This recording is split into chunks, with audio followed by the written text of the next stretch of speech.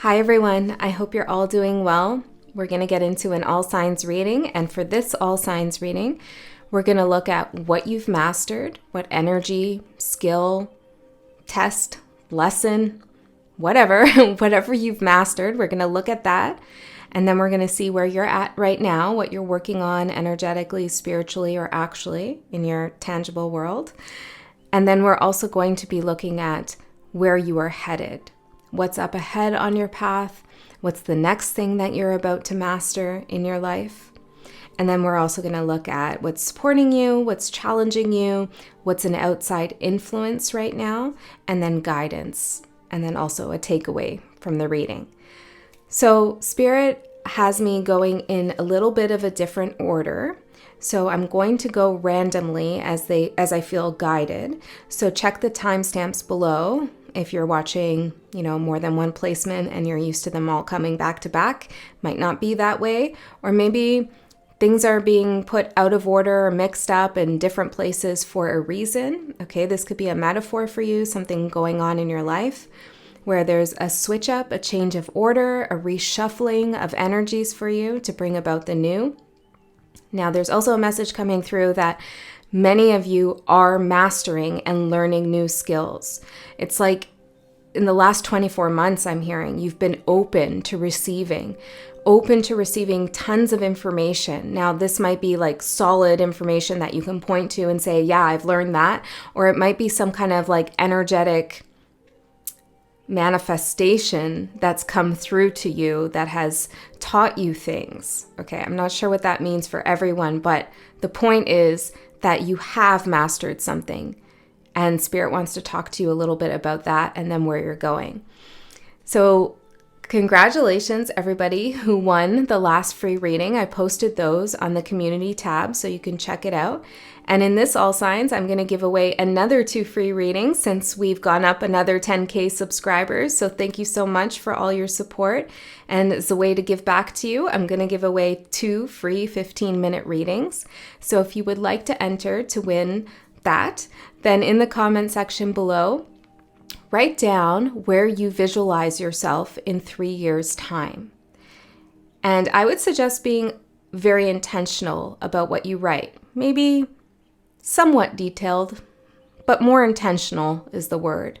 Because there's something about writing down where you see yourself in 3 years' time that animates and activates an energy and starts a manifestation. Okay, so if you don't want to take part in the contest or you don't want to write comments on YouTube, that's cool, but maybe you want to write this down on a piece of paper somewhere, because there's something about actually getting it out, getting your visualization out, or clarifying where it is that you want to be in 3 years' time that is really important.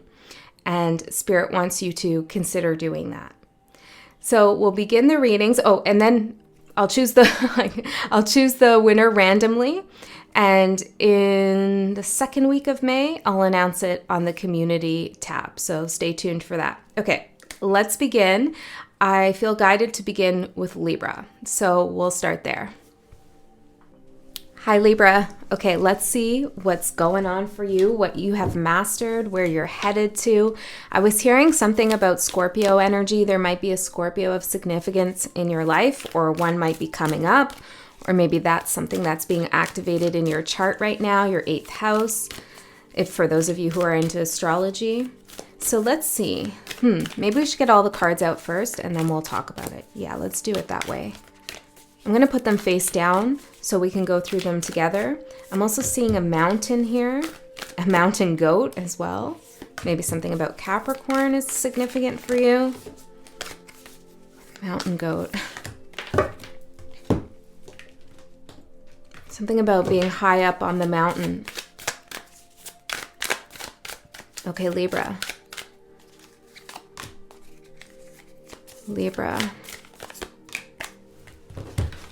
What's going on here for Libras? How you been, Libra? How was the Scorpio full moon? Maybe that's it. Maybe the full moon was really impactful for you. It was for me. I'm a Libra rising, for those of you who didn't know. Let's see. I'm hearing behind the moon. There's something about you being behind the moon. Maybe on the dark side of the moon. Seeing something that others can't, going behind the scenes, or tapping into some wisdom that isn't readily accessible to all. Tapping into some wisdom, not knowledge, but wisdom, which comes from lived experience, which comes from application, which comes from knowing how to put all the information together in a way that makes sense, that serves you and your highest good. So there's something you've unlocked, something you've figured out. I'm also seeing this key here in my mind's eye. There's a key. Okay, let's see. What have you mastered, Libra? The mother moon. Beautiful. Mothering yourself, taking care of yourself, recognizing that you have this pearl of wisdom that you must protect, that belongs to you.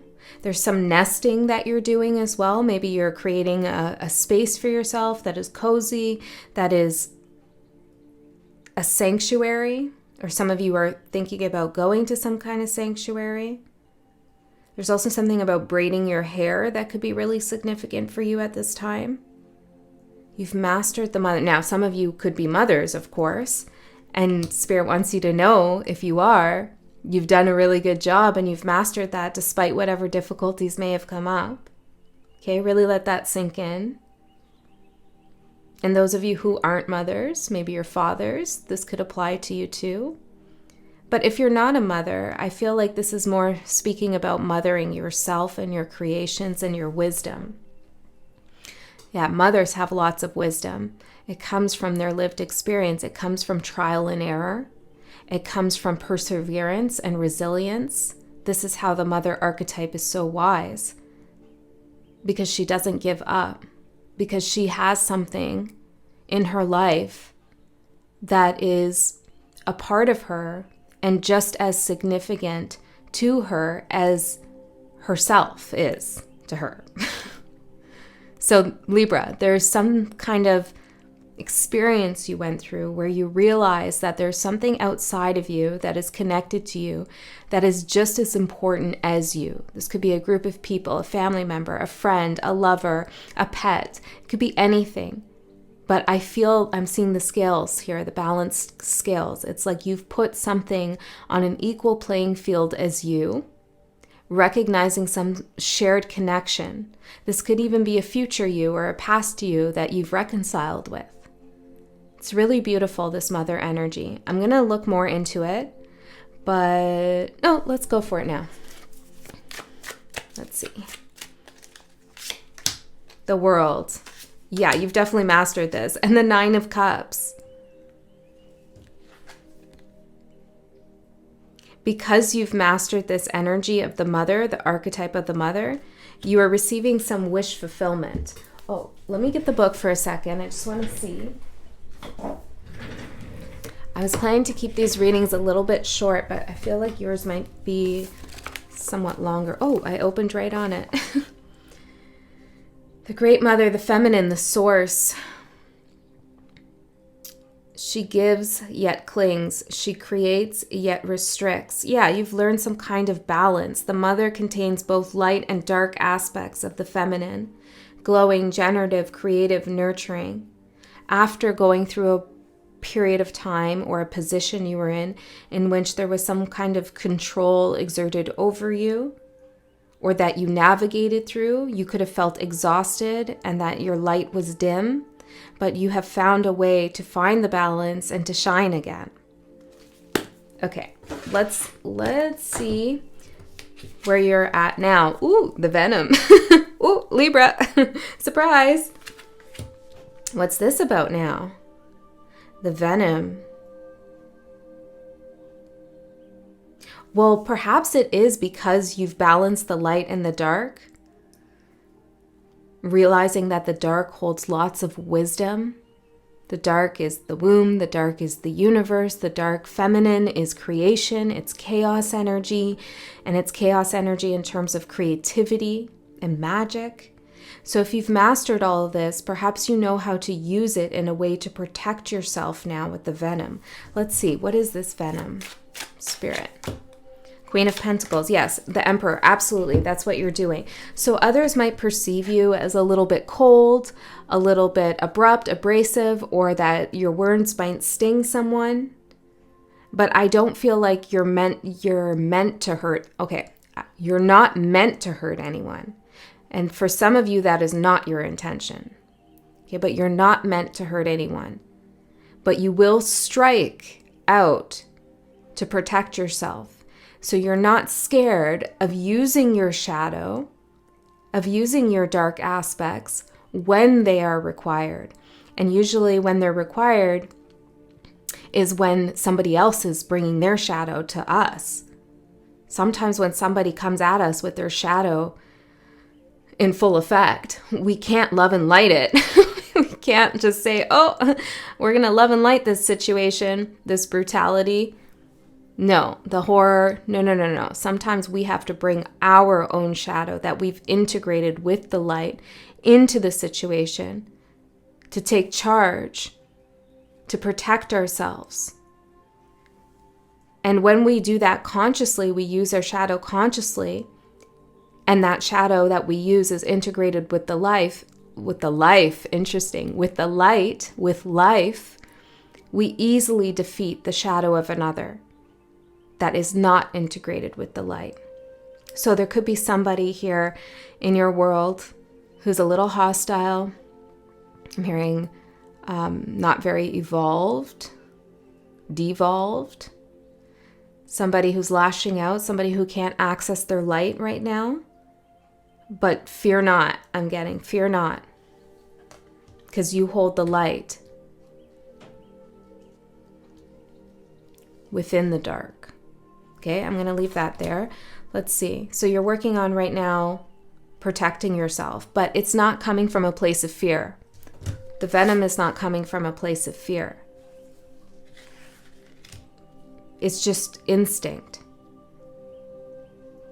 But consciously, you're consciously aware of how that instinct is manifesting and why. Okay, so let's see what lesson you're heading towards, where you're going. The Pilgrim. Well, of course, you would be learning how to protect yourself right now, how to strike, how to remove entities on your path that could hold you back, because you're getting ready to go on some kind of journey here to find out more about yourself. Some of you are traveling or moving, or there's some kind of like movement, trip, road trip, something like this happening, or far away pilgrimage, but there's something spiritual happening in this pilgrimage that you're taking, metaphorically, actually. But you need to have all the survival tools to successfully complete this journey that's coming up in the future. And the venom is one of these.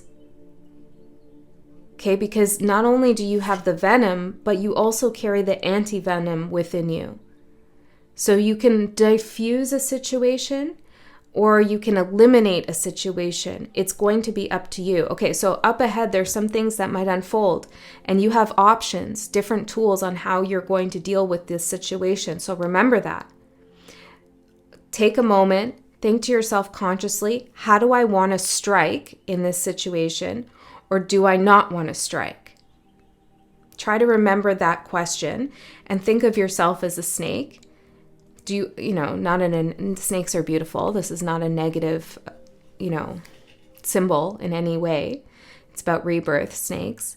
So do you want to slither away in the grasses and go undetected and unseen away from this situation in which somebody is bringing their shadow towards you? Or do you want to strike? So think about that when you come up against some kind of obstacle in the future, because it's your choice. Yeah, 5 of Wands, because there is conflict up ahead, which is good. Conflict often generates new thoughts, new energy, teaches us lessons. It's not a tower, it's just the 5 of Wands. King of Cups, and you're emotionally intelligent. You'll be able to navigate your way through this. I don't think it's going to be anything too serious, just a little bit of annoying issues or unfortunate reactions that some might have towards you or something you're doing. But you're going to be just fine. Temperance, you're going to be just fine. Spirit wants you to know that. Okay, so let's see what's supporting you. Memory. Yeah, because I'm saying, remember this, remember this. So, oh yeah, and then we have the snake here, protecting your pearl. So, Mother Bear knows how to strike when she needs to protect her cubs. She's not worried about, oh, what are they going to think of me if I strike out? It's like, no, I need to protect this.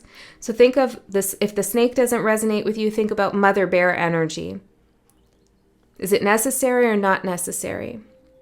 You're going to need to remember this question, and this is your support, because it's like Spirit's saying to you, you'll know what to do,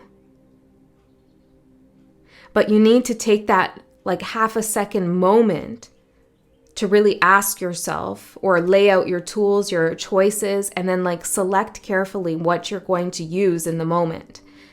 Okay, so it's like take that minute, that half second, whatever it is. Now, I'm not sure what the conflict's going to be. Probably be different for each of you. It could be, I don't know, your car breaks down. It could be anything, right? Like it doesn't have to be something major. Some of you, there could be an issue with a flight. Okay, just see how it goes. Don't worry about it though. Don't worry it into actuality. So, koi fish is the challenge for you. Let's see what the book says about koi fish. Koi fish. Number 55. I've been seeing that number quite a bit. 555. Maybe you have too.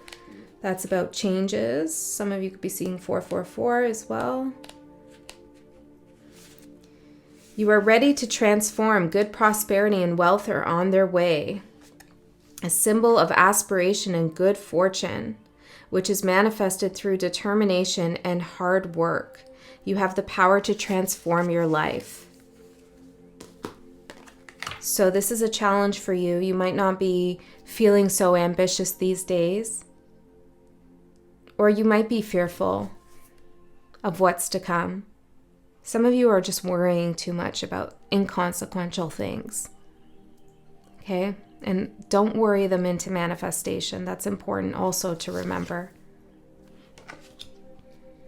Every thought we have carries a certain vibration and energy signature.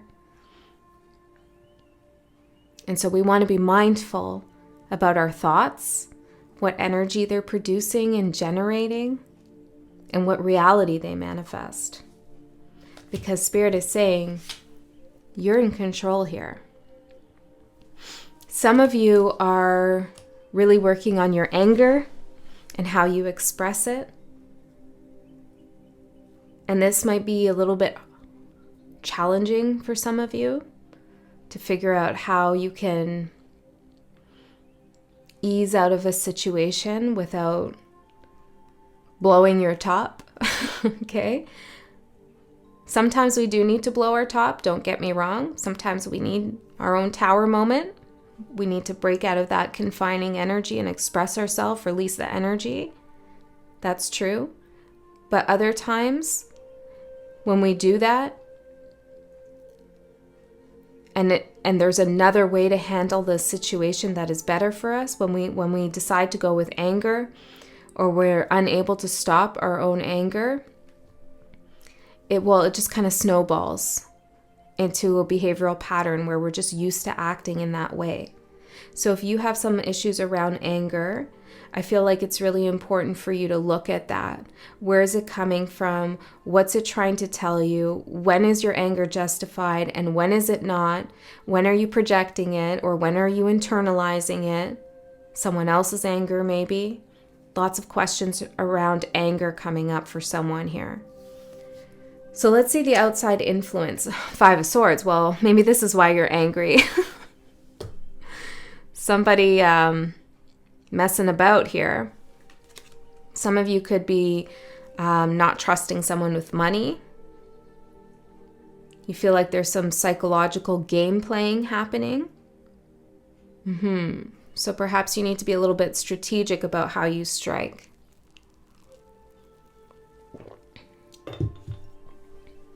Some of you are battling for your heart. Okay, you've met someone. You're not sure about this person. That's for some of you. What do you want to say about that? Trust your intuition, the High Priestess and the Nine of Wands. Especially if you feel like you're always having to defend yourself or you're always the bad guy. Trust your intuition and what it's telling you. Justice. It's telling you that something's not equal. Seven of Swords. Something's not balanced, not fair. Your pearl is in danger. Perhaps someone wants to steal your pearl, whatever that represents to you. Okay, so that's not for all, only if that resonates. Oh, here are the scales right here for your guidance. Yeah, big focus here on your archetype of justice and balance, Libra. Balanced emotions, balanced relationships, equal give and take, cooperation, reciprocity. Remember that this is where you do best. This is where you spiritually grow and elevate, when things are mutual respect, mutual admiration, mutual work.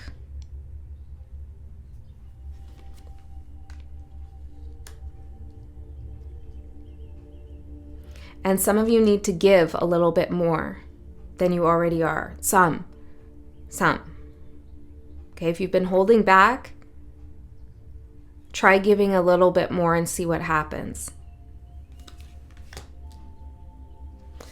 So let's see these cards. Resolution and modern.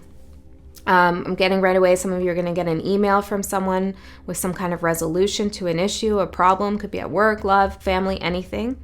There's some kind of communication coming in about that, and it feels like an email. It just does. You're going to find a new way to resolve an issue. And this really helps before you start your journey. So let's see what the takeaway is here. Snow moon, rest, recovery, and planning. See, all of what's going on right now in your life, all the difficulties, they're part of the plan. They're allowing you to understand things on a more complex level so that when you go on your pilgrimage, when you go on your journey,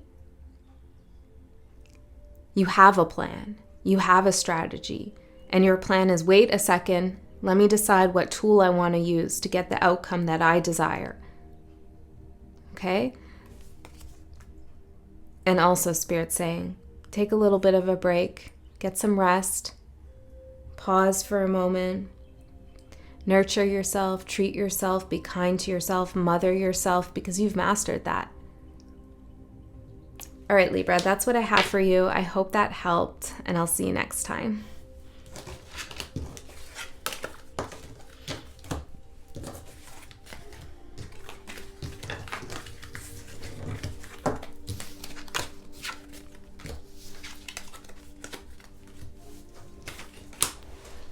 Okay.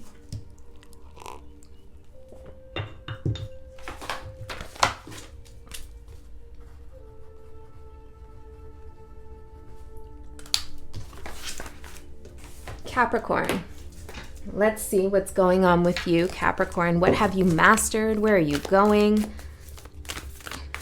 What have you mastered, Capricorns? Let's get all the cards out first.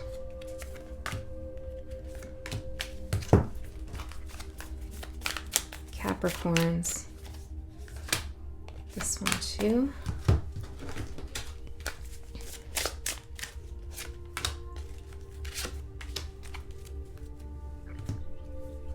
Hearing something like, what's it? I don't know what that is. What's it?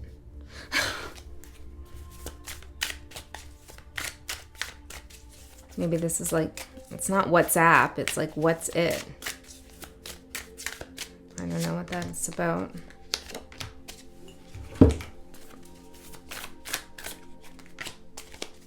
What's it doing? I'm seeing a mouse here.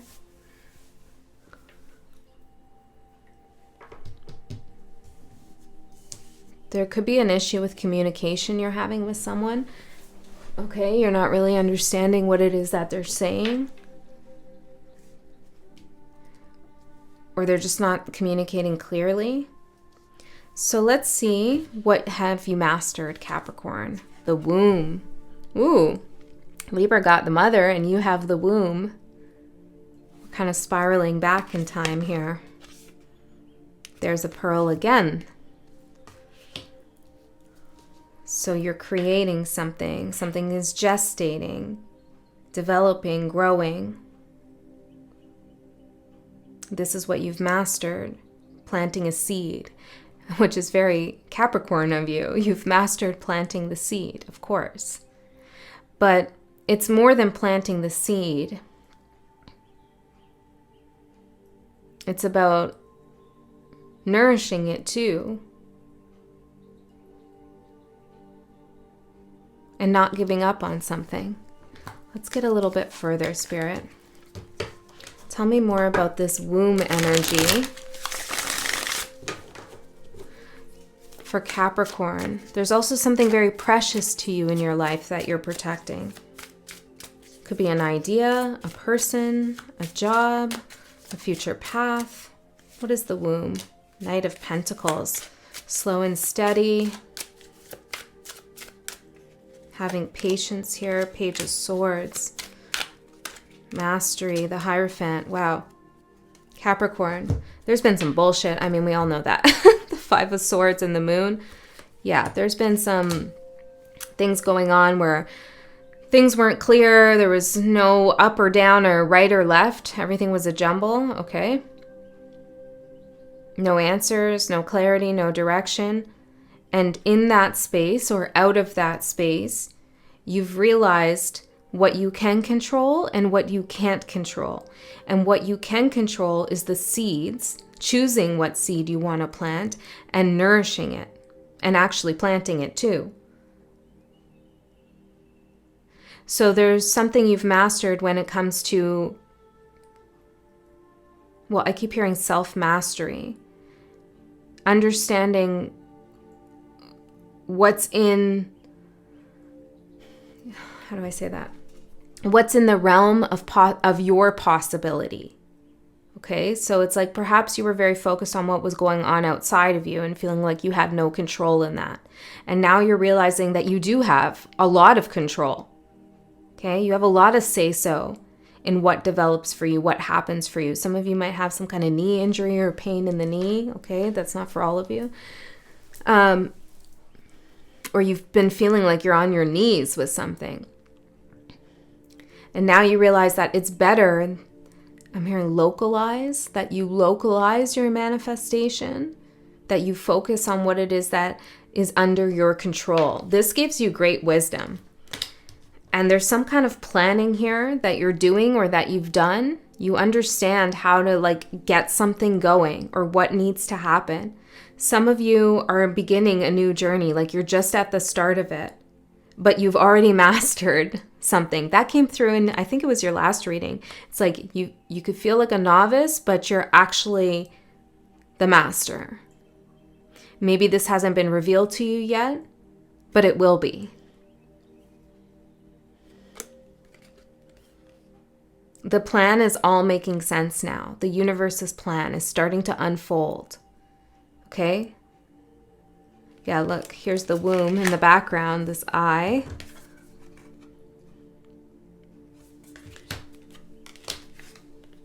So you've mastered planting a seed, focusing on what's in your control. Let's see where you're at now. The tear. Okay.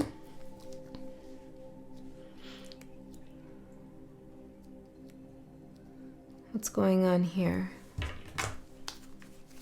The tear for Capricorn. Seven of Wands and the Fool. Something's a little bittersweet though.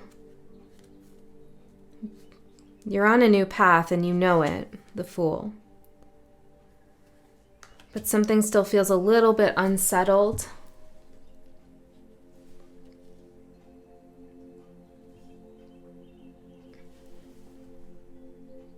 Let me see, what's the theme over here? Awareness, boat, and the Philosopher's Stone. But like, I feel like you've had to say goodbye to something to bring in something that is brilliant. I'm hearing brilliant for you, and I'm seeing something shining brilliantly like a diamond. Okay, there's brilliance. The energy of brilliance is in your aura. It is your aura. But you had to get rid of something in order to really manifest this and, well, alchemize it, create it for yourself. It's not really manifest, so to, as we like to think about it. It's more of like nurture it and create it, which is kind of the same, but let's not get stuck on that. The point in making that distinction is that Spirit really wants you to know that you did this. Like, you took concrete steps in your life and actions to actually create something. You had awareness here of how to alchemize a situation, of how to bring something into being, of what ingredients you need to put in the beaker in order to create gold for yourself. And this is helping you set sail on a new path. You're on a journey, a new journey with the boat, but there's still some kind of loss, I feel, or there's still something that is not quite yet been resolved, and you might be handing this off to someone, I heard, but hanging on to this as well at some level. Perhaps you're learning that you can have a new beginning without something coming to a complete end. Oftentimes when things end in our life, we want to feel like this closure, or we have an idea of what closure feels like. And it's like, not until that happens do we allow ourselves to actually start a new cycle.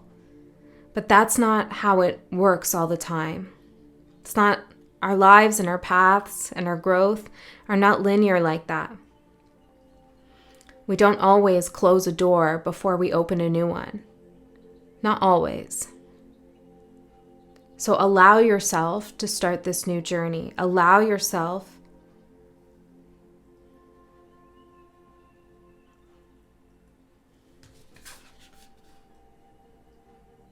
to feel your own power in creating your future, even if something didn't work out in the past.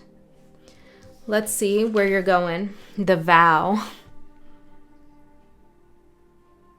I feel like there's a message here. Spirit is saying you're not giving up on yourself, Capricorn. And where you're going next, what you're going to master next, is that when you decide to do something, you don't give up. You already know that about yourself. But you make a vow, like an energetic spiritual vow, a contract with yourself, with your higher self, that you're not going to stay down when you fall down. You're going to pick yourself up here. Oh, look at the diamond, like the brilliance. You're going to pick yourself up and keep going.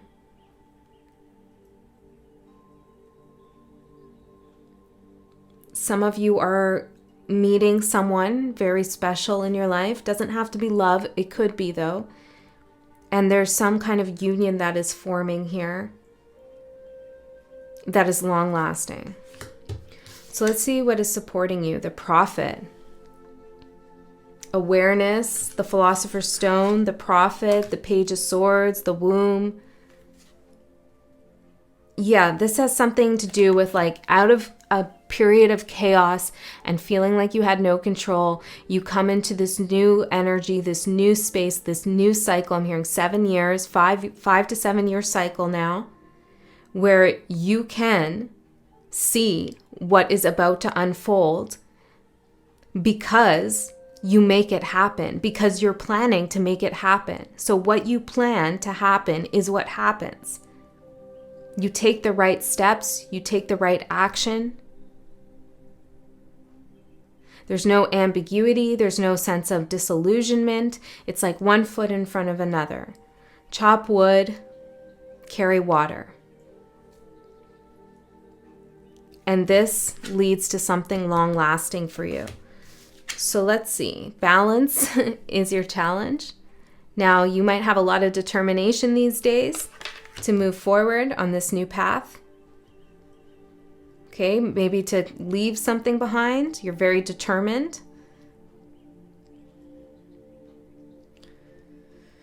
What do you want me to... Something about your kidneys could be significant. So make sure you're drinking a lot of water.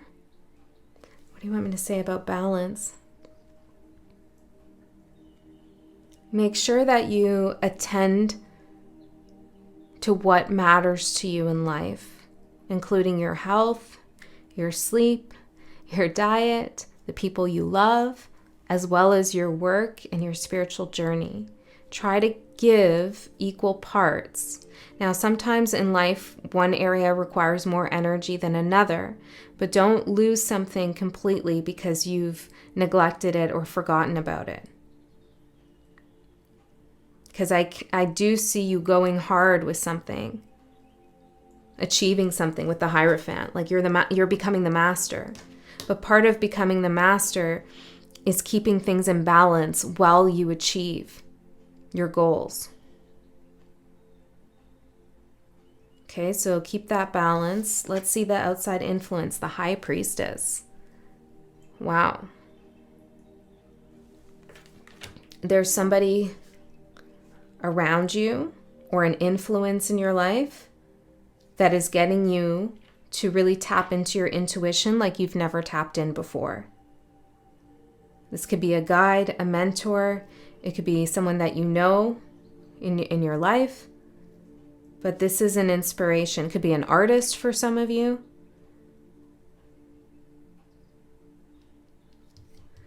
Okay, tell me what's significant about this. It's bringing balance into your life, the Six of Pentacles. So prioritize your intuition, the devil, you, along with the earthly material realm. Okay, so as you're working towards your goals and you're planting seeds and you're watering them, make sure that you also water your intuitive seeds that you've planted, your spiritual growth. This is going to be key to your success, to keep that spiritual realm of creativity, of imagination, of play, of love, in balance with hard work, determination, planning, strategy. Some of you have a very business mindset. The Lovers, balance again. Making the decision to keep the balance, both the yin energy and the yang energy. And I also feel like this will, Ace of Wands, this will lead to something new for you, a new spark of light in your life, and possibly a long-lasting connection for some of you. Yeah. Okay. Let's see the advice. Justice, balance again. Okay, Spirit's like really saying this, so listen up, Capricorn. What's out of balance in your life? What have you been neglecting? What have you not been giving energy and attention to that you know you ought to, but you're just not? What is that? Do it now. Make efforts to water that seed now, because you want to have a beautiful, biodiverse garden at the end of the day. You don't want to have one beautiful plant and the rest are dead and wilting, because nobody likes to look at that garden. That's not a bountiful garden. A beautiful, bountiful garden is one in which every plant is thriving and working together, nourishing one another. And so there's a plant in your garden that you haven't been watering, that you need to. And you've mastered this skill of planting and watering seeds. So you know how to do this.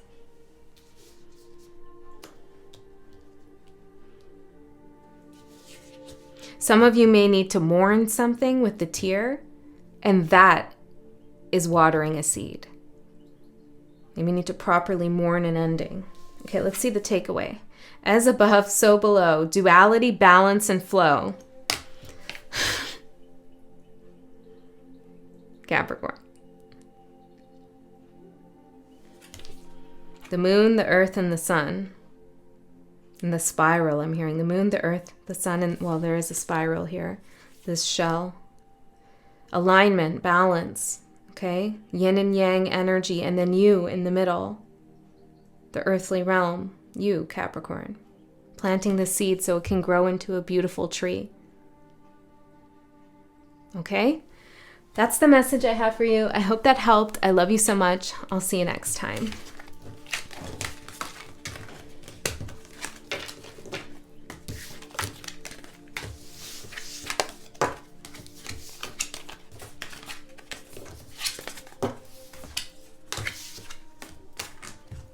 Okay, Leo.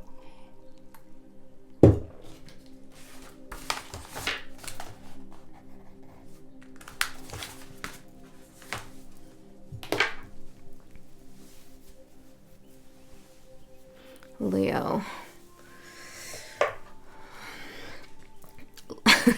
Leo, I feel like I'm getting like prepared. Some of you might be going to a job interview, or maybe you're interviewing someone, or there's something official happening here. There's something official, like I don't know what this is. It could be something legal happening, but there's something official. Maybe it's a metaphor. 3732, I feel like that's significant for someone. Something has there's been 37 weeks to something. Okay, let's see. Leo, what's going on here?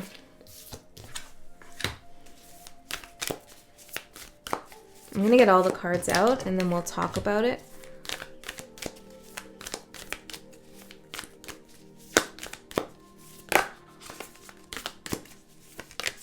What's coming up down there? Thank you.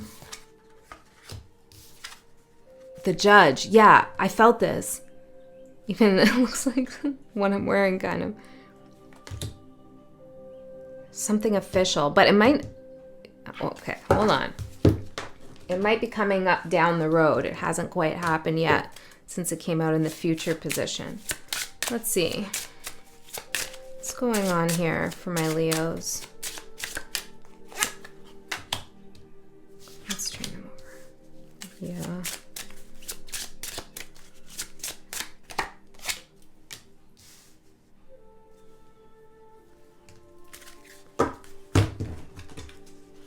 I'm hearing that ABBA song, Dancing Queen.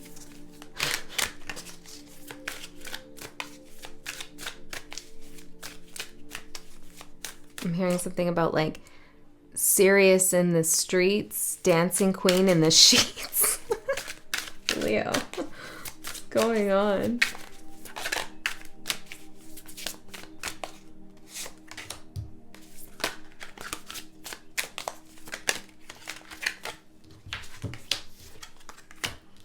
Okay. And let's see the takeaway.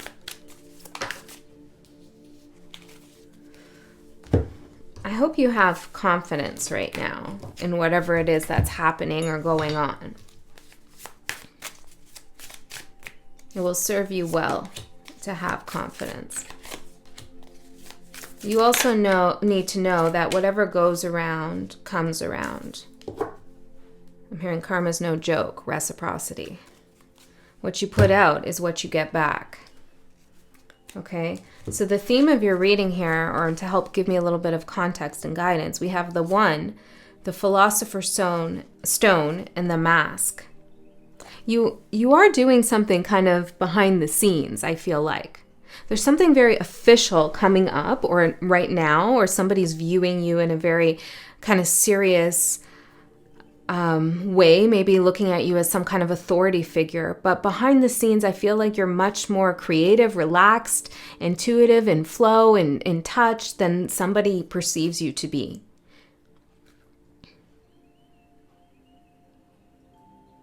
Okay.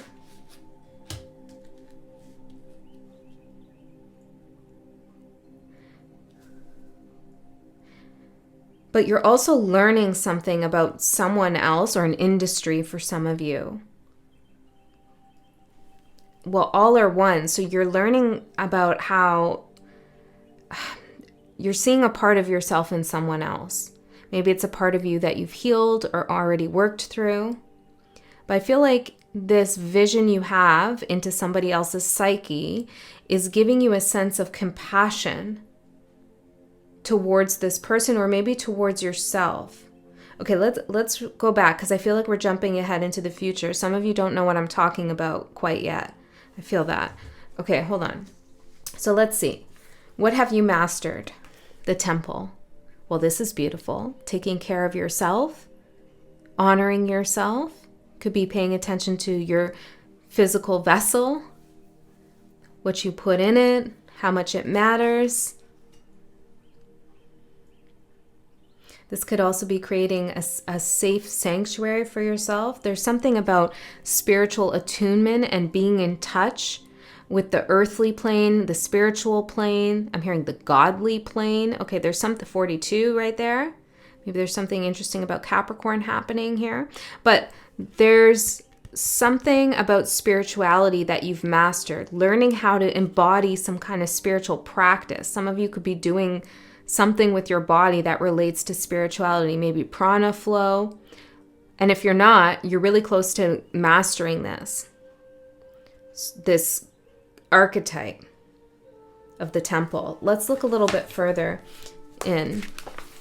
But whenever I get a reading where there's something behind the scenes, like I'm sensing that, the reading is a little bit of a riddle that I need to unfold. So we're going to have to do that, because it's not immediately obvious to me what matters most in your reading, because there's something that you're cloaking, which is okay.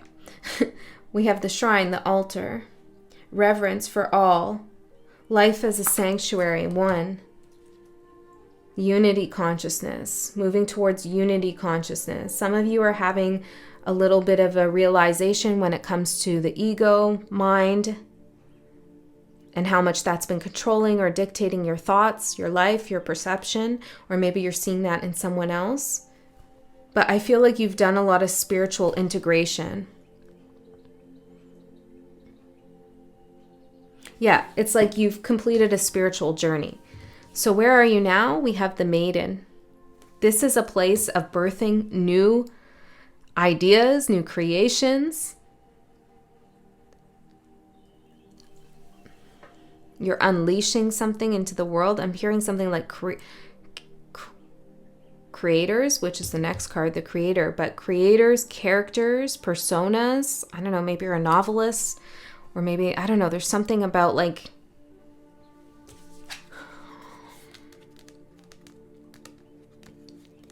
maybe this is you getting in touch with your past life selves. But what you're doing right now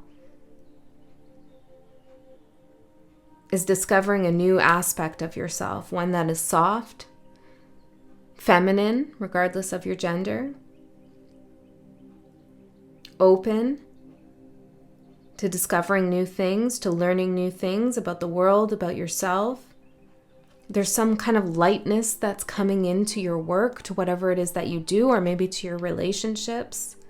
Some of you might be single right now, and this is a really fertile time for you. Like, it's important that you have this space.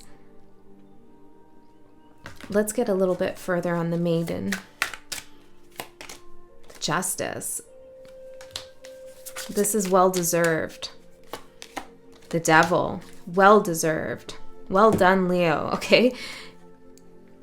You're bringing darker forces into balance with lighter forces.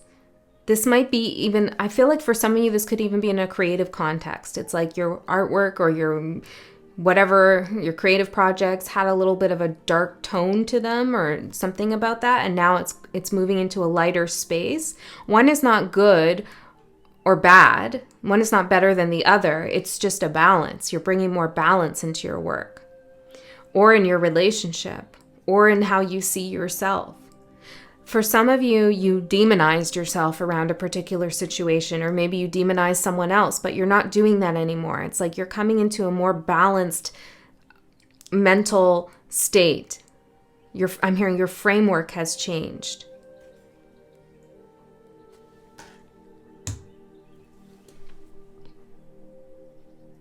Your new life, your new project is your justice.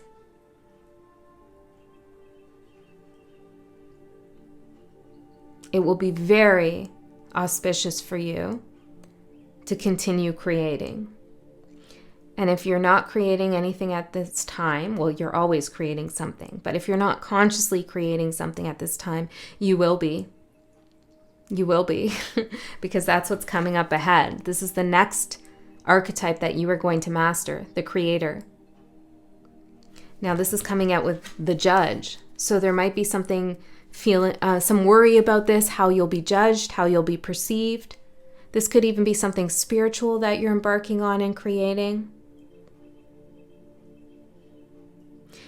Yeah. Don't worry about the judgment here. I feel like it's going to go in your favor.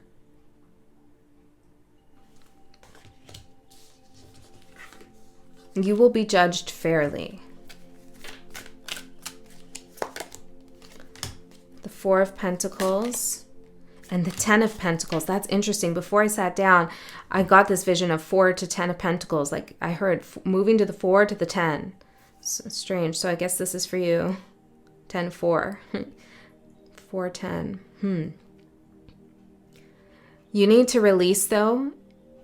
Release some fear in the future that's coming up for you. I'm seeing what I'm reading on is a possible path, a potential pathway for you in which there's a lot of creativity, but there's also fear in here. Fear of being judged, maybe judging yourself too harshly, and then holding back your creations and your creativity, or feeling blocked because you're thinking about how others are going to perceive you or see you, whether they'll acknowledge you, accept you, whether they'll get it or not.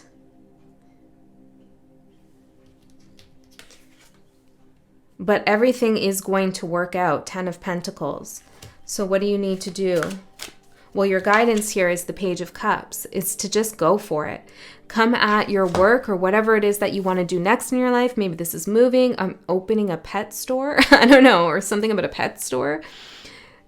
Or a dog or something. But strange. But there's something here where Spirit just wants you to go forward with a sense of wonderment, innocence, feeling excited. Don't get caught up in the official business of it all. Okay? Like you're going to figure that out when you need to. Now's a really important time for you to start building the Philosopher's Stone, alchemizing energies that bring you closer to your destined path. What's supporting you is the Architect. You are definitely building something here, creating it. You are the creator. People can judge all they want, but at the end of the day, it's your creation. Nobody else can control what you create unless you allow them to. But because you've mastered the temple, I don't think you will allow anybody to control your vision and what it is that you're building. Let's look in the book for the Architect. See what it says here. Number 11, you could be seeing that. Create your own life. Use your mental powers to manifest desires. Yeah, this is about using your divine will to support your creations.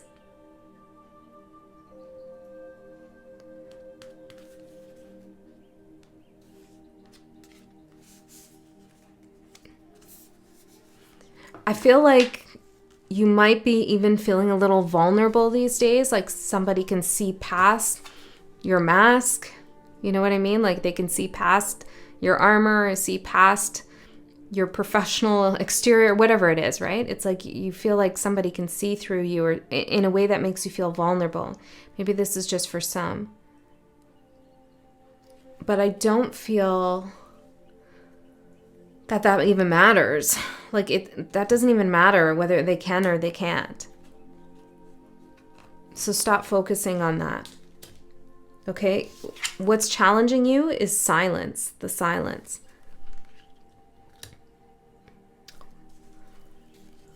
Tell me more.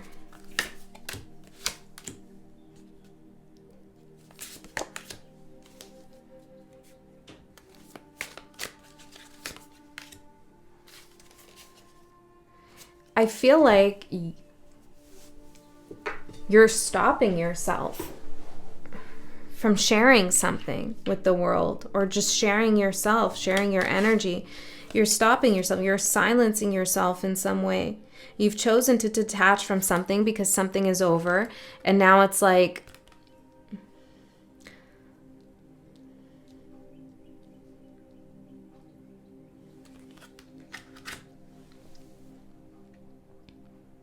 well, that silence helped you at some point, Nine of Pentacles. You realized you didn't need anybody. But it's like you're censoring yourself in some capacity, where you're curating yourself in a way that goes against Page of Cups energy. Like the Page of Cups doesn't curate himself, doesn't censor himself. He's just so steeped into the creativity, into the zone, into the, this is like my world and this is what I'm doing. These are my thoughts. This is what I feel passionate about. This is my heart. This is my love. This is my joy. This is what I want to share. And I feel like what you need to silence is that inner critic or that judgment that you're perceiving others have against you. Now, if you are involved in something legal, Spirit wants you to take a creative approach. Okay? Take control by taking a creative approach, doing something outside the box here, or considering another avenue that isn't so obvious. The outside influence is the Knight of Pentacles. Well, this isn't, I love the Knight of Pentacles. He's cool. He's practical. Slow and steady wins the race. He speaks to my Taurus heart. Like, I get it. But he's not very creative. He's kind of got a plan and he's going to stick to it. And sometimes it works and sometimes it doesn't. But I feel like there's someone outside of you, or maybe this is just the pressures of society or an industry or whatever, that wants you to take a tried and true, tested approach to whatever it is you're doing, when Spirit's saying, no, get messy with it. Have fun with it. Explore. Be dynamic in your vision. Don't narrow your focus into what works, what's been tested to work, proven to work. Somebody else might be doing something similar to you, and that's their way. Maybe it's been successful for them. That's their way. It's, in resonance with who they are. But it doesn't necessarily mean it's the right path for you. The takeaway from this reading is poisons and toxins, fear, negative thoughts, and self-loathing. So Spirit's really asking you to address that fear that you might have inside about being your authentic self in however that looks. Doing something different than how others do it. Like you're building a new world, a new path, a new vision. You're spearheading something.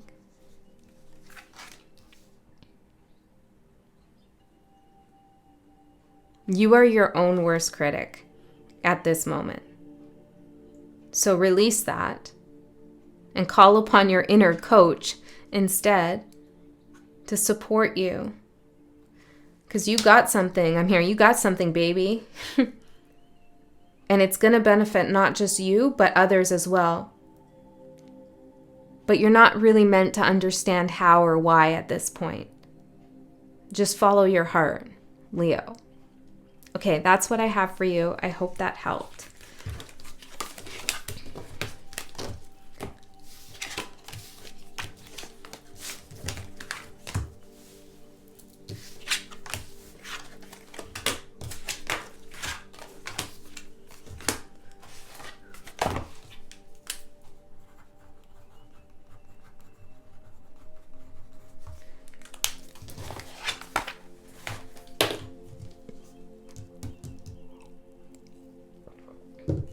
Sagittarius. Let's see. What have you mastered? I'm hearing, what have you not mastered? So you've done a lot in this lifetime already. Let's see. What has Sagittarius mastered?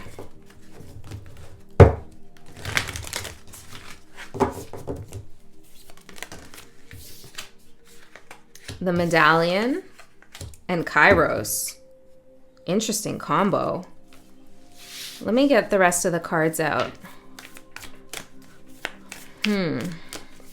Kairos is about mythic time, or understanding how time is a spiral, swinging on the spiral, moving up and down, in and out. You gained something from this. What's your most prized possession? There's something about something that you covet, something that you love, something that you would never want to part with, that is outside of yourself, that is linked to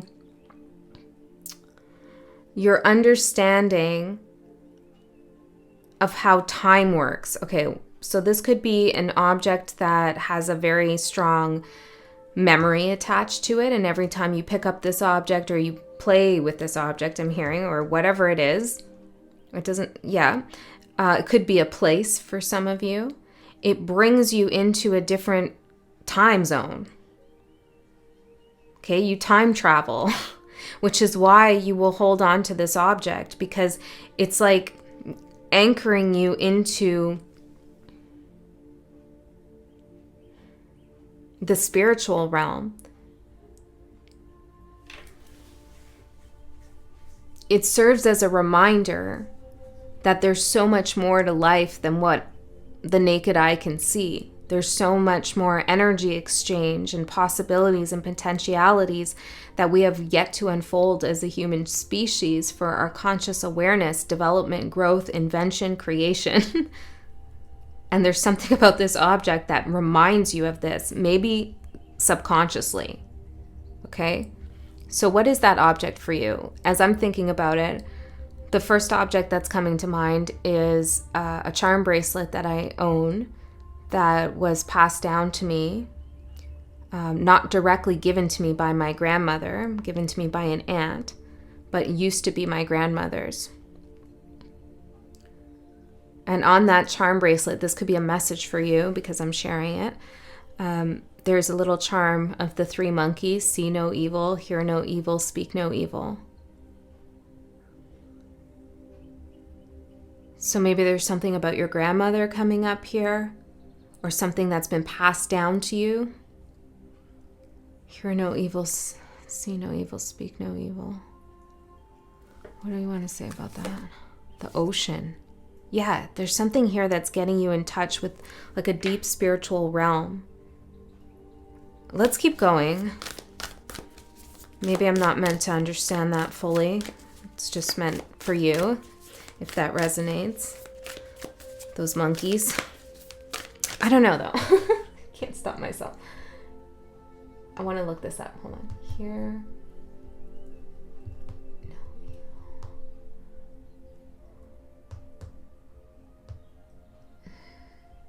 Hold on one second. The three wise monkeys are a Japanese pictorial maxim embodying the proverbial principle: see no evil, hear no evil, speak no evil. The monkeys, interesting. The monkeys.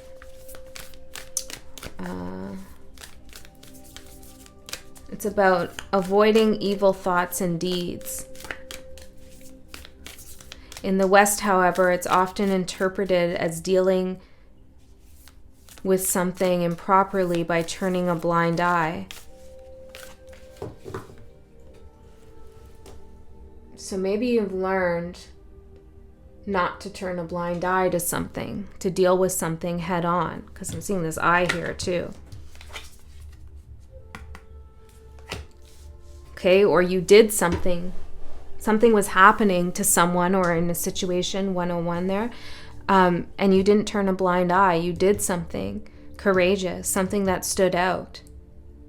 Okay, and this gave you access to opening up a portal or understanding how time works, something like this. Okay, let's keep going. Sagittarius. interesting energy.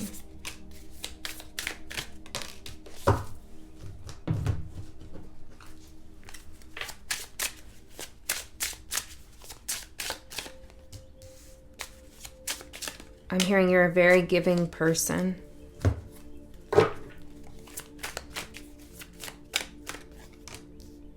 Sometimes to your own detriment. Not always, but sometimes you give too much of yourself away. And this object could be a way for you to anchor yourself back to yourself. I'm curious, what is this object for you? If you feel like it, comment in the comments what this object is for you. I'm seeing a spoon, a golden spoon. Okay, so let's see, what's the theme over here? Intention and initiation. Wow. Being intentional about what timeline you want to be on, or what you're doing, or what matters to you and what doesn't matter to you. And where you currently are is in the hunter energy. So you're looking for something, you're hunting, and you're being very intentional about this. And this is good for you, Sagittarius, because I feel like in the past somehow you were, because this theme of an anchor keeps coming up, it's like you needed to be anchored a little bit. There could have been a lot of chaos or energies that were pulling you in different directions, or you felt like you didn't have a direction. And now you have intention. And this is part of your initiation. Because in order to time travel, and take that metaphorically, or take it actually, whatever works for you, in order to understand the complexity of time and how we can manipulate and use it in a way that serves us, okay, and in a way that we serve it, we need to know how to get back to the place that we came from. We need to have an anchor. We need to have a compass. We need to have intention. We can't just be opening up portals everywhere. I mean, we can, but that's not always a good idea. Yeah, and I'm listening to this music here, and the image just switched over to this earth. To get, maybe you're doing some astral traveling here, and it's like you need to know how to get back to earth, right? So you're hunting, you're looking for things, and you have direction. Where you're going in the future is the bridge. Yeah, you're bridging some... What are you doing here? What are you doing here? Bridging energies. Making contact with someone or something. Let's see.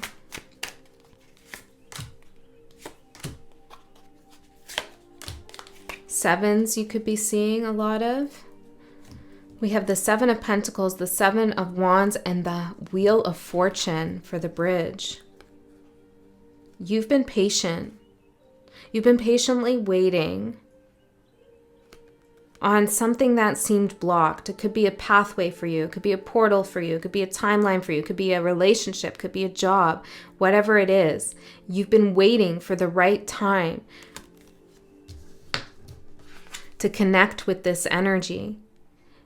And coming up in the future, this is exactly what happens. You bridge a connection. Wheel of Fortune. And I feel like right now you're kind of searching for that portal. You're searching for, like, where is it? Where is this person? Where is this thing? Where do I go? What happens next? It's like hunting. But as you become more intentional about what you want, and you start realizing that you are not lost at all, this is when the bridge reveals itself to you.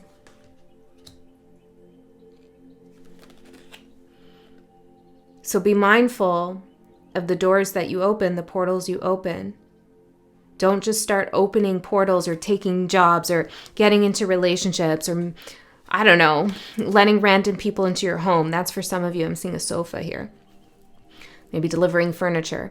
Be mindful of what you're doing. Don't just let anything happen because you feel like you don't know what's going on. Okay, there's something, Spirit just wants you to be intentional. Choose wisely. There's something about divine timing that's important too. Even if something seems closed to you now, it's going to open, but you have to be patient for it.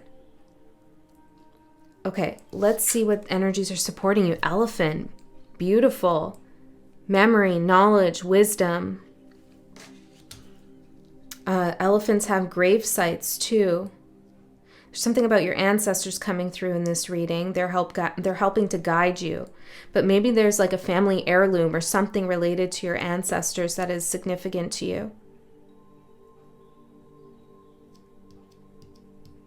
But elephants, remember, they're not lost.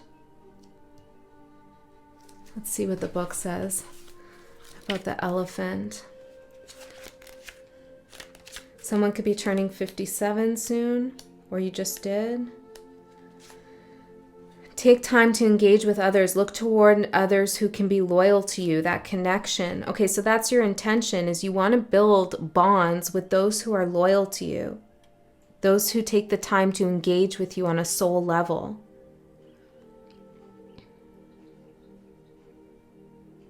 There's also something very fortunate unfolding for you. This is kind of a trippy reading, I have to say. Okay, let's see. The energy's challenging you, the night. Yeah, because there's something kind of clouded, shrouded, or you're keeping something cloaked, hidden in the night. Well, I do feel like for some of you, you are astral traveling. Okay, maybe you're not even realizing it. You wake up like, oh man, I feel like I didn't even sleep. Well, where were you? Where'd you go? Okay, try to remember the elephant. Try to remember. For others of you, it feels like you don't know what's up ahead. It feels like it's just the moon energy, just dark up ahead. But Spirit is saying you've already mastered weaving yourself through timelines. So it's not unknown to you. It is known to you where you're going. You know this bridge. You built this bridge. You know this bridge. It's there. So keep having faith. Keep believing in it. Because some of you really believe in something, but you're starting to lose hope because it's not happening. It's not revealing itself to you, but it's there.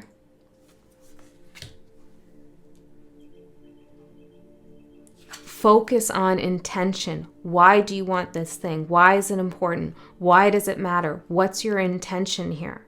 This will help unlock the door, reveal the bridge, turn the wheel, start the new cycle. The Emperor is the energy outside of you, influencing you at this time. So there could be somebody here, a masculine figure, or somebody who holds a lot of authority. What are they doing?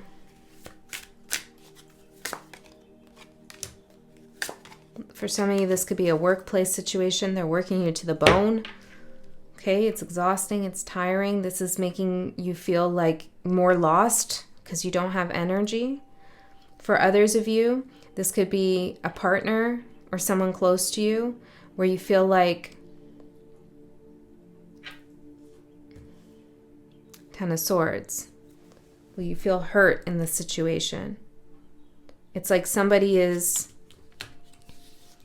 fighting or creating conflict and you have no idea why, their reasoning. They're just kind of sticking to their guns. Their plan, their strategy is unclear to you. And this is influencing you. How is it influencing Sagittarius spirit? The Lovers. It's influencing your choices and the decisions you make, how you perceive them. So let's see your guidance. Justice.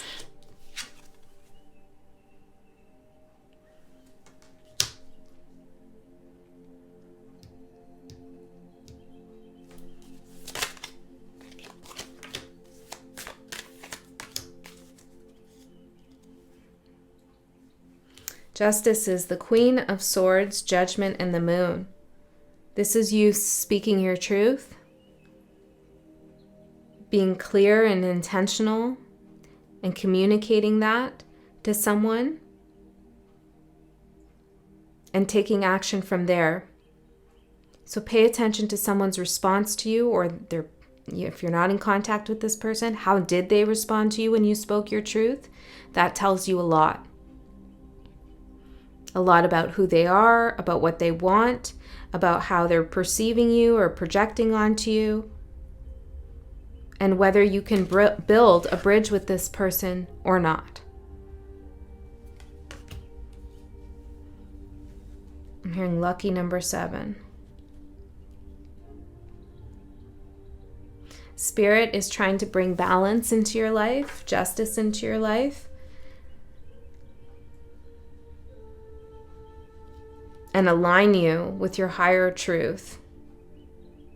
Let's see the takeaway. Phases of the moon, impermanence, enlightenment, and cycles. Yeah, with this time hopping theme that's happening in your reading, there is an emphasis here on impermanence, meaning like everything shifts and changes, nothing ever stays the same, and that it's better to go with the flow than to try to stop the flow and push against it. It's better to accept the ending of a cycle and the beginning of a new one than to keep trying to turn back a wheel that's just not wanting to go in that direction. So the sooner that you can feel secure, safe, guided, and stable, even when things are unknown, the sooner things will start to make sense to you and start to reveal themselves to you. But it feels like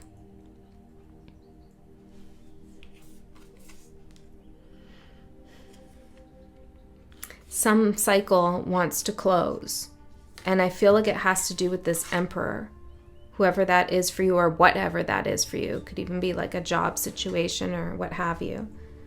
But something that's just making you feel, I'm hearing sweaty. Like you're exerting a lot of effort here, or you did. And it's like trying to turn back that wheel, and Spirit's saying, why? Don't do that.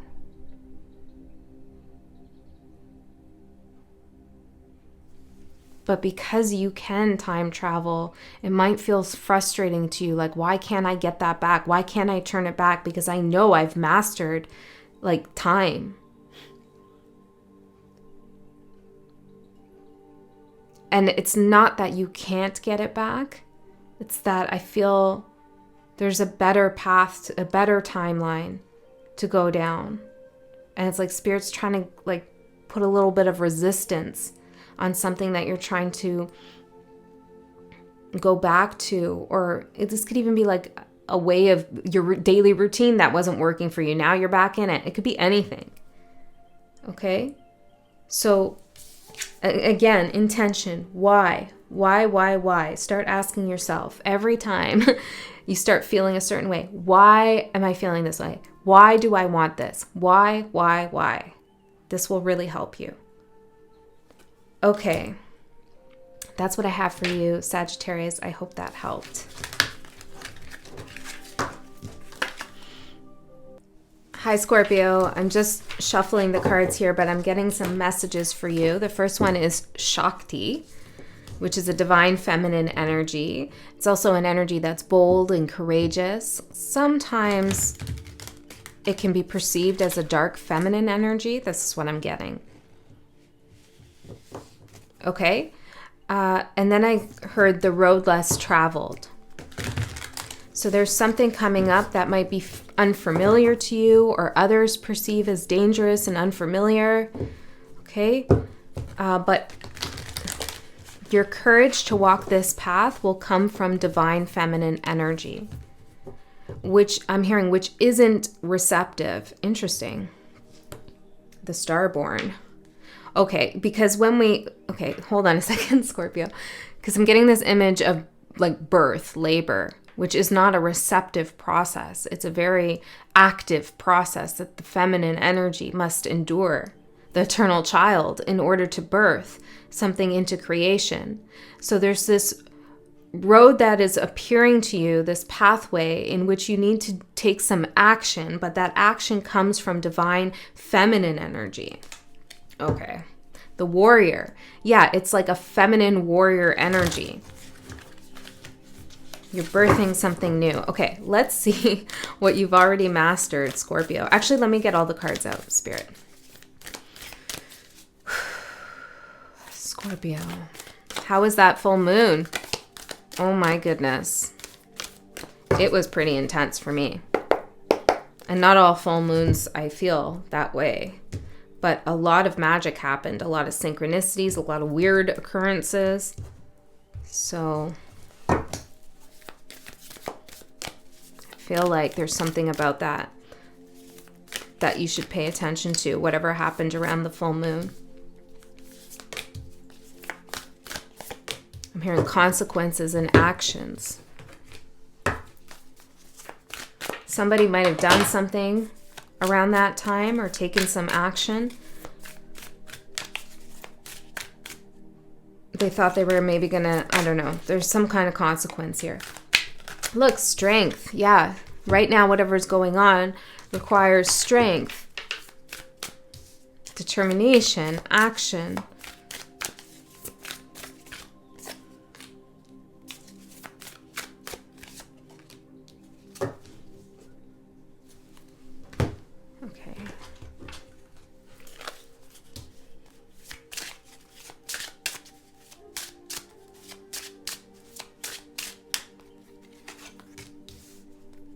Who are your greatest teachers, Scorpio? When you think about, oh, this person taught me a lot, or maybe this philosophy, this concept, this spiritual, like who are your biggest teachers so far? There's something about what you've learned from those people or those ideas or practices, the sun, that has given you great wisdom and information, illumination. And if you ever feel lost, or if you ever feel like you have questions, go back to those teachings or to those people and study them, or listen to something again, or learn something again. There's something about going back to like someone or something that really taught you a lot about how you work and about what matters. This will help you navigate through obstacles, the road less traveled. Okay, hold on.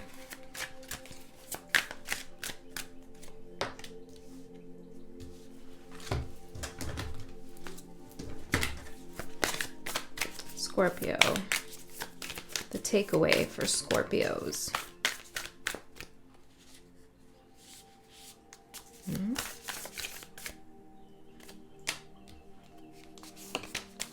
Okay, let's see what you've already mastered, Scorpio. Eros. Well, this is something Scorpio would master, and good for you. Eros is a creative energy. It's the energy that connects us to each other in a really dynamic and creative way. Eros can be desire, but it can also be desire not just towards a person, but desire towards a certain pathway or a certain sense of self that you're desiring and that you're moving towards. It's like when you feel that spark of life and light as you interact with things or interact with yourself or others. This is what you've mastered. Some of you are really good networkers, okay? Or you know how to pull people in with this magnetic, semi-sexual, I'm hearing, semi-sexual energy. Okay?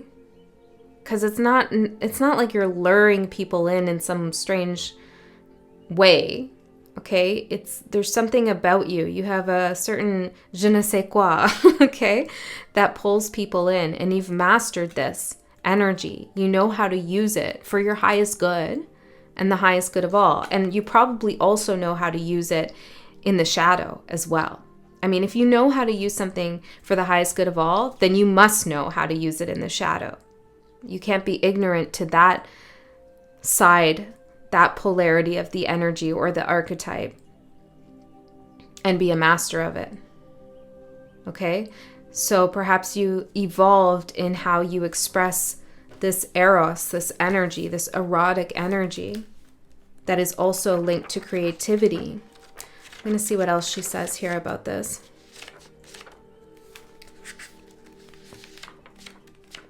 But it's very fitting for you.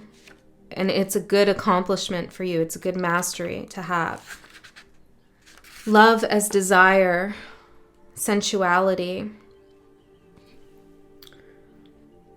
Eros reconnects us with the primal longing to merge with another human being, nature, music, art, plants, food, or anything that we perceive we are separate from. Eros allows us to momentarily unite. Our heart embraces otherness, and in doing so, we further understand our own. Our life force awakens. This card reveals an inevitable initiation into love's labyrinth. You may find yourself swirling in a new territory, road less traveled, of desire and sensuality. Explore the labyrinth with a curious and honest heart.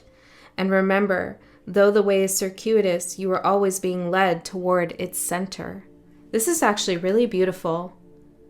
I feel like you also have a more sensual connection with yourself, which is perfect. The Hindu goddess Lalita, that doesn't sound Hindu to me, but Lalita, she who plays, can help activate Eros energy. Empress of desire. Well, maybe that's why I was getting that Shakti, that divine feminine energy, right? Yeah, so this is divine feminine energy in action. And in the shadow, it's the temptress or the siren or the seductress. But you're not in the shadow with it. Ooh, Anima Mundi for where you currently are. Anything is possible, Scorpio. This card talks about all the possibilities of the world and how you can use all of these possibilities, these energies, these forces, they're all available to you, and how you can use them because you've manifested them into reality to serve your highest good, to create something.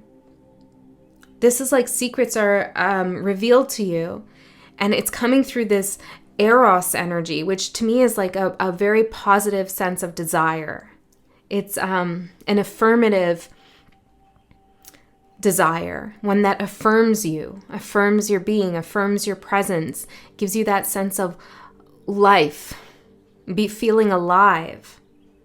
This is amazing. Now, you might be in a difficult place and you're like, what the heck are you talking about? Okay, whatever, cool. But Scorpio, or whatever your placement is, I'm speaking to a Scorpio moon, rising, whatever,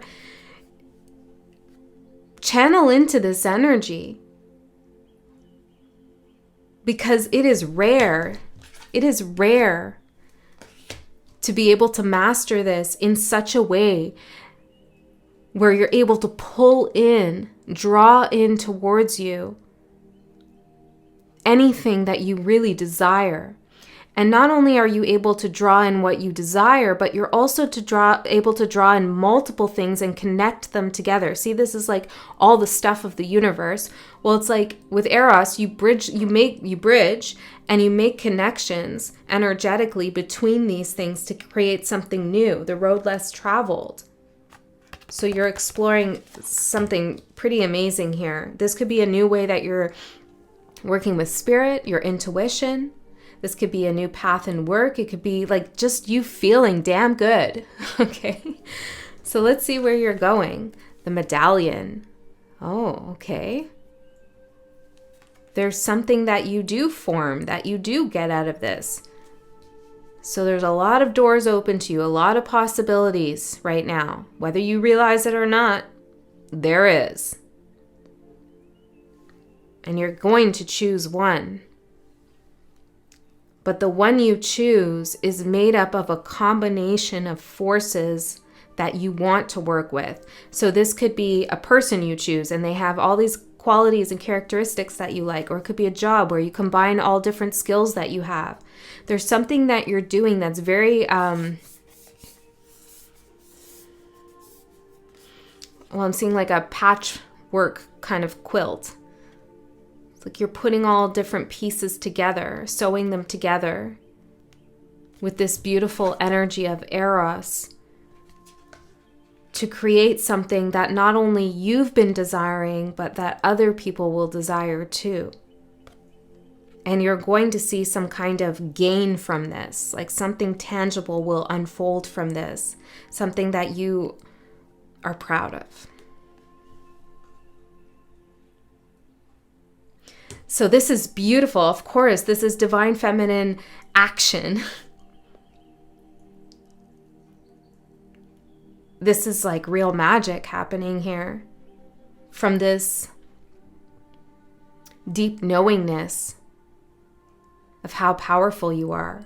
This isn't you trying to push against obstacles or force things to happen or manipulate some situation or, play the game to win. It's none of this, like in business or whatever.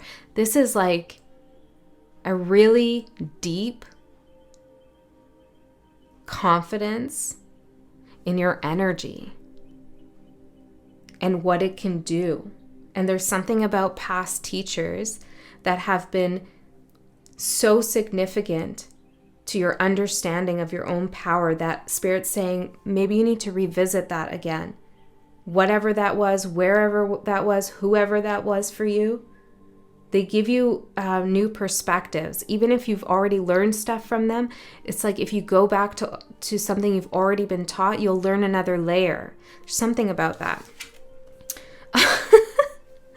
What energy is supporting you? 13 on the clock, which is your number, Scorpio, the Death card, and we have the Death Mother.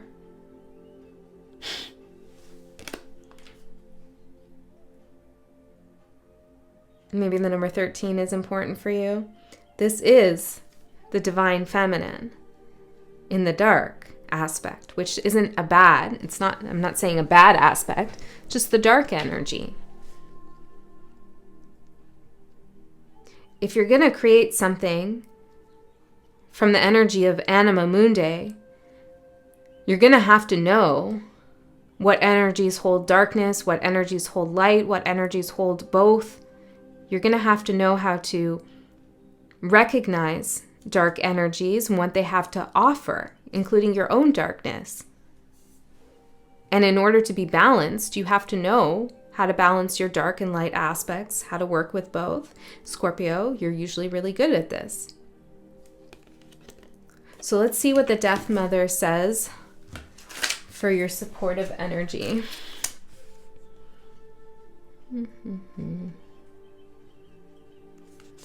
I'm hearing don't look away. I don't know what that's about. Okay, I'm going to actually read this whole thing. The delicate chains clatter and shimmer against the cloak. The sound is faint, a dying gasp from the soul. The Death Mother caresses the golden glitter between her fingertips. She knows everything about the departed. She knows how death consumes their souls.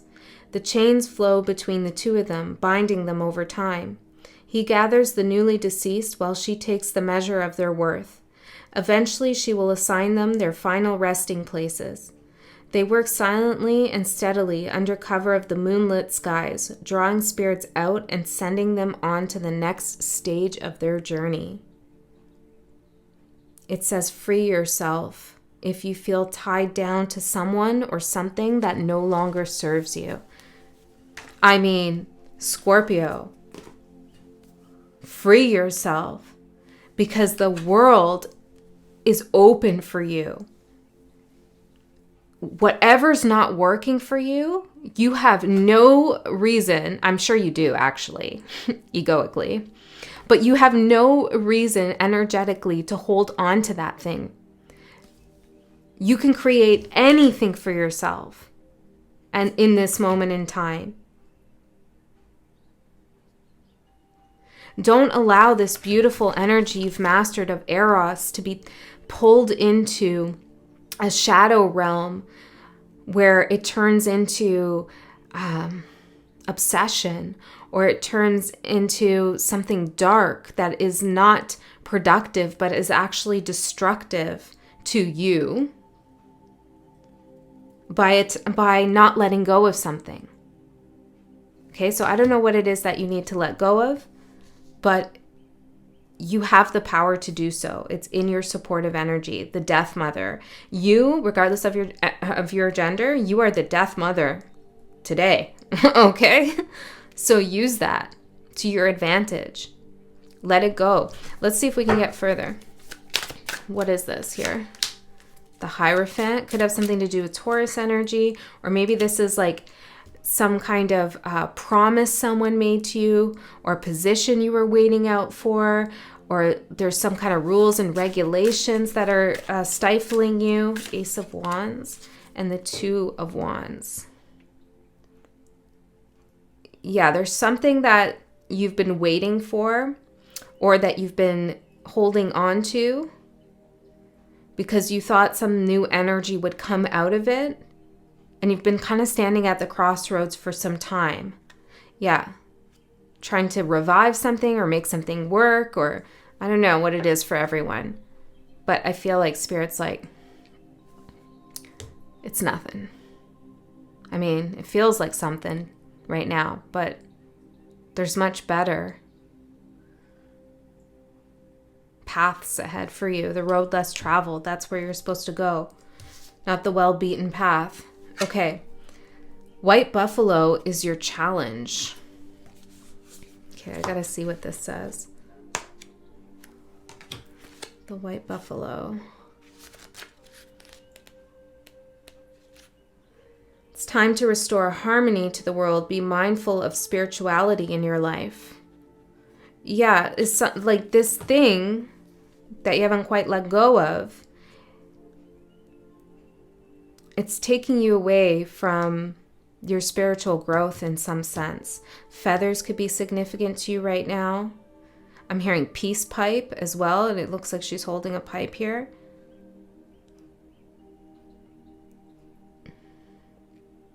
You need to pay attention to the signs, symbols, synchronicities, the thoughts that you have that seem intuitively guided. Pay attention to all of that, because Spirit is really trying to show you another path. The energy outside of yourself affecting you, influencing this reading, the sun. And I feel like this is actually the sun. Okay, I do.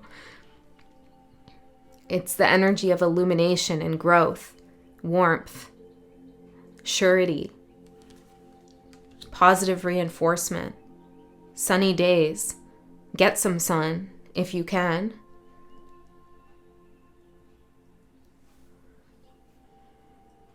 Because divine feminine energy is moon energy. And we need the balance. So you also need to activate the sun as well. Can you tell me more about this sun? And it's here for you, the sun. The lovers, uniting the sun and the moon. The great alchemical wedding. The lovers. Yeah, okay.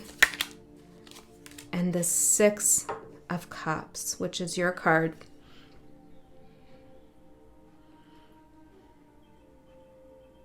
What are you doing here now? Some of you have somebody in the past here. Could be a lover, could be a friend, family member, what have you. There's something about their energy that is influencing you. Eight of Cups.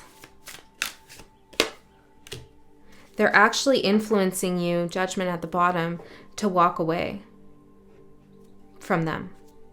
The Hermit, maybe because they've gone quiet, it feels manipulative or strategic in some sense. But the influence, like they're showing you the truth. You know that saying? Believe them when they show you who they really are, or how they act is how they really feel, you know, all that stuff. I know it can be more complicated and nuanced, but in this reading with the sun, it's like what you see is what you get. And that can be hard because with Scorpio energy, we always want to dig deeper. We want to know, like, well, what's underneath the mask? Like, what's under there? But Spirit's saying, You've seen all you need to see about this. There is really nothing more complicated. I had a comment on one of the readings. I can't remember which reading, but it stuck out to me and it's coming through now. And the comment was, what's revealed to you is not that they've been deceiving and lying, but that they're actually just really unaware. They're actually just not as intelligent as you're giving them credit for being. They just don't really know what they're doing. It's not clever deception. It's just idiocy. And I feel like for someone, that's for you. Not everyone, but take it if it resonates. You know? It can be hard to believe that somebody could be like that or do that or say that or whatever. There must be something more going on. And sometimes the lights are on and no one's home. Okay? That's for someone here. Queen of Cups for your guidance. Follow your heart, Scorpio, where your heart feels full, fulfilled, where you feel taken care of. Focus on nourishing yourself in your own Eros with yourself. There's something that's going to be delivered to you. Butterflies could be important too. The star. The star is going to be delivered to you. Your destiny, your path. The Anima Mundi, the star here. Direction. This is beautiful. Okay, let's see the takeaway from your reading. Mischief and mayhem, freedom, surrender, and abandon. See, it's like you need to depart with some energy that was mischievous. Maybe it's your own, maybe it's someone else's, but it's just causing mayhem. And not the good kind of chaos. It's the kind of chaos that just makes you feel Five of Cups. Like, WTF, why did I do this to myself? Okay? Because you do know better than to, reopen something. We also have memory and mind, guidance, analysis, and application. Scorpio is a very smart, intelligent sign. Everyone knows this. Okay, it's no surprise. But sometimes you might forget it yourself or doubt your own intelligence. Don't. Pay attention to your memories. They have things to tell you.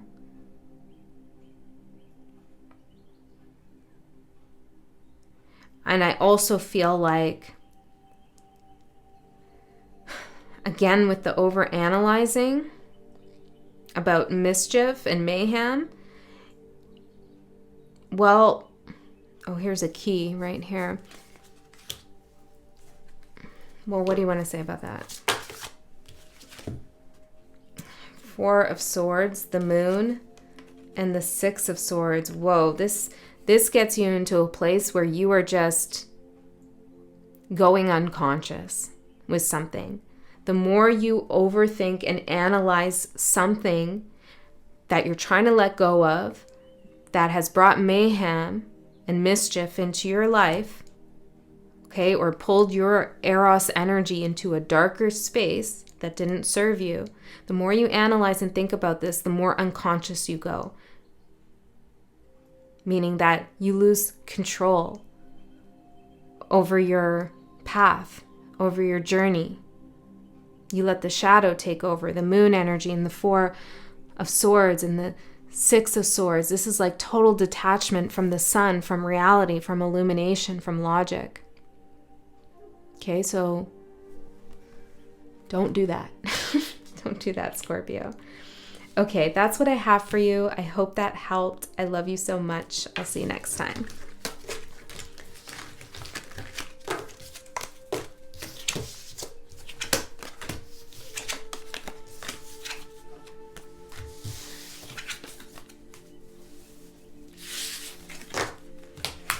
Okay, who is next?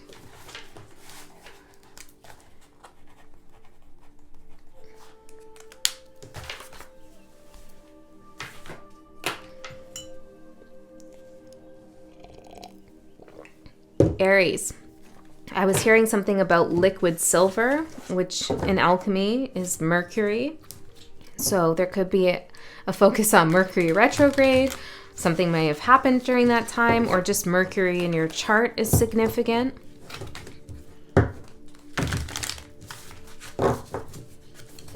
Could be something about Saturn as well. Okay, let's see. For Aries, what message do we have for Aries about what they've mastered, where they're going? Hearing Aaron.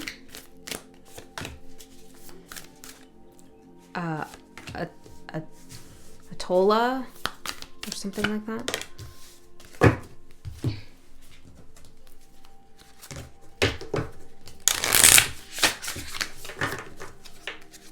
Hearing downtrodden. I don't know, guys. Okay, maybe this will make sense as we go through the reading, or maybe they're just confirmations for someone.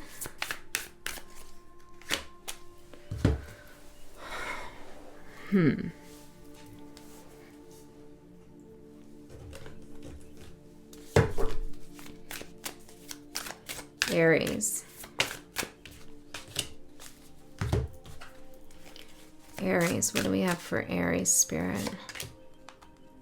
Aries.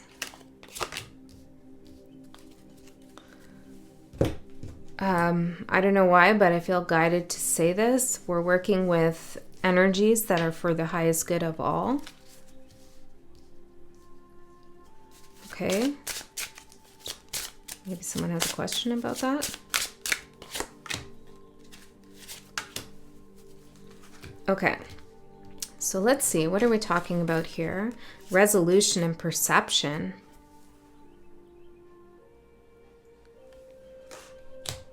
A change in perception is about to happen for you, Aries. There's something that you're going to start believing in that you didn't before, I feel. The tear for what you've mastered. Oh, lovely. And here it is in the perception, too. Tears are gifts. Tears teach us many, many lessons. Some are good, felt good, and some are felt as negative.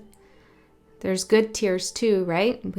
I just cried before I started actually the reading. I was talking to Spirit, setting my intentions, and I got a little choked up. I was like, which doesn't happen often. And I was like brought to tears.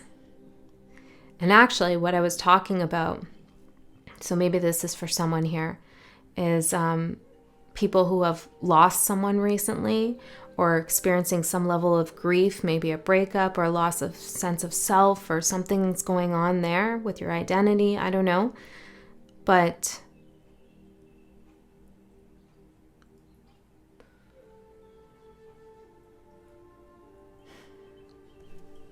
one of the most trite but true things to say about that is your perception determines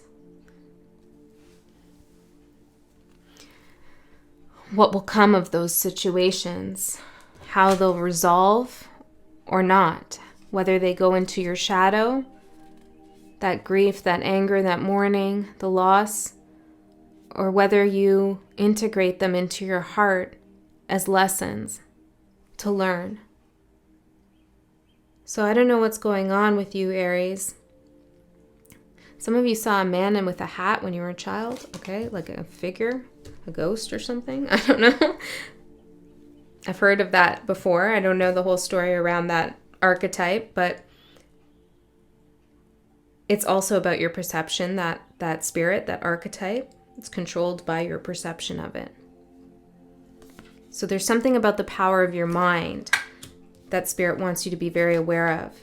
And also how you conceptualize your tears, the tears you shed. They're like, when I said tears are gifts, like I mean that literally. Like there's something actually about tears, the actual tears, the water, I'm hearing the water that drips from your eyes, okay, that holds wisdom, that holds energy. I don't know. It like comes deep from within your soul and is brought out into the universe. That's interesting. As a gift, yeah, it's an emerald here with gold. Okay, Aries, what is going on with you? Tell me more about the tier. The Hangman. So maybe you already know this since you've mastered the tier. And the Nine of Swords. Well, this would make me cry too. Being stuck in a place of anxiety, fear, sleepless nights, not knowing which way is right and which way is wrong.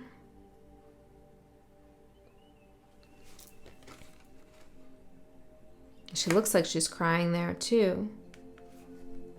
But the Hangman is not just about being stuck. It's about enlightenment. Look at the halo around his head. It's about gaining a higher perspective, perception again. He's hanging upside down and he sees the world from a different vantage point, from a different view. His perception is altered and changed by his anxiety, by his fears.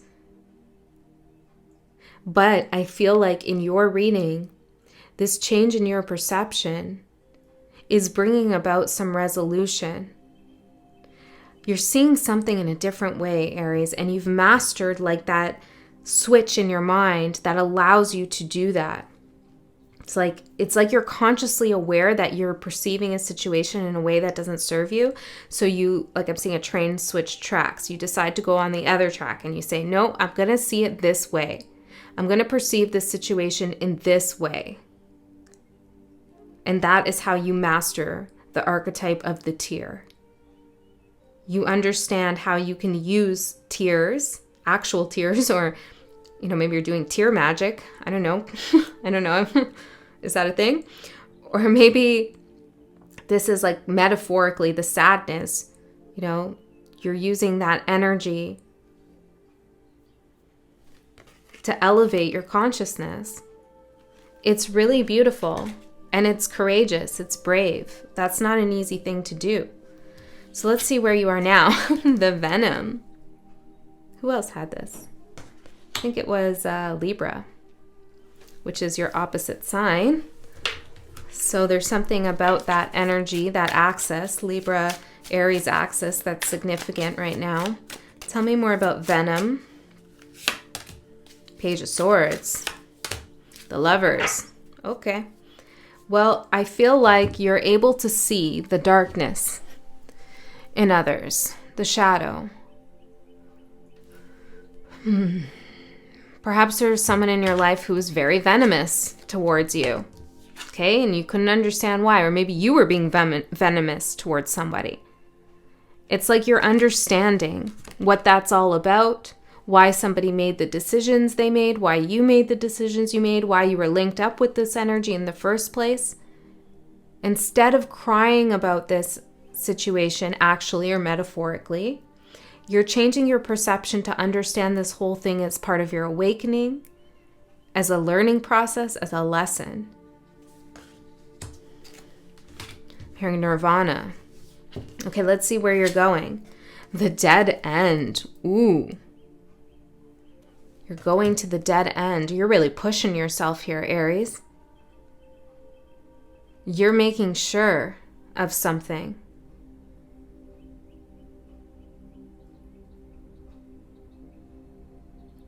Some of you thought that you could roll something back or that you misperceived a situation. So now you're making sure that your intuition is correct. And it's like you're following the rabbit down the hole to make sure that it is actually a dead end and not a portal that you're missing out on.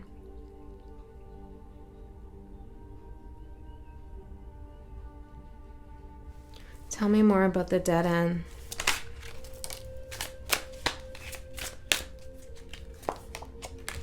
The Fool and the Nine of Wands. Because no matter how difficult these cards appear on the surface, and this is why I said in the beginning that we're working with energy for the highest good of all, including your own.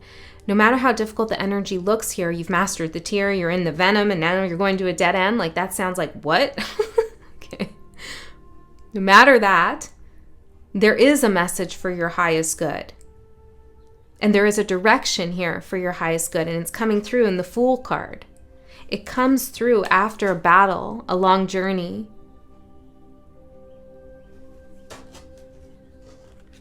But I feel like it's almost necessary that you push yourself in a way to really confirm your intuition to yourself. Let me see what else is happening here. Yeah, look, the energy's supporting you, the light. This is why you're going into the dark of the dead end, because you have the light within you. You're not going to be corrupted by the dark. So you're kind of like tracing it and following it. What are these tears all about? What do they mean? What is this venomous person all about, or its situation? It's like you're gaining a new perception by going down the path until there is no more path to walk. Because you're guided, because you're safe to do so. Because you're going to learn something in the process. You're not going to be corrupted or enveloped by the shadow in this process. At least for whoever I'm connecting to. Give me 1 second, Aries. Let me just soak in this energy.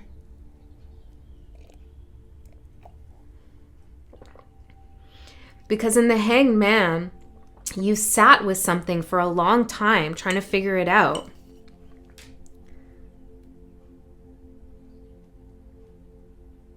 And now it's kind of like, F it. I'm just going to go get my answer. But I feel like this is actually a good thing to do. Even though you might feel like it's a dead end at the end of the day, it leads to a new beginning. See, it's like we could think that this cliff is a dead end. There's no more path to walk. But maybe there's somewhere to jump. Maybe there's a new beginning that we can have, right? So this is, again, about your perception. Is something a dead end? Do we see this cliff as a dead end that we should turn around and go back to where we came from? Or should we take a risk, a leap of faith, and jump into something new, unknown to us?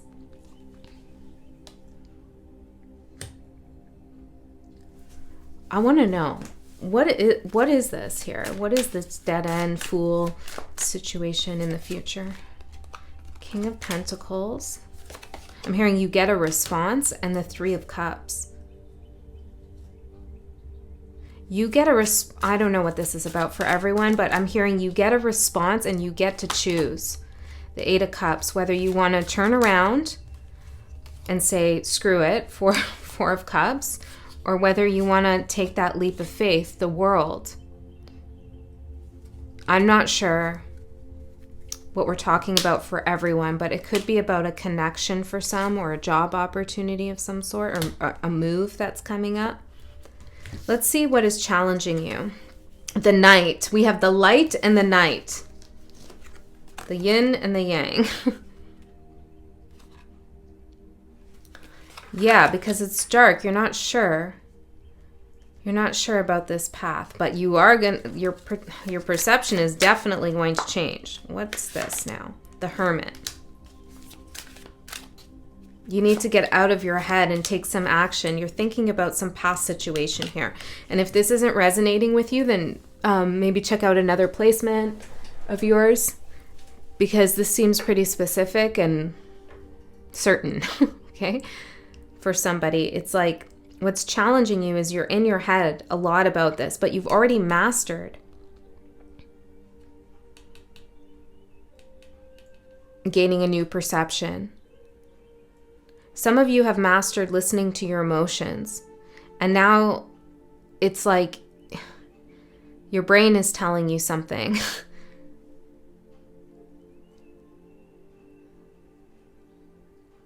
Brain is telling you something, your mind is telling you something different, the Hierophant.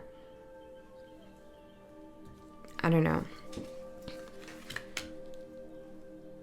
Let's see well, no wonder. What's influencing you, what's outside of yourself influencing you is the Seven of Cups. This is confusion, illusion. So there's some situation here that is like, what is going on? You've done an amazing job working with your own fears and sadness to gain a higher perspective, to gain a new perspective. I feel like this kind of puts you on the outs in some sense. Now you're kind of navigating this venomous territory, looking at shadow space, yours, others, making decisions, trying to kind of figure out how people make, like analyzing a little bit people's psychology or your own psychology and how the shadow plays into that, why somebody was the way they were, why you were the way you are. And then in the future, you decide to walk towards the night, the dark, even though you don't know what's going on in there, that space, and you think it might be a dead end, you still traverse that territory because something is pulling you, something is telling you that you need to go into that place in order to have a new beginning. And I feel like you do get one with the light.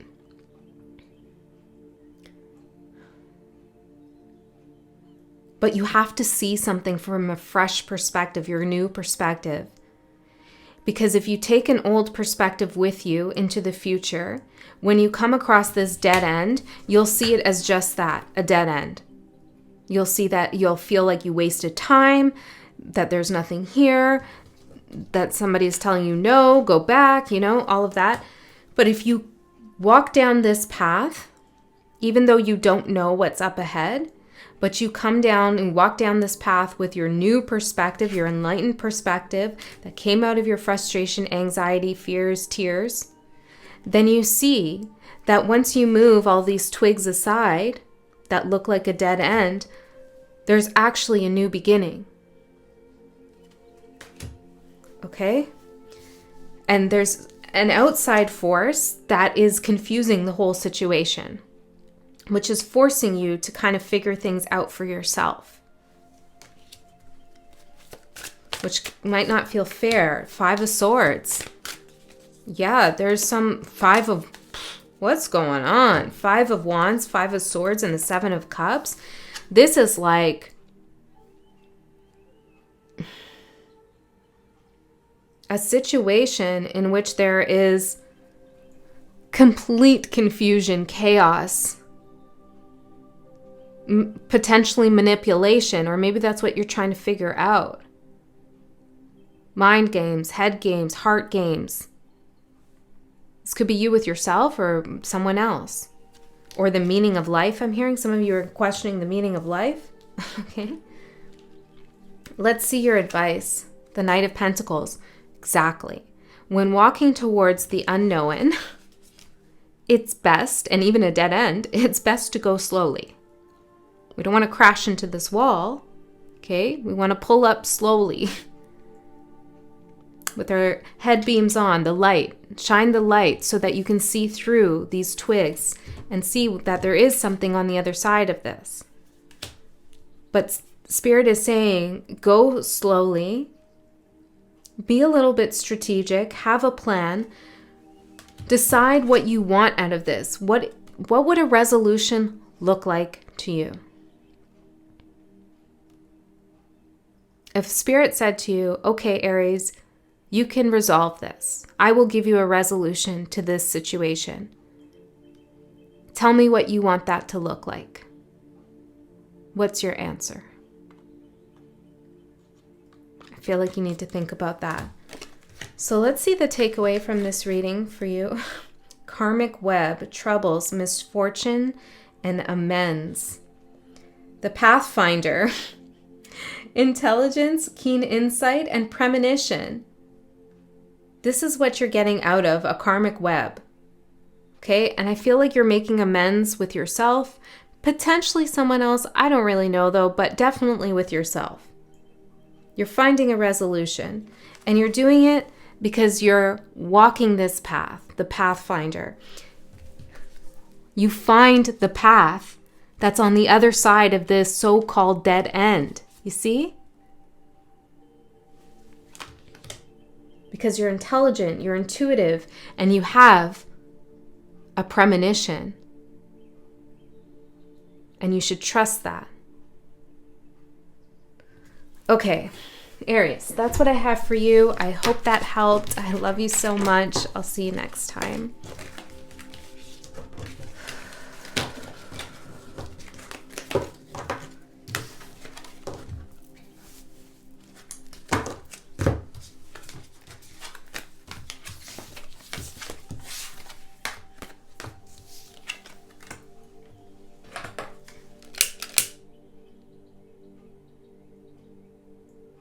Who is next? Gemini.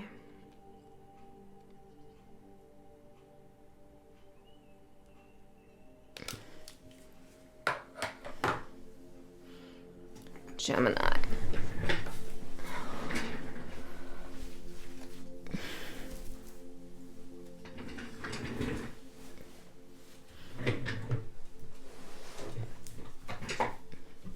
All right.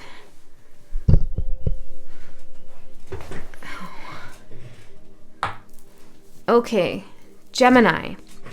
Let's see what you have already mastered. Let's see what you have already mastered and what you are going to master next.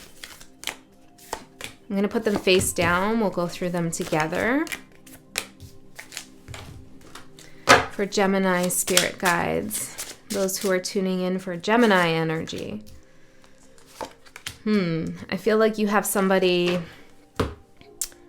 cross-watching, but maybe not like literally, but they're trying to tune in, tap into your energy, find out what's going on with you. What's up with Gemini? This could even be a friend or a family member. They're curious about you. Someone's also concerned. I don't know why, but somebody wants to know what's going on with you. They're actually taking this pretty serious. I'm seeing the color red. I'm hearing raven.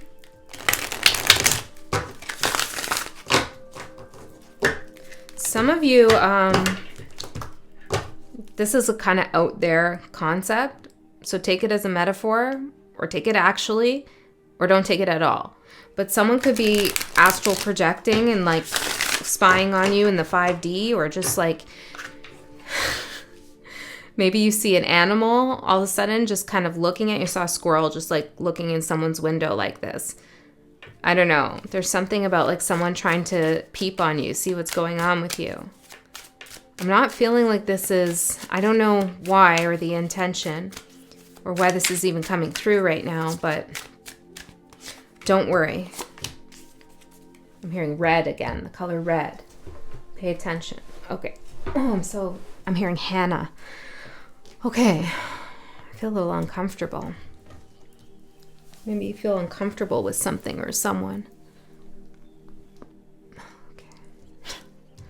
Gemini, let's see. What have you already mastered? The self. Well, that's amazing. Congratulations. This is integration. Creation, integration, production, not reduction. I don't know. Maybe you're writing something right now, Gemini. The self, all of the different facets of who you are, all of your parts, all of your thoughts, maybe lifetimes you've integrated, past life energy. You have a good grasp on who you are conceptually and who you are energetically. So you understand like the difference between your persona, your ego, your shadow, or you're moving towards that real quick if you're not there yet. You've mastered the self. That's pretty amazing, but you could also be intimidating others. This is interesting because someone's trying to peep on you and figure out what you're doing and who you are maybe.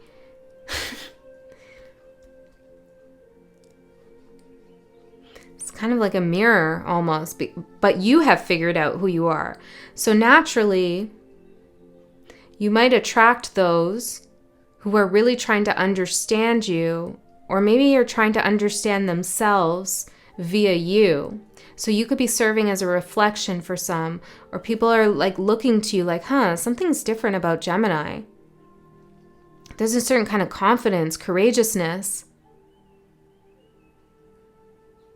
Something has shifted and changed in Gemini's energy, and I want to know what that is. That's amazing. Let's see where you are now. The Maiden. Well, this is a perfect energy to follow because this is an energy of creation. Starting something new. Feeling like you're good to go for the next cycle now. This is a fresh, like there's something fresh happening here in your energy. I want to know more about this maiden energy. The Devil, and then King of Wands, and the Fool. Options, Gemini.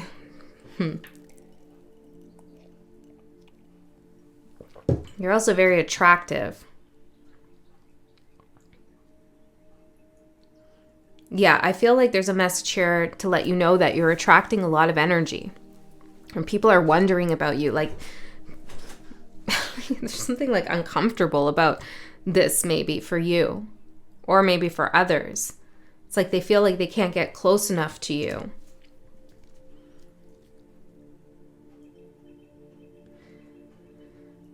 I also feel like you've released some toxicity. Or you understand why you got entangled with something that didn't serve you. And you're using this whole experience, this memory, this situation, to catapult you into a new energy plane where you can create something new for yourself. I also feel like you had a very kind of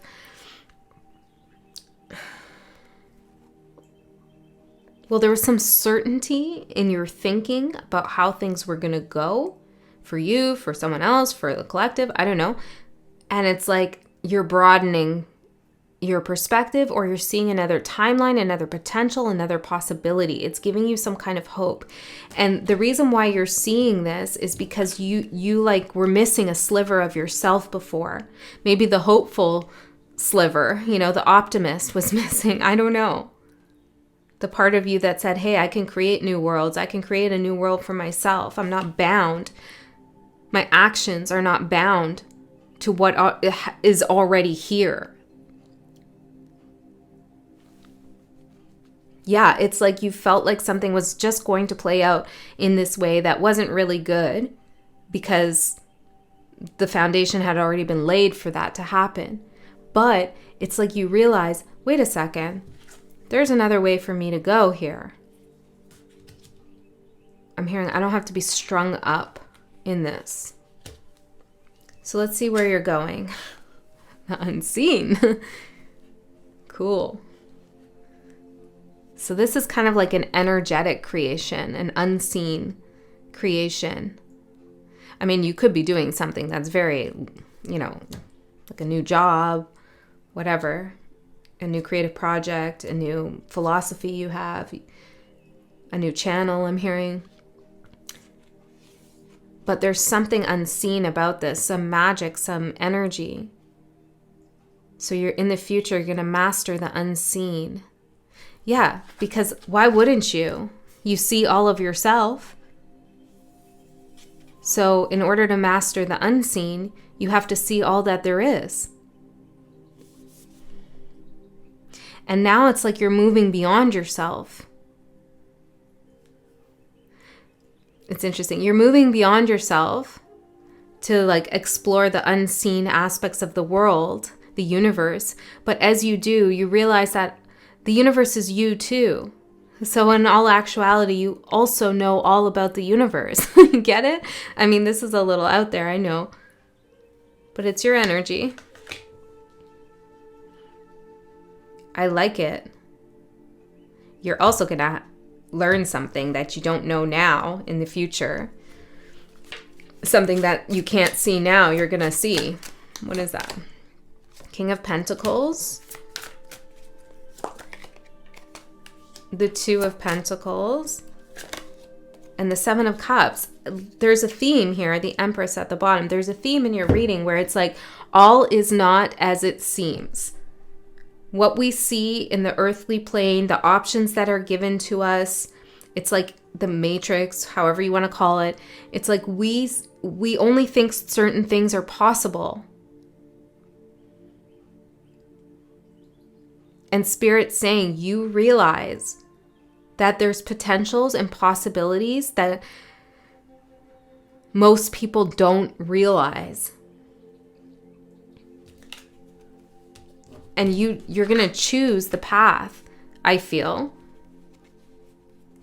of exploration, energetic exploration, creative exploration, manifestation over the earthly plane. That's not the right word. The material realm, society, expectations, and you realize that abundance is not found in money, success, material stuff, status. You realize that abundance comes from seeing and knowing that there are many more potentials that are unseen to us all. Judgment, spiritual awakening. This is cool. Okay, I also feel like some of you, your psychic abilities really go to a new level. So let's see what else is happening. Abundance and protection. I told you, abundance. You have a new understanding of abundance. And I feel like you're going to start protecting that abundance by focusing on the unseen, like focusing on energy work, focusing on soul work, focusing on understanding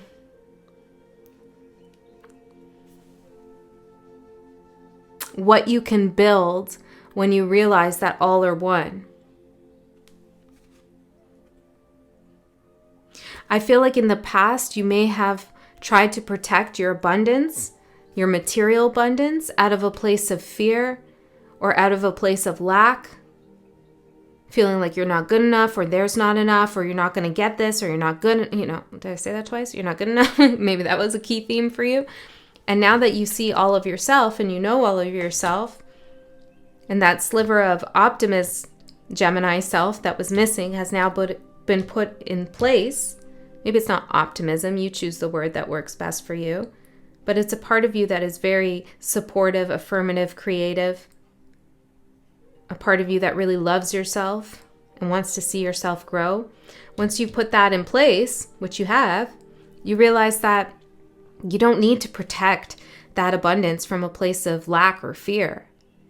Maybe that's not even the abundance that you want, really.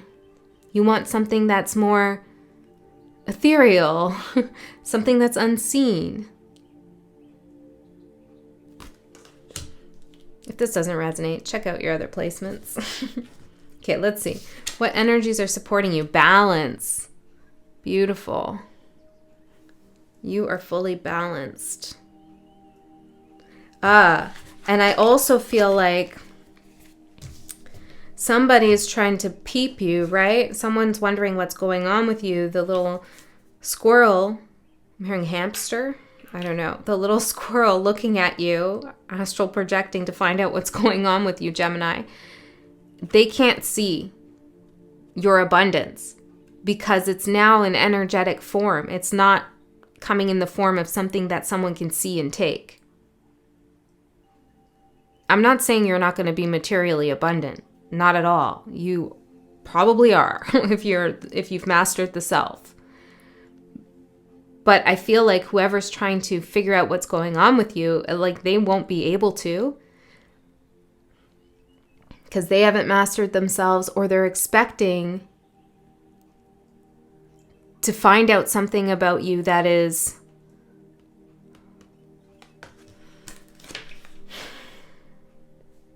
I don't know. That fits, how do I say that?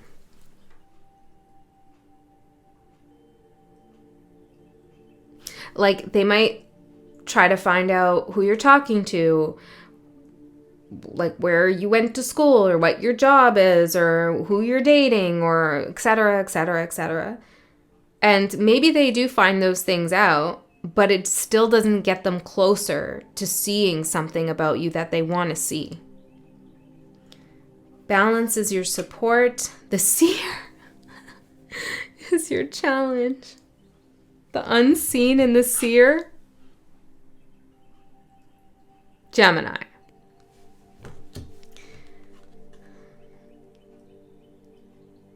Well, maybe the point is that not to see the unseen.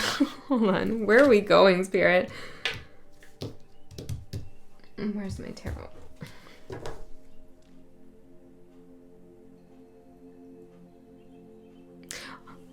So perhaps my reading right now, the way I'm reading, is kind of a manifestation of the energy, because I am finding it hard to articulate and describe the energies that I'm getting and like the message that I know is there, but it's like really hard to paint the picture. And I feel like that's a message for you too, because what I'm receiving isn't something that can be easily fit into a narrative that we're used to. Blah, blah, blah, like this is going to happen, then that's going to happen. It's not like that. It's something more elusive, something unseen, unknown. And you could be trying to like really tap into something, your psychic abilities or your intuition. It's like you're really trying to see something. You're really trying to tap in, but it remains to be seen. It's unseen. But it doesn't mean it's not there. It doesn't mean you aren't sensing something. It doesn't mean you're not being given access to more information and knowledge. It's just going to require a different sensation other than sight to access it. What? What is the sensation?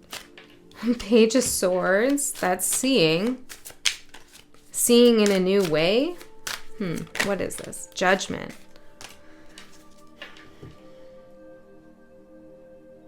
Well, there's clairaudience here and clairvoyance for sure. But it's going to change for you. It's not coming through in the same way that it used to.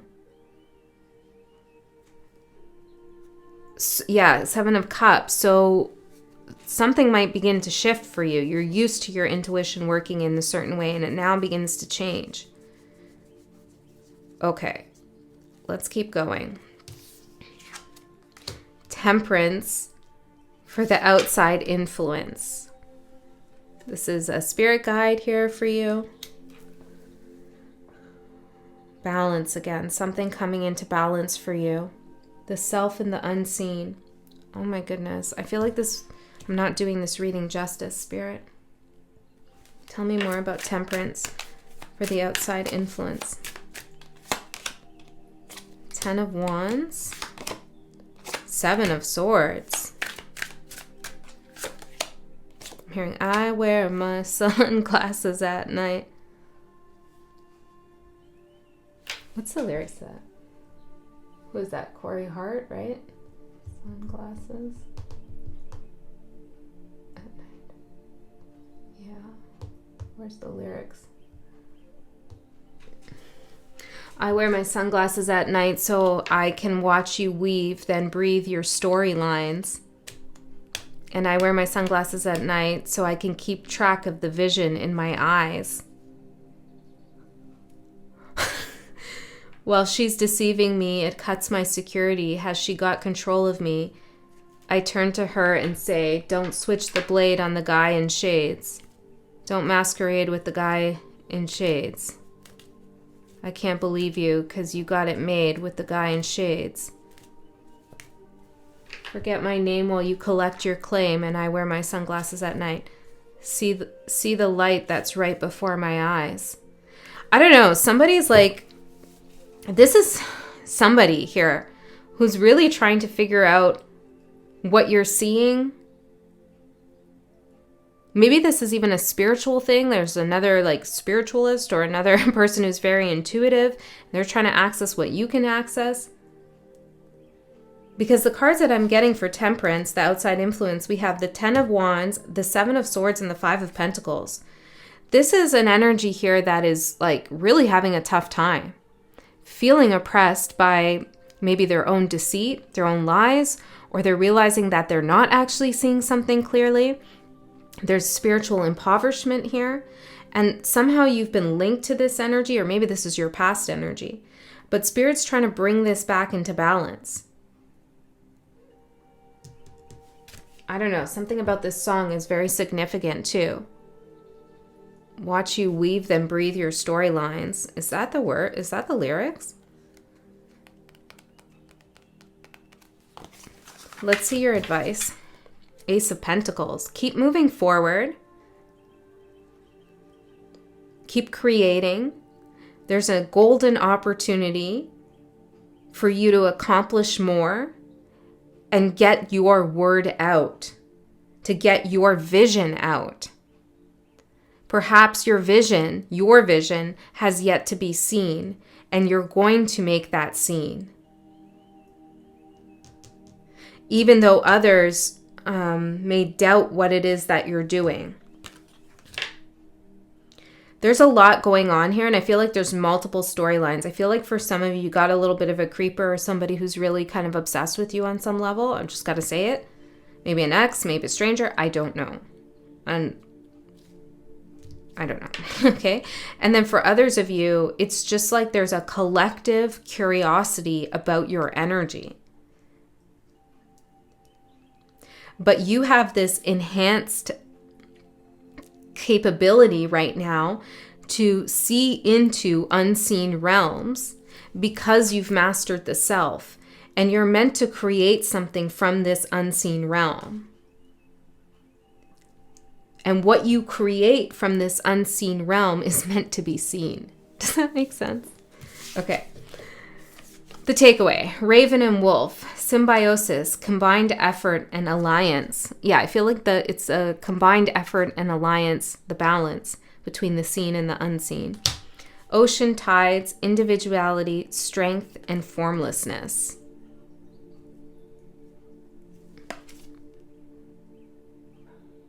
You're definitely unique, Gemini. You're definitely complicated. But what is fantastic is that you know all this already. You know yourself. And I feel like you can make something happen that you didn't think could happen before. All right, that's what I have for you. I hope that helped. I'll see you next time.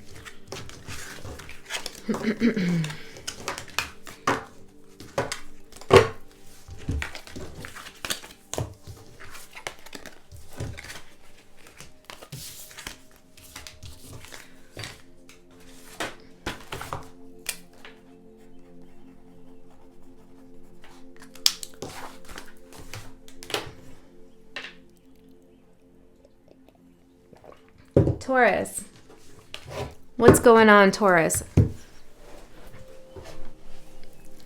Let's see. What have you already mastered? And what will you master? Let me just... There we go. Woo! Did you see that come out? Got a lot of energy here. I'm going to take them, though. Okay. So we'll leave these off to the side. See what they are after. Oh, wow. There's more than I thought, but that's okay. 1, 2, 3, 4, 5, 6 might be important, that number for you. Or 8. Or 9. Okay, let's see.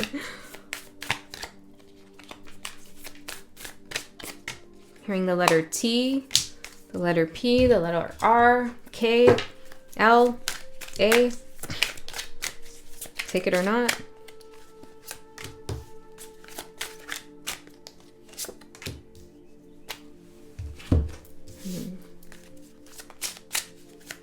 Someone's in a rush, Taurus. Someone's in a rush. Could be you, could be someone else. We'll see. But I feel like yeah, somebody's in a rush. They've reflected long enough. Reflection and know thyself. Some of you might have Gemini in your chart. Okay, or maybe Gemini has a message for you in their reading if you feel guided.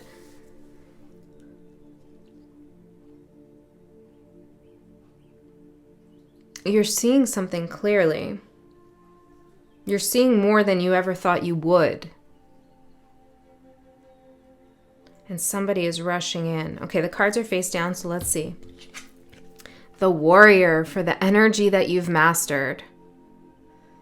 Yep. So you've been through a battle.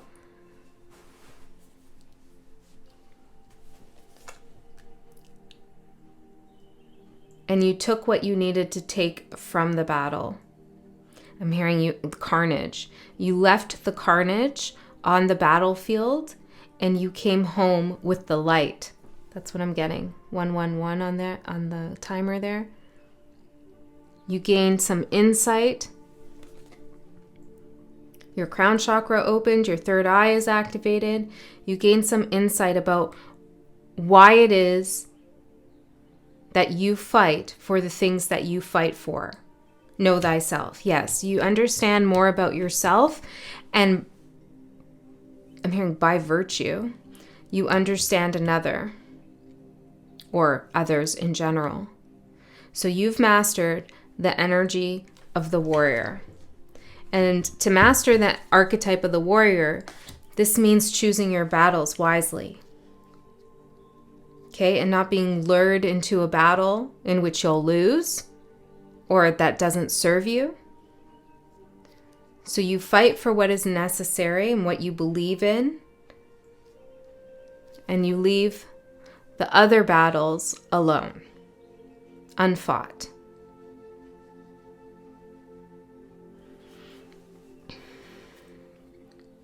So I feel like, Taurus, you avoided some unnecessary conflict. You chose not to engage in something because it wasn't worth your energy.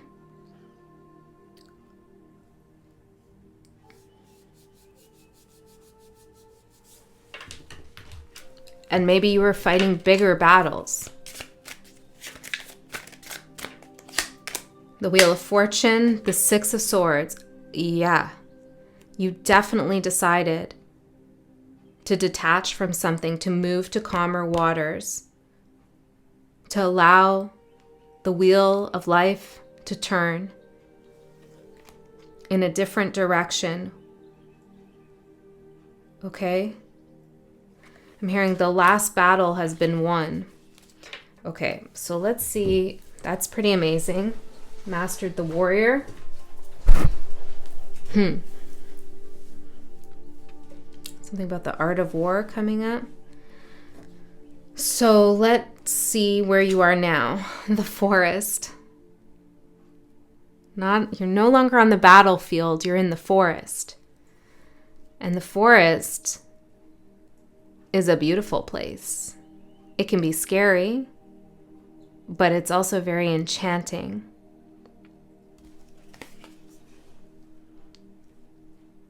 You're ready to go into a place, a space, a time in which there are unknowns. There's an adventure that you're on right now or that you're coming up to. Maybe you're just entering the forest now. And yeah, you know that there's things in there that you need to be careful of, you need to be mindful of, you need to go prepared. But I feel a level of excitement here, because you've already mastered the warrior energy. So what I'm hearing, what are a few trees gonna do? It's like you have a better perspective now, and things that used to make you feel fearful or give you anxiety don't do that anymore, because you've dealt with some pretty extreme situations. So the little things, you see them just as they are, little.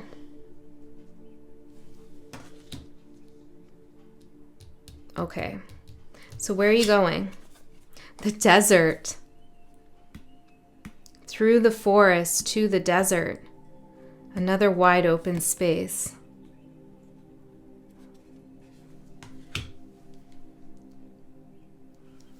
Tell me more about the forest. How do we go to the desert from the forest? Tell me more about the forest.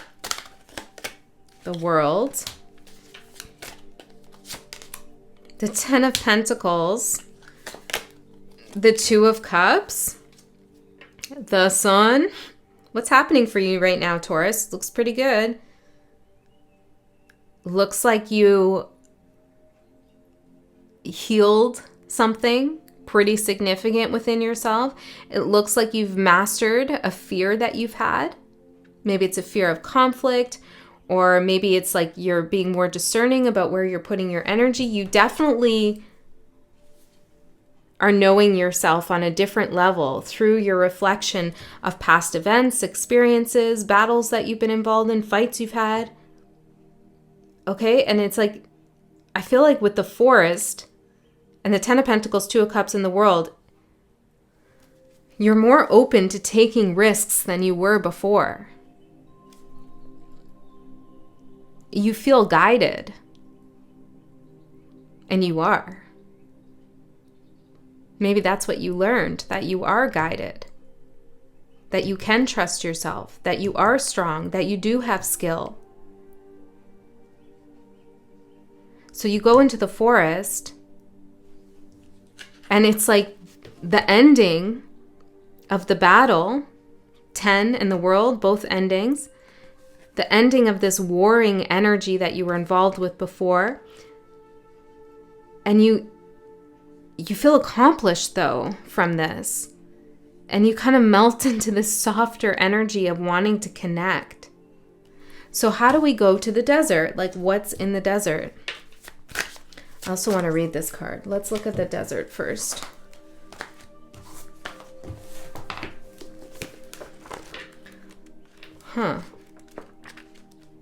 So you've mastered closed spaces, unknown spaces where it's dark, and wide open spaces in the light. I mean, what does that mean metaphorically? I'm hearing 360 vision. The desert leaves us disoriented, desperate for direction, grasping for meaning, longing for solid ground. For endless miles we are confronted with the lack of clarity and existential dread. We are thirsty, hungry, pleading with life to get back to normal, to become animated by the simple pleasantries of day-to-day life. The desert offers no such comfort, and all must pass through it. If you can embrace the discomfort of the desert, knowing you will someday reach water again, you can tap into the potent energy of the landscape. Its lights are blindingly bright and its darkness terrifyingly deep, which makes for unbridled creativity and clairvoyant visions. Truths reside in the desert that otherwise remain hidden. The crows, the shadows, and the coyotes' calls surround you. Let the winds and sands work their deep magic, wary traveler. Ooh. So you find comfort in the unknown. You go into the forest, you get your 10 of Pentacles, your 2 of Cups. It's great. And then you move into a place of discomfort. You push yourself out of your comfort zone because you're comfortable in the forest. Some of you are going to make yourself known or seen in some way. Others of you don't feel like you need to protect yourself in the way that you used to. Like there's something about being seen that is going to happen in the future here. There's also a truth revealed, but it feels like you first have to make yourself a little bit uncomfortable in order to see this truth. I mean, going from the forest to the desert is extreme. So tell me. Yeah, 9 of Swords I just saw. Tell me more about the desert, Spirit.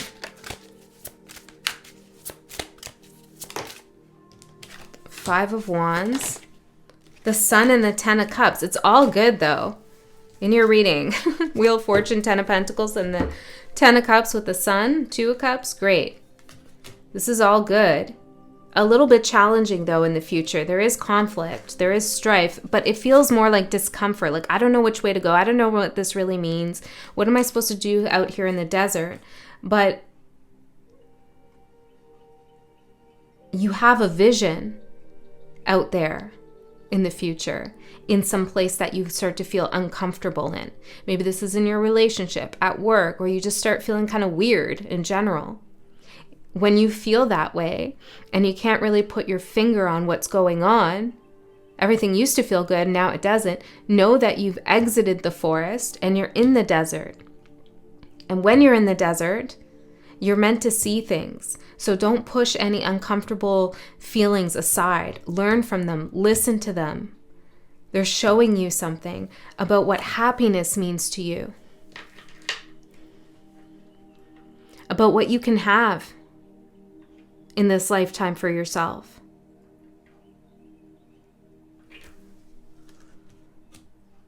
Let's go further and see what else comes out. Let's see what's supporting you. The harpy eagle. Visions again. Seeing something from a higher perspective. Think about it, an eagle flying above the forest versus an eagle flying above the desert. Of course, the eagle's going to see much more in the barren kind of wasteland of the desert.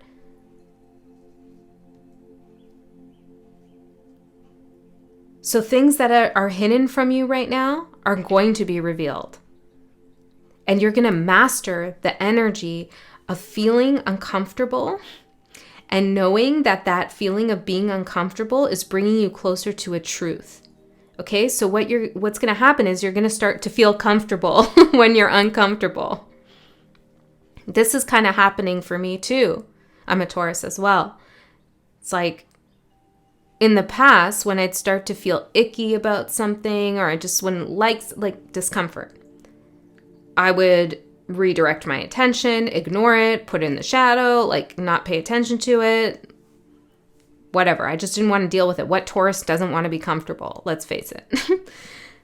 But then as I started saying like, oh, well, maybe I need to listen to this. Maybe I need to listen to my gut. Maybe I need to think about that thing that I don't want to think about. And as I sit with those feelings more and more is revealed to me. Know thyself.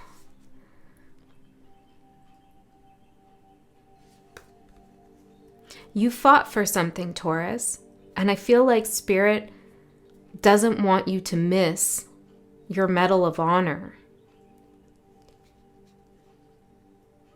But somehow you've kind of gotten cozy, comfortable with this in-between space.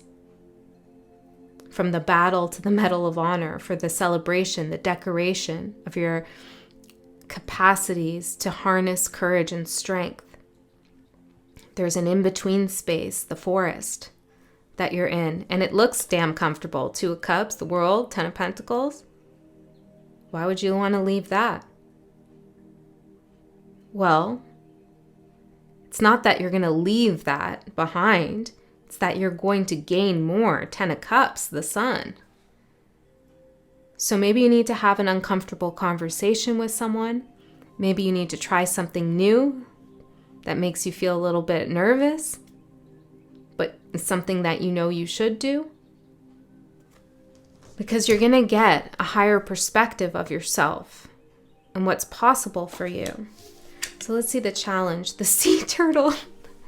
Yeah, the sea turtle doesn't want to be in the desert.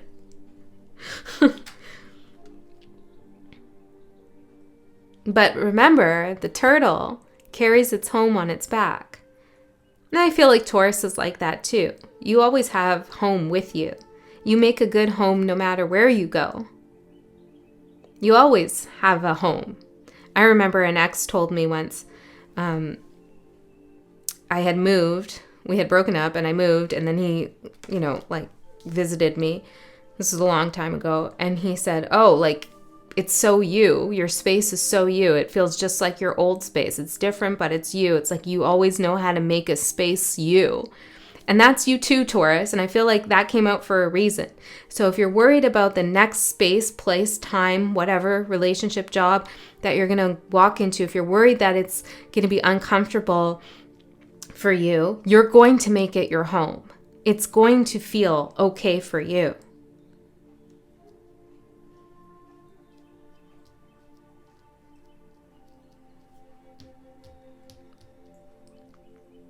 Spirit wants you to fly now. Okay, so let's see the outside energy. We have Page of Pentacles. This is the influence. This could be a person or people looking up to you, wanting you to teach them or show them the way. And you don't want to lead them to the forest or the desert. That's what I'm getting. For others of you, this could be a child that's influencing some of your decisions, or somebody who just has a lot to learn. You could be very strong, very accomplished, but there's someone around you that you care deeply about who doesn't have the same experience as you on the battlefield, and you're not confident that they can handle the desert also. Okay, so hold on. What's this about now? Temperance.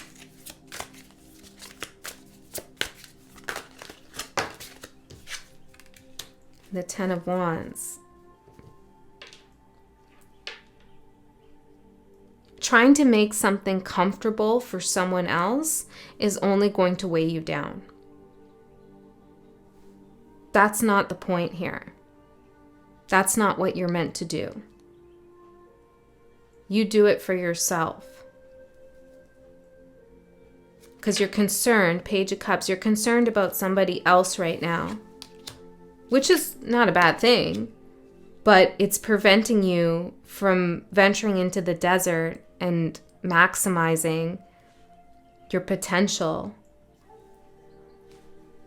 for rebirth, for karmic justice, for higher levels of consciousness, your vision. So let's see your guidance. The Knight of Swords. Well, here you go into battle. Yeah, I feel like that's something that would be helpful. As you run out of the forest here and into the desert, know that you still have all your battle gear should you need it. I don't think you will. But should you come across a conflict, you can easily solve it. You know what to say. You know what to do. You've done it before. Don't forget. So let's see the takeaway for you, Taurus. Shadow and light, demons, shadow self, and integration. This is about facing a fear of yours. This is all about facing a fear. So something's happening or about to happen that's going to make you feel uncomfortable. But it's so that you know yourself more, you become more illuminated about your path, and you integrate some fears that you have so that they don't hold you back anymore. And then we have memory and mind, guidance, analysis, and application. Remember that you're a warrior, Taurus. Don't ever forget that. Let's see the extra cards that came out. I don't know what they're going to say, but the self. Know thyself and the self. Exquisite, I'm hearing. The Maiden. Oh, Gemini had some of these cards. Yep, the Unseen, the Pilgrim, the Queen, and the Healer. Okay, there's something about Gemini energy and who got that? Oh, I can't remember now who got the Pilgrim. Maybe it was Scorpio or Sagittarius. There's something about those energies, which are on an axis, Gemini and Sagittarius. Maybe you have access to those energies at this time. So where are they in your chart? Something to pay attention to. Or just look at what those signs are all about, because you could hold some of those qualities and you're not seeing that right now. Okay? Because I feel like there's something here about those qualities of Gemini, Sagittarius, and Taurus that are unifying, the three here, that are unifying in a way that is helping to heal you and also that you could use to heal others. So Sagittarius is about higher levels of consciousness. It's about spirituality. It's about depth and wisdom and teaching. And Gemini is about community, communication, creativity, and play. So with those two energies combined in your own, it's like, I don't know, you're able to, well, I'm hearing sit at the throne of yourself. You're able to master something that heals you. For some of you, you're going to heal some gut issues that you have. I don't know, that's just coming through. Okay, Gemini, sorry. Okay, Taurus, I love you so much. That's what I have for you. I'll see you next time.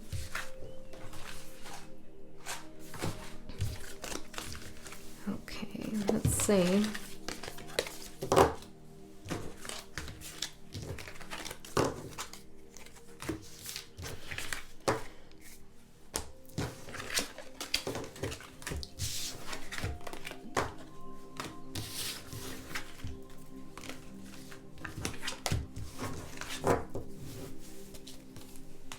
Cancer.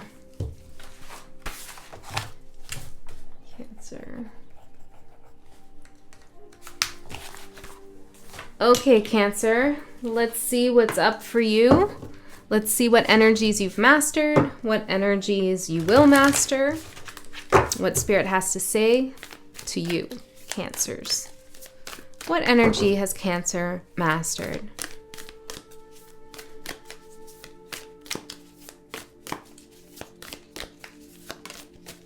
I'm seeing a tent.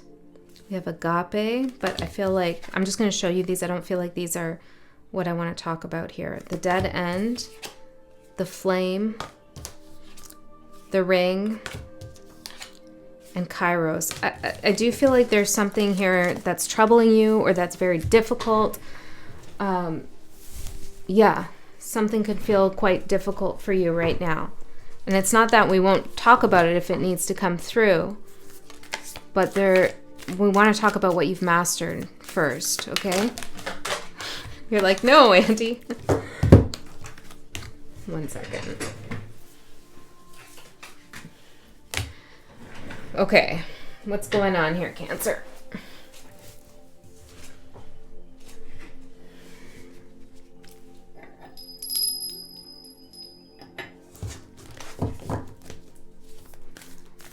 Maybe a little bit of structure could help you right now. The Poet. This is what you've mastered. What a beautiful energy. Eloquence in your communication or even in your thinking process to yourself. There's something gentle here. I'm hearing Dark Poet, but you also have another side to you, and this is true of Cancers, where your words can cut pretty deep. My Venus is in Cancer, so I am familiar, okay? But regardless of how you exercise this energy of the poet, like, your words hold weight. People listen to you. They don't forget what you've said. Even if you think they do, they don't. They haven't forgotten what you've said. It sticks in their brain, I'm hearing. It sticks in their mind. It sticks in their brain. Somebody might be replaying something over and over that you've said. You're also very creative with the way that you're looking at things. Tell me more about this energy that Cancer has mastered.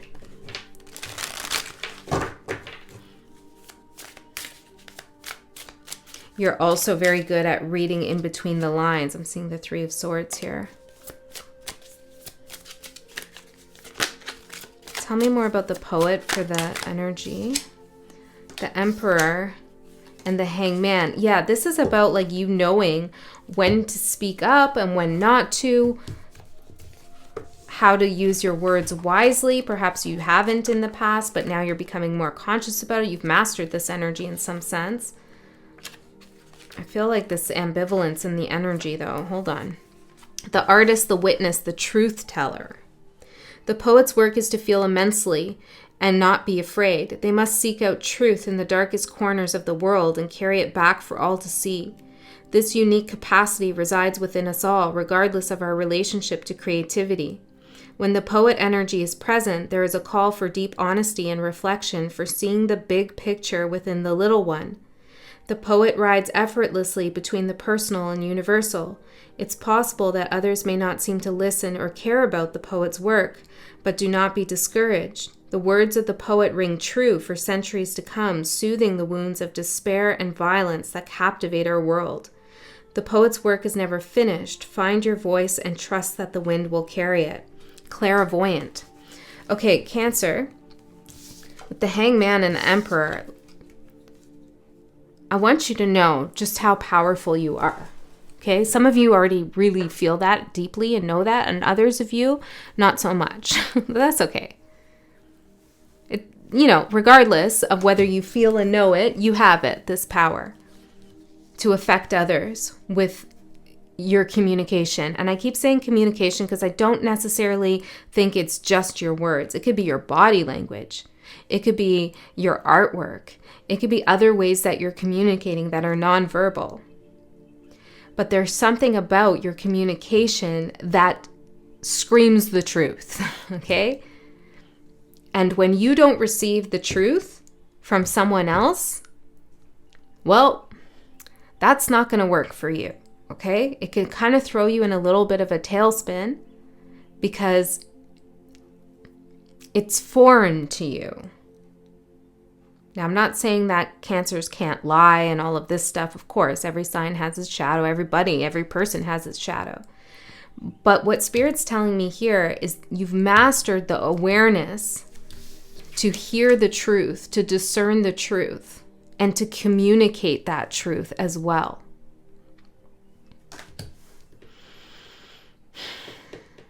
I don't think this has been an easy journey, though. You've really had to regain control in a situation. And I'm even getting like get control of yourself as well.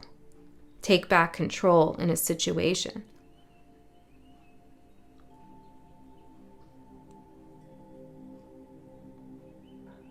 For some of you, there's somebody here, maybe this is not for all of you. You can check out your other signs if this doesn't end up resonating, but there's somebody else who wanted you to believe their truth, but you had a different idea of what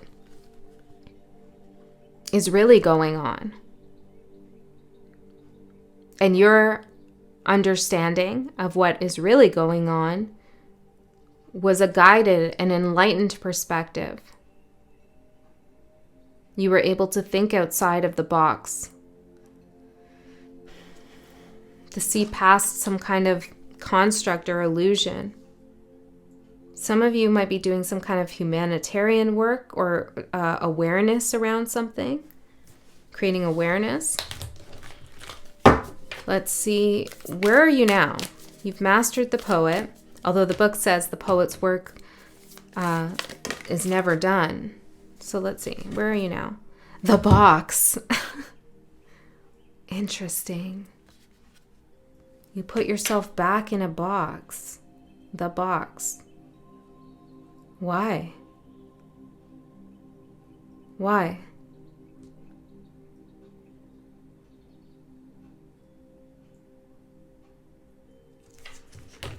I feel like this is strategic. It's not unconscious. You haven't gone backwards, but you're revisiting something, or you're analyzing something, seeing how the truth was constructed. 9 of Pentacles coming out in reverse. What is happening in this reading, Spirit? What's going on here at the box? 4 of Swords.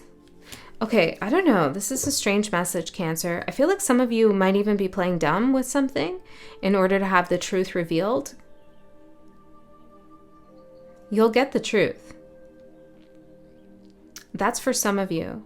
For others of you, the truth hurts. It's really painful, I feel. 6 of Swords, and you might want to detach from that mental anguish that the truth brings. But Spirit is saying don't do that, because you've already done so much work to reveal what actually happened, or what is actually happening, that you don't want to go have to break out of this box again.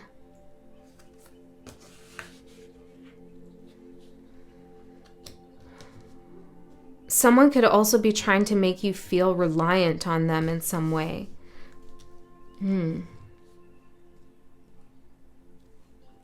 See, the 9 of Pentacles, the 4 of Swords, and the 7 of Cups in reverse, this is telling me like you're not really thinking clearly about a situation. There's something that's creating some confusion, illusion here. about your ability to take care of yourself, be independent, not need anyone.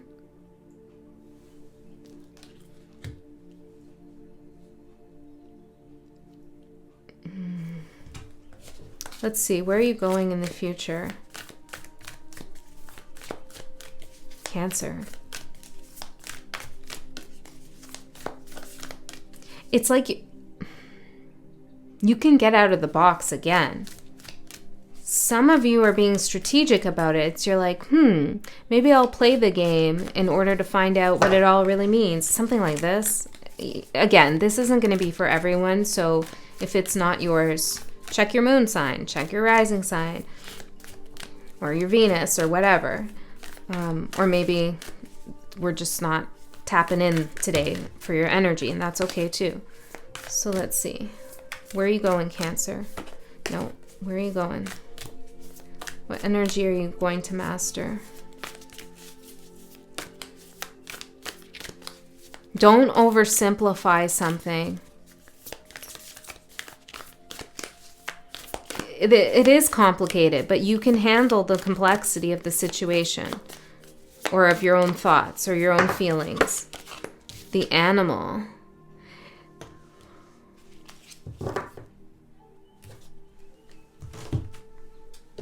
Your instincts. It's like you're not trusting yourself anymore in some way.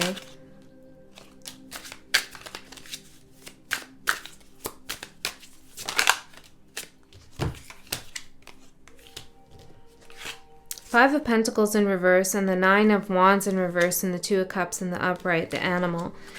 Okay, Cancer, whoever I'm connecting to today, you are so right.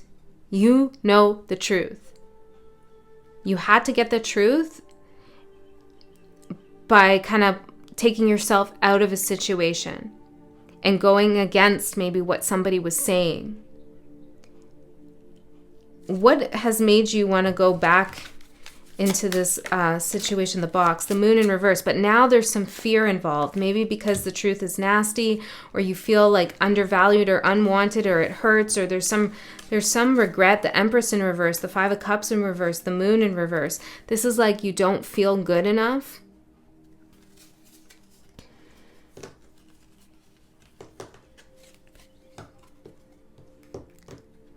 Spirit is wanting to course correct you here, because where you're going, like what I'm seeing here, I have to be honest, is like you're going back to a place that you've already healed from and moved out of. You're kind of regressing in a sense in your energy. Now, I'm not saying this is absolutely going to happen. This is a potential pathway, so you have the power and the free will to change it. And I believe most of you will.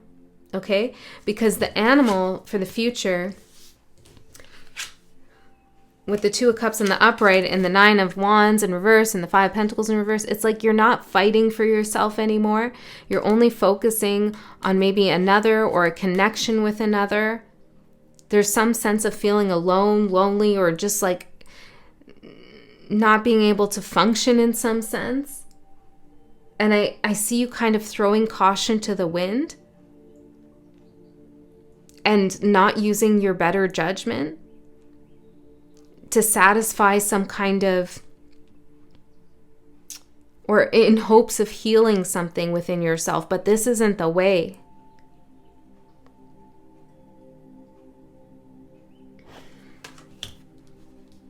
It's not the way. Okay, let's see.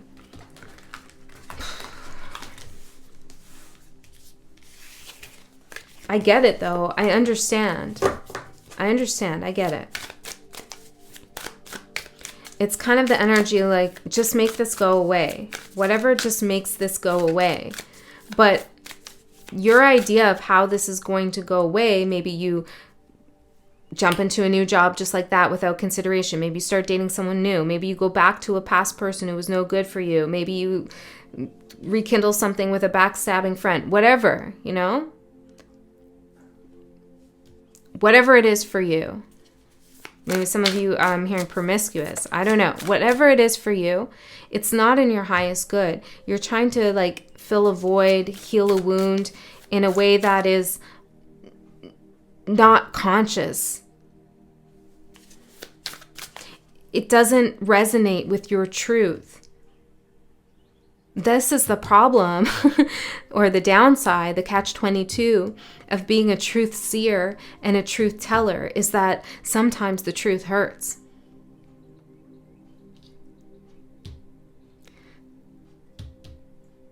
So when you're a truth seer and a truth teller, you have to work on or prepare for what you're going to do when you get slapped in the face with the truth that you wish wasn't the truth, but it is. Because I feel like maybe some of you are just not knowing how to handle a situation. And it feels like WTF is going on. What's going on? I'm just going to go back to what I know, Even if it's not good for me, I'm just going to go back to it because at least I know what it is. But that's not the way. You're meant to see something you haven't seen before. You're meant to experience something you haven't experienced before. Intention. Yeah, it's like you're forgetting your intentions. Ooh, another sign had this too. Initiation. You have to be very intentional right now about your thoughts, about your actions, about who you're linking up with, what opportunities you're taking, perception. Let's get a few more actually. Because I don't think you're seeing something right. One.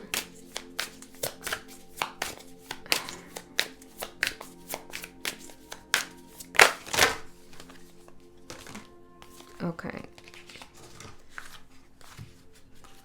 I'm seeing discernment, know thyself, equanimity.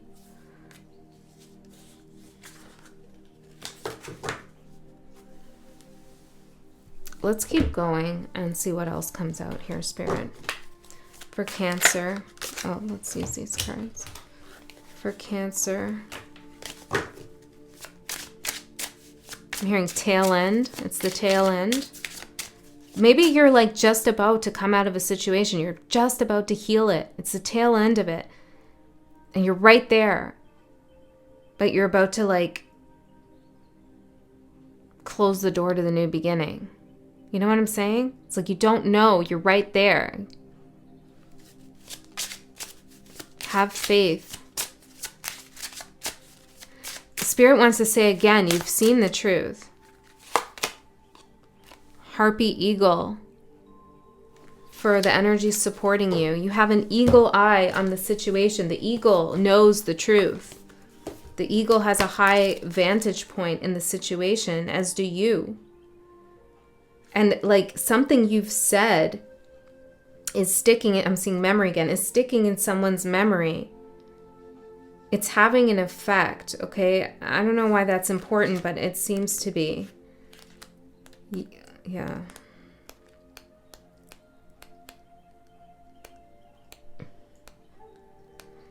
Something's germinating, okay? And you have to let it do its thing. Time to reassess your life and adjust accordingly. Listen to the messages Spirit is sending you. Now is the time to envision where you want to be, who you want in your life. And when times are tough, know that you need some extra help to guide you to the other side. Okay, so you need to take stock right now about like what's going on and connect with Spirit, connect with your higher self. And really be intentional about what you want in your life, who you want in your life. Do you really want this in your life? Are you really wanting to accept this?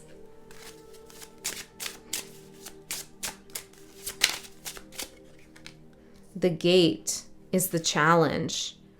Yeah, because you're right at the gate and you don't even know it. You're right about to walk through the gate. Like the new cycle. Where's this now? 19. Something about number 19, the Sun card. Look deeper into the situation. What you want lies on the other side. Just step through. Yeah, I feel like it's like step out. Never mind through. Step out of the box. What you want is on the other side of the situation. It's not in this situation. Portals appear at the corner of our eyes, which we can almost visualize if we squint. Some who see these portals know them for what they are. They have the gift of opening the small tear in the tear in the fabric of the world's material at will. Maybe another sign had this. Perhaps your tears are portals. Pain can be a portal that opens a new doorway for you. And it's difficult to go through it, but it's there. Okay. Let us see, Spirit, the influence. 5 of Swords. This is the outside influence. This is like whoever or whatever is the other person in this 2 of Cups, you and someone else or something else, job, whatever. There's mental confusion, chaos, manipulation here. You know this already. You know this already. They're still influencing your thinking in some way or your energy. How? 7 of Wands. King of Wands. Maybe they're not taking action. They're not fighting for something, or they're just feeling a little like passive aggressive in some sense. They're very egoic. They're tripping. Okay, they're tripping. And why are they doing this? Well, it's a game. Knight of Pentacles, because they're trying to stop your progress. Stop you from stepping outside of the box. Okay? 6 of Cups, the Hermit. They're trying to get you to go back into a past cycle. Okay? Closed off, keeping to yourself. No. Not the way. So let's see your advice, Cancer. The Lovers. This is time for a decision, a big decision. Let's see. Tell me more about the Lovers for the guidance. 2 of Swords. Another. Okay, so this is not... Whatever decision you make around this, whether you decide to step out of this or step into it, whichever you decide, whether you lean your energy in or out, I suggest out, okay? But it's up to you. Whatever you decide to do it with intention, because the decision you make is not only going to have an effect on the material plane, like in terms of how it will affect your life, but it will also have consequences when it comes to your soul contracts, to your karma, to your spiritual growth. This is no joke. Yeah. So let's see the takeaway here for you, Cancer. I love you. I get it. I totally understand.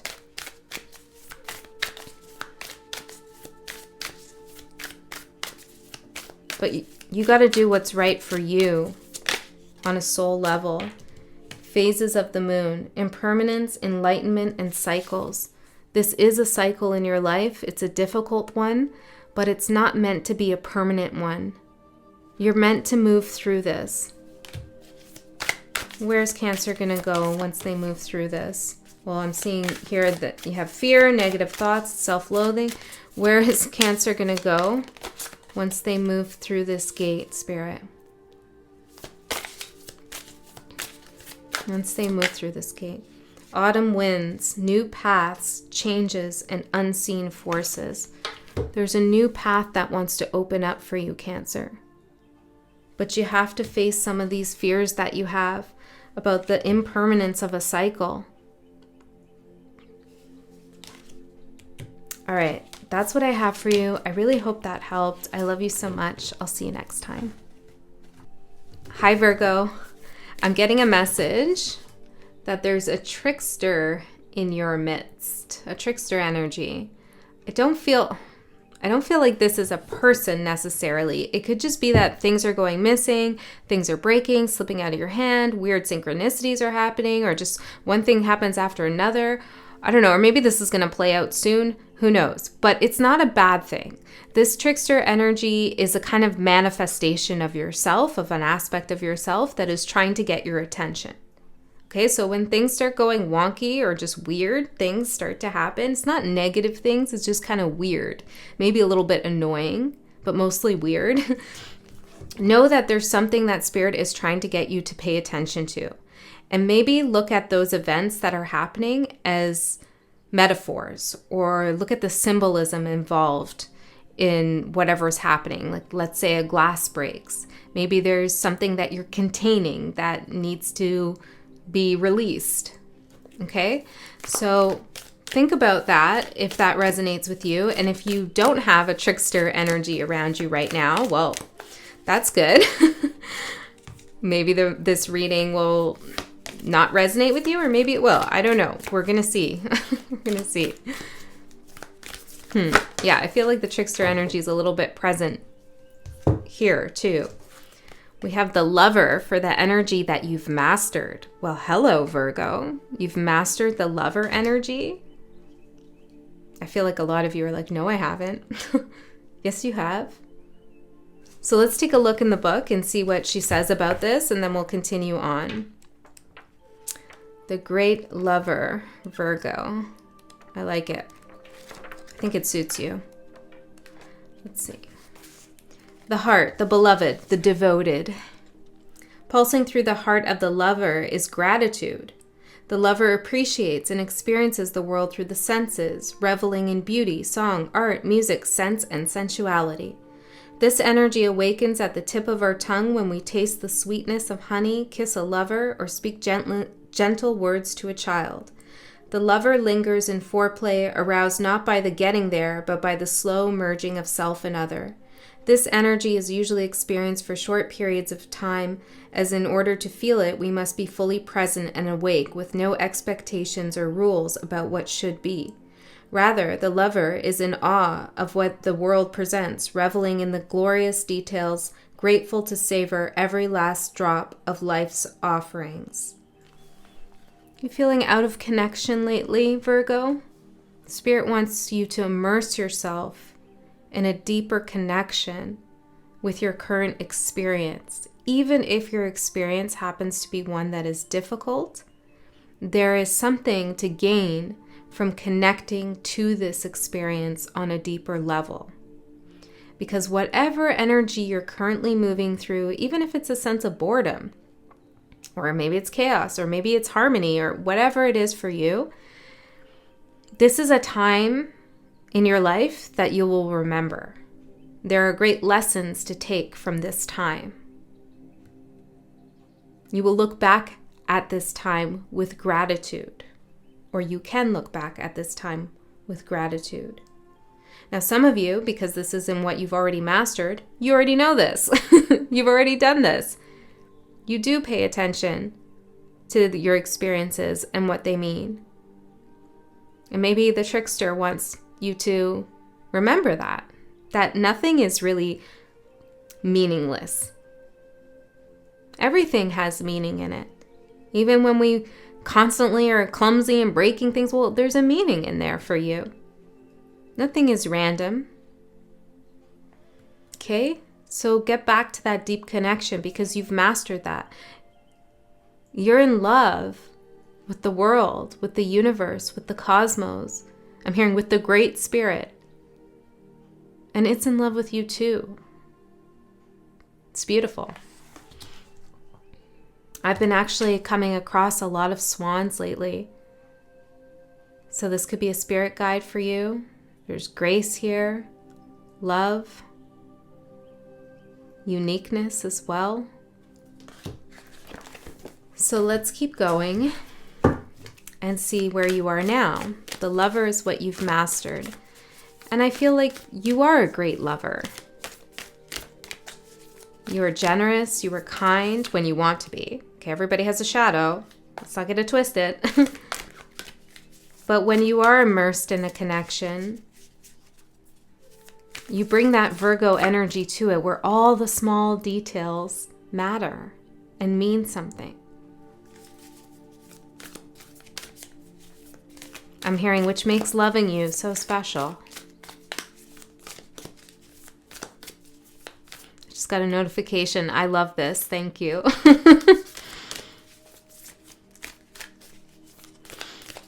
Let's see. Where are you, Virgo, right now? Where are you, Virgo? Maybe someone's asking that.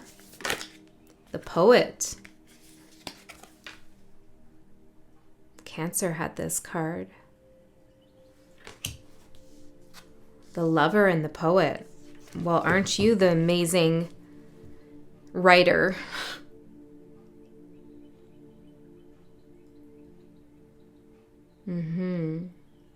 There's something about stringing together complex ideas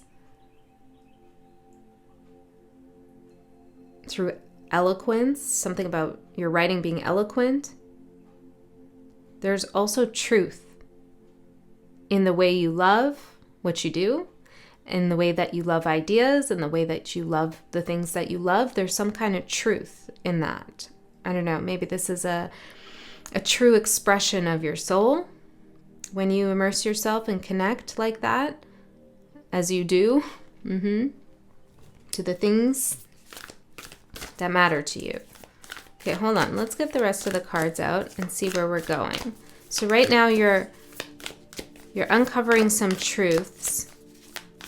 And I feel like this is coming about kind of in this roundabout way. It's like one thing happens, it leads you to something else. That leads you to something else. It's like you're constantly unlocking things because you're following the signs, the synchronicities. I'm hearing the channels. You're following the channels. Maybe channels of energy, maybe YouTube channels. I don't know. But you're following the channels, like the swan swimming down the channels, showing you different truths. Where is Virgo going? What energy will they master in the future? The ocean, following the channels to the ocean.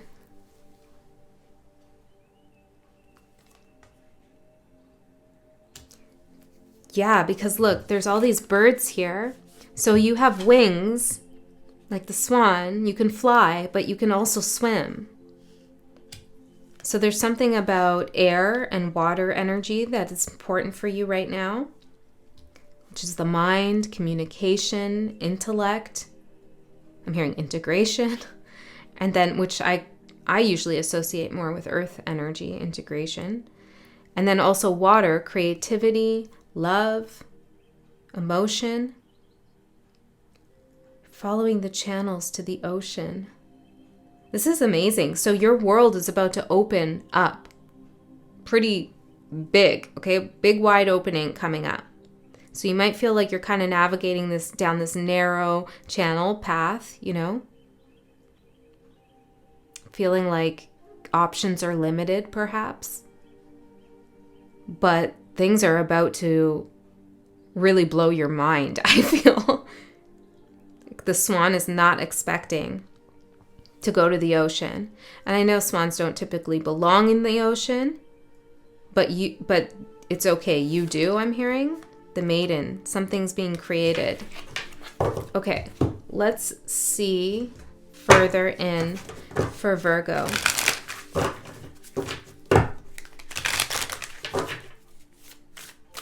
Now the ocean represents the subconscious mind, the collective unconscious as well. So you could be finding out truths about what's in your subconscious mind, what's in your shadow, or maybe what's going on in the collective. You could be finding that out. But I feel like it's just like a vista, like something just opens wide for you. Potentials, possibilities. You're able to spread your wings. Yeah, because that's what the swan's doing here. It's not just gliding on a lake. In this picture, swan is spreading its wings, about to fly. Right, so it doesn't even matter if you end up at the ocean because you can fly anyways if you don't like it there. Let's see. The theme, modern, ecstasy, and boat. Well, it doesn't matter because you got a boat too. You got a boat. Ecstasy and modern.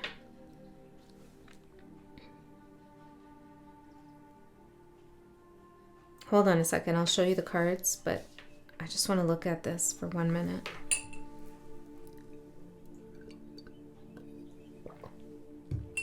Spirit has been guiding your hand.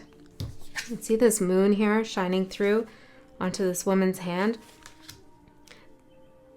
Spirit has been guiding your hand, meaning Spirit has been directing you. You may have been making decisions and not really sure why you made that decision. Or you feel called to do something, but you don't know why. It's like Spirit's kind of directing you down this channel. Okay, so some things are kind of happening that feel a little bit like you're not fully in control. You are, though. You are, but you don't know it because this is also the moon energy. But you're releasing something. See how her arms are up like this? You're releasing something. Once you get to the middle of the ocean, you're on your boat, it's like you release something. It brings you some feeling of ecstasy here. Let me see. Do I have the book? I want to see what the card ecstasy has to say.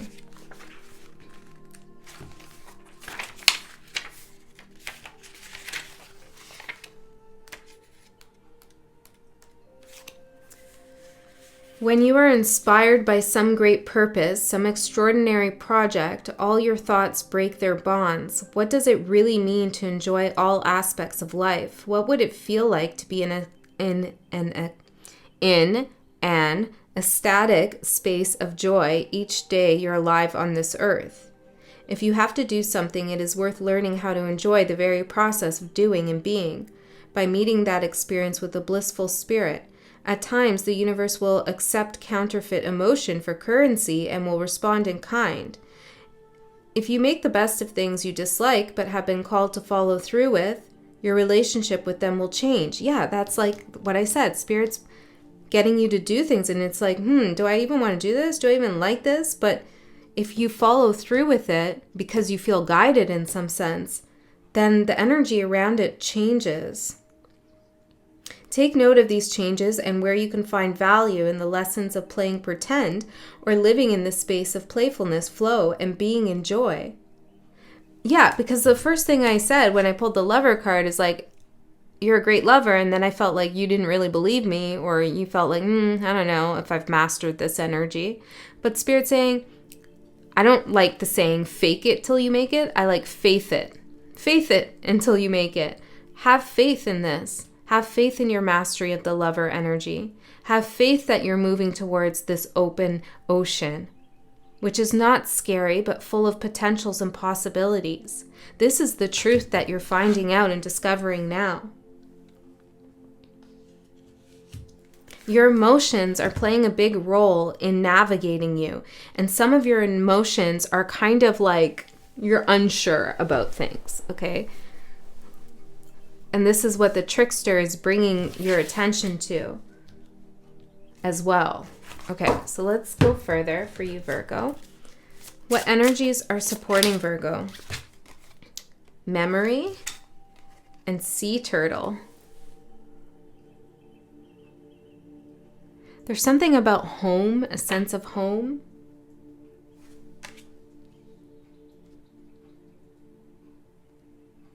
There's a memory you have of moving or changing directions that is guiding you. Can you tell me more about this, Spirit? The Ten of Swords. Yeah, I feel like there is a little bit of the devil. There is a little bit of fear in this memory, or there's something about moving, changing directions, or feeling lost at sea or lost in general. There's some kind of memory where I feel like you were on your own, you had nothing but the clothes on your back, metaphorically, or maybe actually, but it's like the turtle carries its home on its back. But I feel like you were looking for a home, a place, a community, I don't know, connection, something like that. But it didn't happen, or it happened and then it ended painfully. There's something about that that's a little bit like, brings you a little bit of like awkward feelings, okay? Or not so positive feelings. But it's important, yeah, 10 of Pentacles in reverse. It could have been like disruption in a family situation or something like this. But that memory is important for you. It's actually supporting you. So how is that important? Ace of Wands and Knight of Cups. Strength. Well, first of all, it's showing you how strong you are. Look how far you've come from that place and time. And then there's something else about like, you don't need to, the devil, experience that again. You also don't need to fear that anymore. Why is that? The Fool, because you're in a new direction. The Ace of Wands, Knight of Cups, you're creating something quite beautiful for yourself that's inspired. And it has something to do with like, Spirit wants you to reconnect to life, to your surroundings, to immerse yourself once again. This memory, I don't know, it's supporting you though. Maybe it's just time to reflect on that time in your life or that experience you've had and realize how strong you are and why. Ask why. Why did that happen to you or happen for you? Do you think? What did that do for your soul's journey? Well, I'll tell you one thing. It gave you courage and it gave you resolve. And when you get to the middle of the ocean, the swan comes out the channel and goes to the middle of the ocean. You're not scared. You're not scared of the unknown. You're in here on your boat, standing up, chilling. You're not holding onto the sides like, oh my God, I don't know where I'm going. Because you've already been through that emotion, that feeling. You know how to steer your own ship. You know that when things open up and all possibilities reveal themselves to you, that it's a blessing, something to be grateful for, not something to be scared of. Okay, let's see, what is your challenge, Virgo? The Serpent.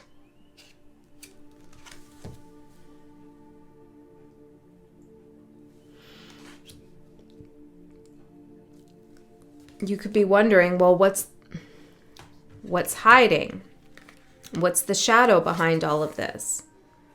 I don't know. I don't feel sure. Let's see. I'm not totally familiar with this deck yet. So let's have a look. Where are you, the Serpent? Something hiding. Yeah, I'm having trouble even finding it. 23. Something about the number 23 or 5 could be important. Or May. Beware of dishonest people. Stay the course despite the stress. Stay the course again. Go down the channel. But beware of dishonest people. Well, you're in the energy of the truth teller. This is what this card talks about. The poet. Poets tell the truth of the world, of emotions, through their eloquence, through their ability to work with metaphors in a way that touches the soul, in a way that really gets to the truth. And that's what you're doing too. So you already are aware of dishonest people. But the challenge is you feel like maybe not. Maybe you haven't totally seen everything there is to see. Maybe somebody is pulling one over on you. Don't let that fear hold you back. I feel like you do have a good grasp on your direction, even if you feel like you're not sure where you're going. You might not logically, rationally have a good grasp in terms of you can see it unfolding in this way and that will be the result, but you have a good grasp in terms of like you feel guided even if it feels uncomfortable or not right or weird, you feel guided nonetheless. So trust that guidance. Okay, let's see the outside influence for you, Virgo. The Nine of Cups. This is somebody who really wants to support you, wants your wish fulfillment to come true. Or it could be an aspect of yourself that's manifested in the energetic form, okay? But this is an energy that wants to see you happy.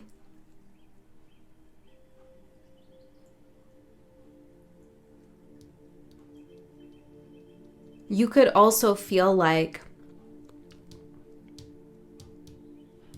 you're not sure if you're working towards your dream or somebody else's dream, or you might be concerned that your dreams and your goals are being influenced by someone else's wishes.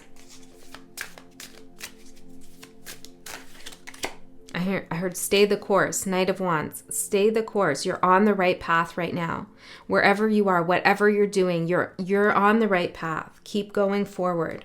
The fears are normal, I get it, but you're about to get to the ocean. And once you master the energy of the ocean, I mean, think about that. Virgo masters the energy of the ocean, the archetype of the ocean. That's extremely powerful.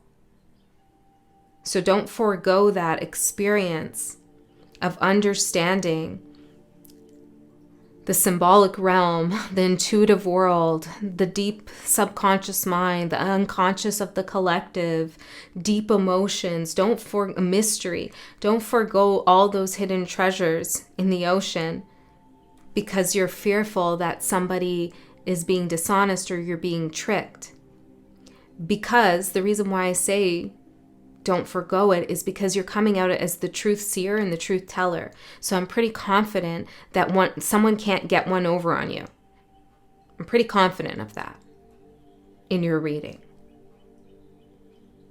But there is some unsurety you have. Trust yourself. So let's see your guidance, Virgo. 10 of Wands in reverse. Yeah, you got to release some energy here that you're holding on to. It's weighing you down. What is this? 4 of Cups. Apathy, High Priestess here.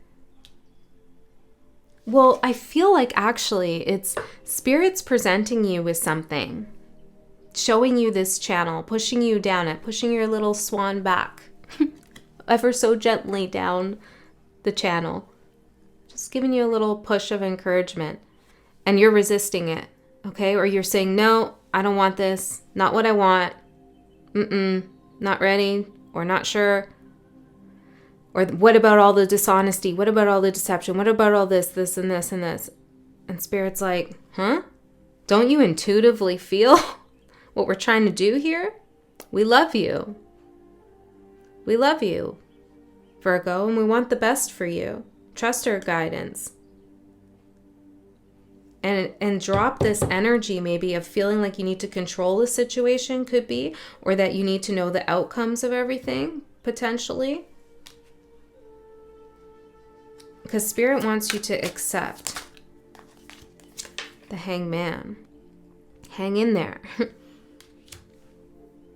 You're going to see something from a different perspective soon enough. Okay? As the card said, things are going to start to feel and look different for you. Maybe you need to look at this whole situation from a new perspective.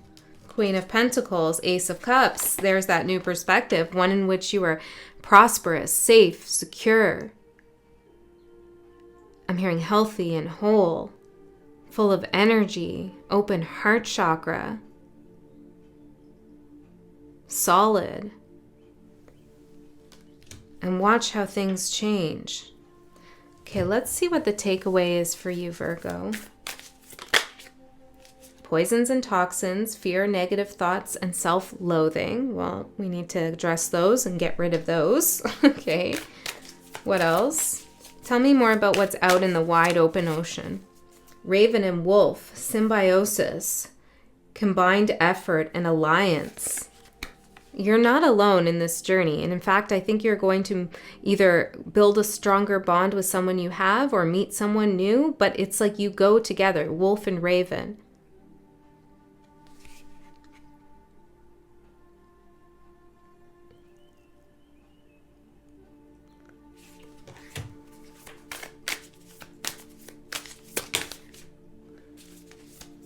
No, we'll take it. Phases of the moon. I feel like, we'll see the ocean here. You master the ocean in the future. There's something about mastering your emotions. I'm missing something though. What am I missing here? Let's pull another one of these. What am I missing, Spirit? The healer. Maybe you're on the healer's journey, the healer's path.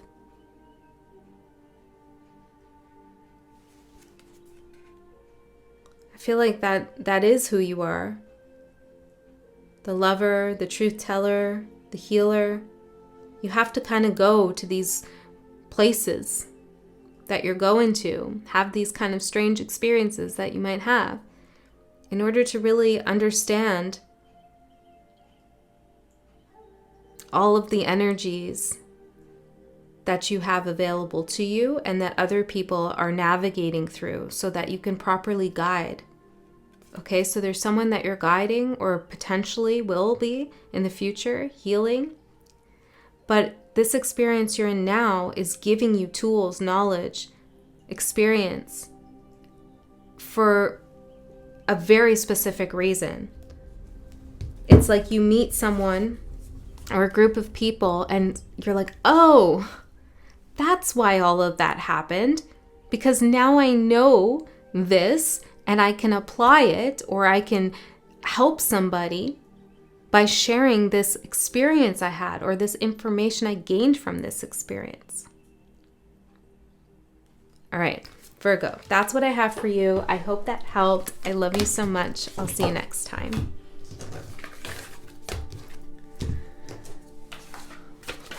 Virgo, who's next? Who is next? Ow. Virgo.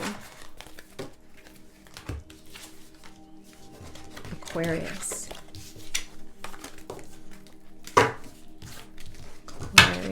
Aquarius. Okay, Aquarius. I'm getting Aquarius. Where art thou, Aquarius? Hold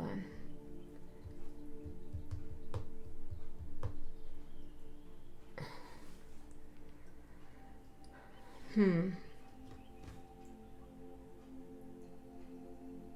Yeah, that's what I thought. Because I heard where art thou, Aquarius, but it doesn't sound right to me, so I looked it up. And it says that it's often a misheard line, and the line is actually, wherefore art thou, Romeo? Which, okay, so people tend to think that that line from Shakespeare, right, Romeo and Juliet, means where are you? But it doesn't mean that. Wherefore art thou, Romeo, means why are you Romeo? Not where are you, Romeo? Interesting. Okay, Aquarius, what's going on here? So you might be asking, why are you the way you are? Or somebody's asking that of you. And perhaps there's a misconception, a misperception that you or someone else thinks that the question is, where are you? But it's not. The question is, why are you who you are?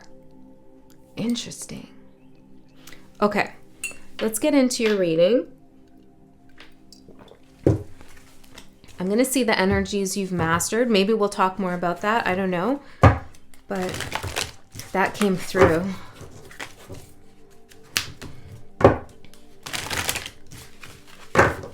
Three more. Someone might have cats named Romeo and Juliet. I don't know why I'm getting that, but...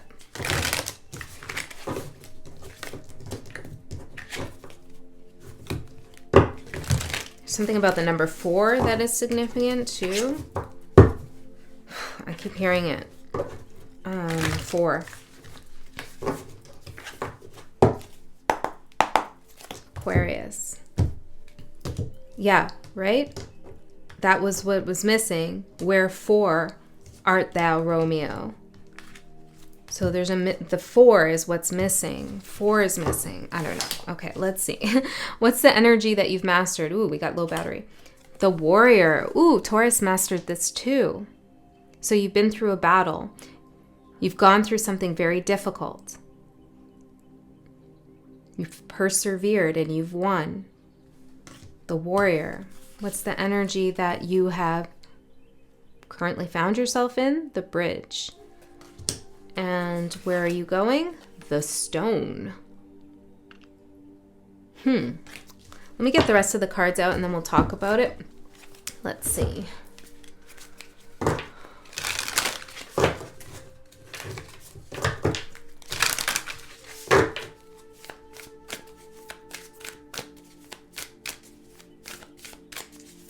This is kind of Romeo and Juliet looking. Now, I don't have to be talking about love. I could be talking about anything in your life. Okay?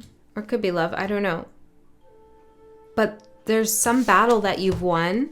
You had some download about this, insights, intuition, premonition, and it's like you're building something out of what you've learned. See that? The bridge is also your download. And there's 2 hands here. Okay. Give me some more context, Spirit. Authentic expression.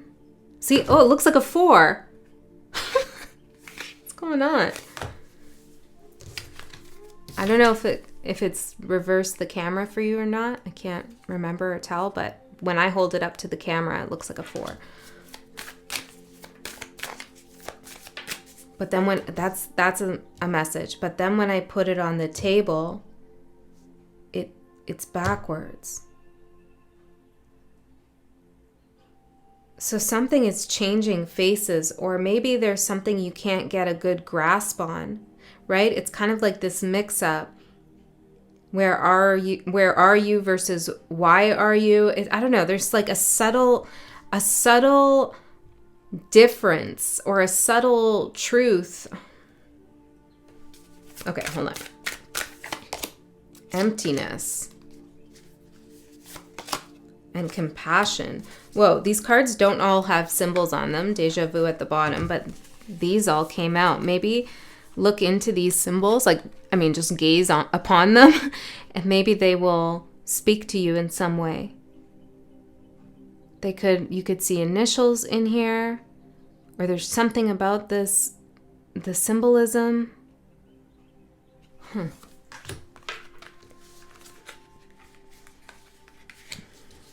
Compassion, emptiness, authentic expression.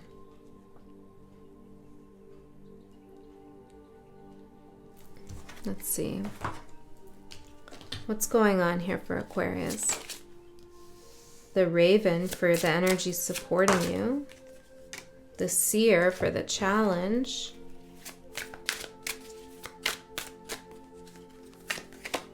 The outside influence is the Seven of Swords.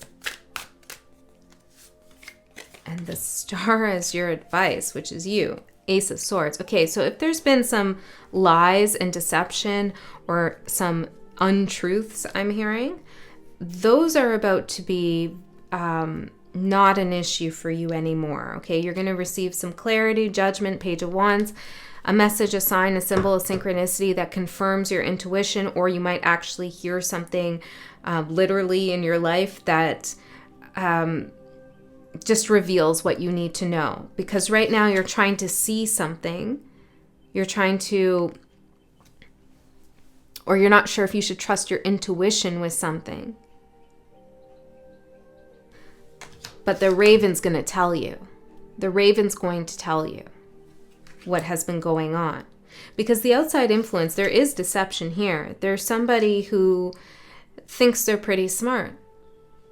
And maybe this is the person that you're asking, why are you the way you are? Why are you doing this? Yeah, okay, this is not for everyone, but it is coming through. Someone could be thinking that you're asking to yourself, where are you, to this person. Maybe they've ghosted or they just shut down in some way. They're thinking that that's your concern. Where are you? But you're actually over there being like, why are you the way you are? Or maybe you're not saying it with such attitude. Maybe you're asking like, why are you like this? Like, who are you? What's been going on? Because you are having compassion here in a situation. I feel like you're kind of understanding that somebody is lacking some depth, or there's something kind of hollow about someone. Maybe they need to make up stories, or they need to say things that aren't necessarily true. They have a lack of authentic expression. Like there's an emptiness here with their authentic expression. But you're having some kind of sense of compassion for this. Maybe, yeah, for some of you. Okay, let's go further. Tell me about the battle for Aquarius. Tell me what this battle was. I'm just going to shuffle this a couple more times. For Aquarius, tell me about the battle. I'm hearing juju, bang, juju bang. I don't know, guys. What's that?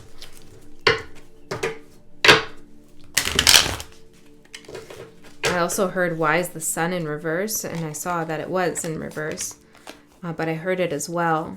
Perhaps this is a question too that somebody has. It's like,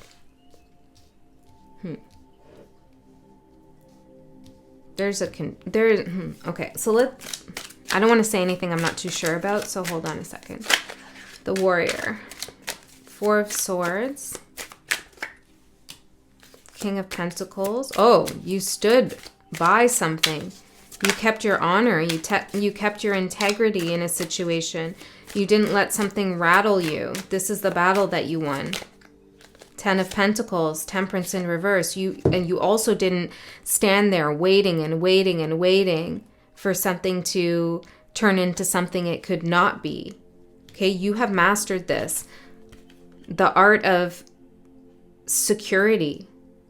The art of security. But this is like in the decisions you make. Something happened that could have rattled you pretty excessively, but you chose to take the high road, or you chose to be quiet, to be still about a situation, to find inner peace, go within, know that you're safe, you're secure. Okay, you also have some material support at this time. Okay, so there could be some gain that you're experiencing in your life in some way. It's helping support you to know that everything's going to be okay. There could be a Sagittarius of significance for you, but somebody who has little patience, could have been you in the past or maybe someone else. It's like you're not giving into that energy. You're focused on security and long term. Okay, so let's see the bridge for where you currently are, Aquarius. 10 of Wands in reverse, and the World in reverse. Devil at the bottom. I'm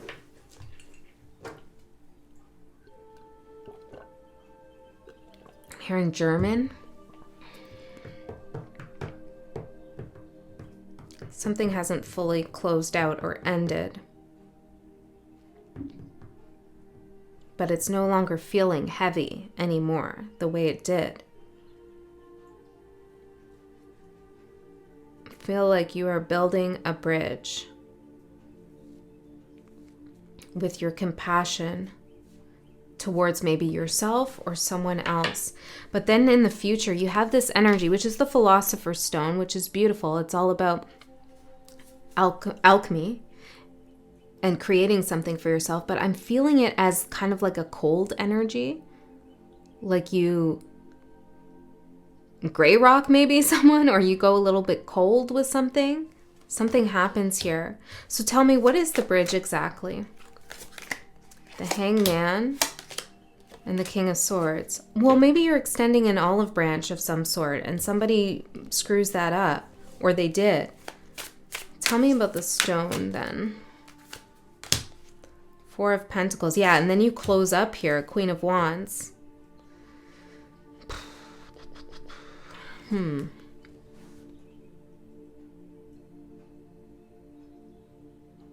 I feel like whatever's going on, you did the right thing, or you're going to do the right thing.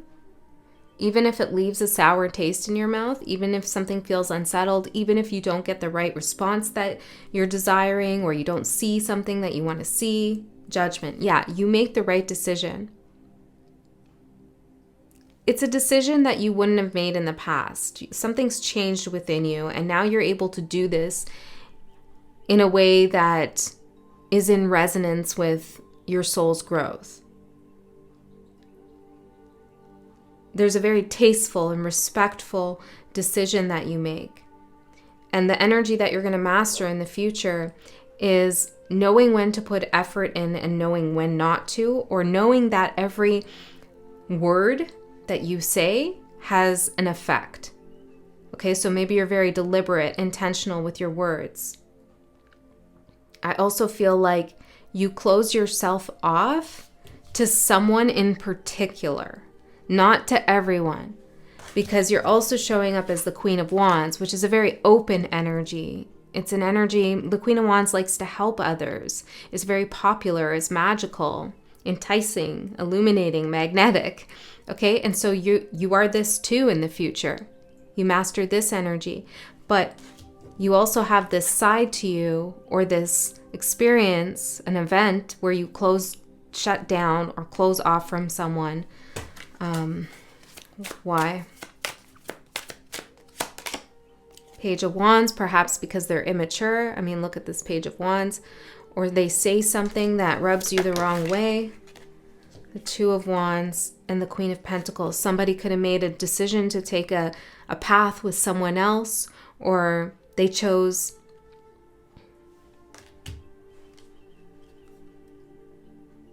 the Devil. Yeah, the Queen of Pentacles here is coming up in a shadowy energy. They could be self-centered, self-righteous, just concerned with what's going on with them. It's like that's the path they chose. It's immature. They made you aware of it. And so now you're not going to give to this energy anymore. But you're also not letting it affect you totally. You're still growing. You're still developing. You're still beautiful and open and kind to those who deserve it. Perhaps you're more discerning now. For some of you, somebody makes a choice in the future that really reveals to you and really shows you exactly who they are. And they're doing it to get your attention in some way. See how he's looking over here at the Queen of Wands? But it backfires, or it doesn't pan out in the way they hope, because it just allows you to finally close the door. Maybe you blow up this bridge, so to speak. Okay. Raven is supporting you. That's a messenger. That's intel and insight. Four of Cups. About why someone is who they are. Now, when Juliet asks Romeo, why are you Romeo? She's not saying it like, why are you the way you are? She's saying like, why do we have to be from different sides of the track? Why do we have to have such differences between us that don't allow us to come together? Well, you're going to find out what those differences are. Two of Pentacles. Differences. Okay, and what are they? Two of Cups. Romeo and Juliet right there. Oh, interesting. Oh, interesting. Can you see that?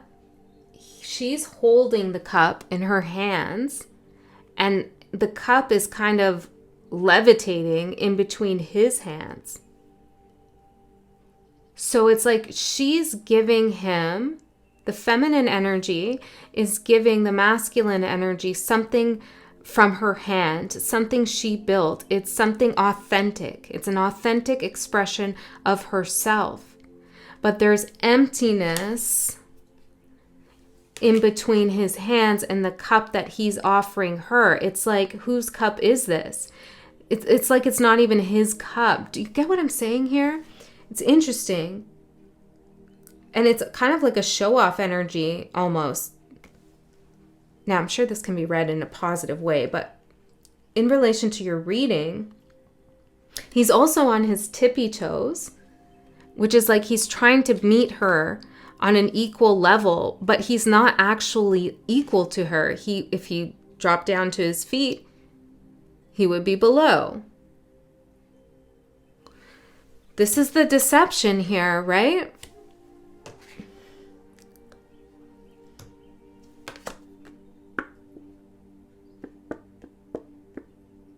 So the differences between you are one of you, the feminine energy, which I'm thinking is you, okay? The feminine energy, regardless of your gender, is authentic. You're expressing yourself authentically. Your feet are firmly planted on the ground. You're showing up exactly who you are, offering something, and it's clear where it's coming from.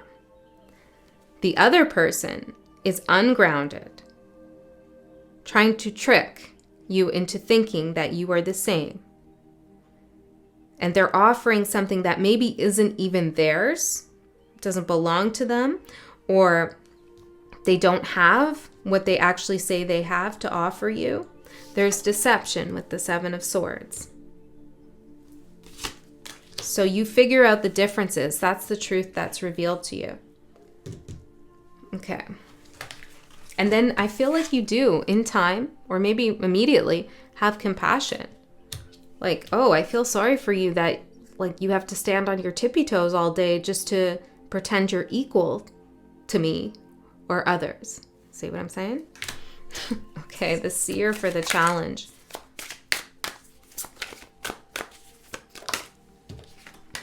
King of Cups. Yeah, maybe you're viewing this person as a King of Cups when they're actually Page of Wands. You're trying to see them as someone who they are not.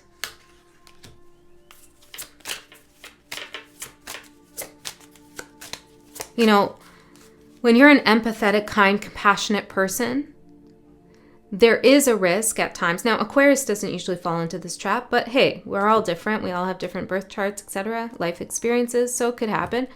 But sometimes we feel or we think that everybody is coming with the same intention that we are. You know, we forget that others are not always authentic, that others are not always genuine, or they don't have the best intentions, or that they can go to such low levels to try to convince us of something. We can forget that. I mean, look how it all ended for Romeo and Juliet. It was a bad plan. It was not good. Okay, so I feel like maybe you want to think about, like, maybe not everybody is as compassionate as you are. And I'm not saying go out there and have a jaded perspective of all of humanity and all the people you meet, but stay aware, be discerning, listen to your intuition and your gut feeling.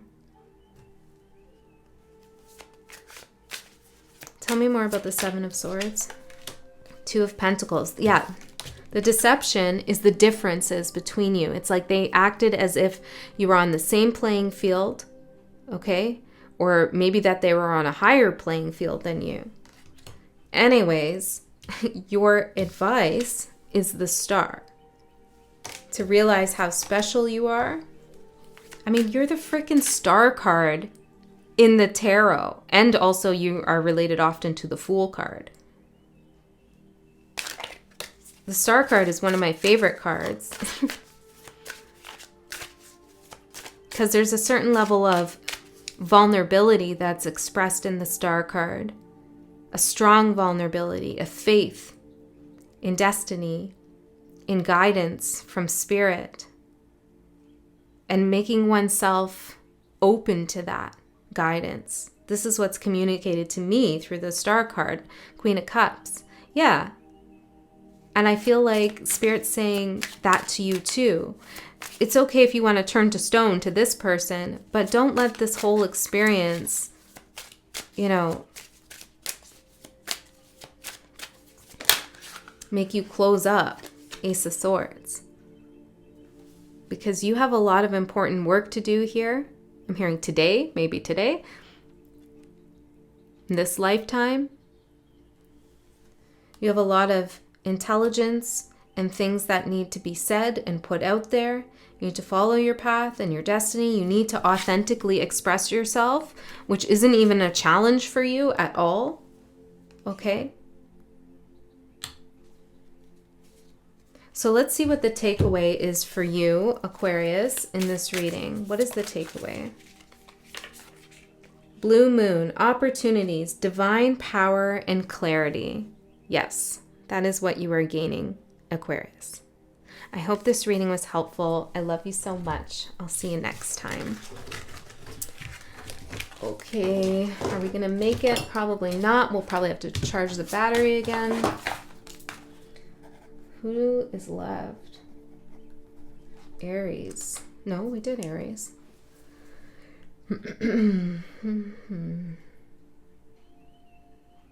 Leo, Libra, Scorpio, Pisces.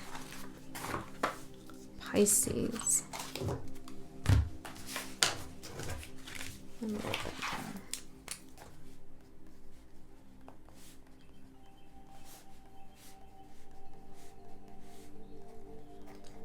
Pisces.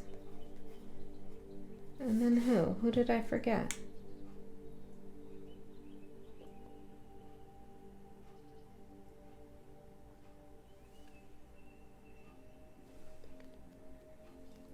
Hold on a second. Whoever's here. Thank you for your patience. I'm trying to figure out who I'm forgetting here. Okay, we got Gemini. No, we did Gemini. Didn't we do Gemini? I didn't write it down. I swear we did Gemini. I'm gonna have to go back and look. Gemini. Maybe Gemini needs another message. I don't know. 13 Gemini. Okay, interesting. Pisces.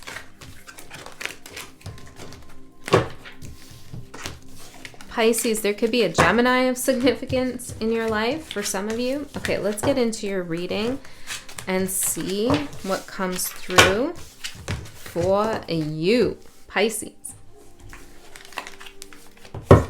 What has Pisces mastered?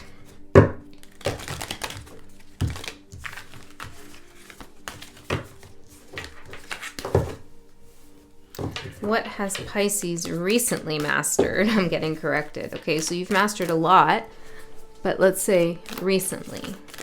Ooh, the heart. Love it. You've mastered the archetype of the heart. Doing things from your heart, opening your heart chakra, following your heart.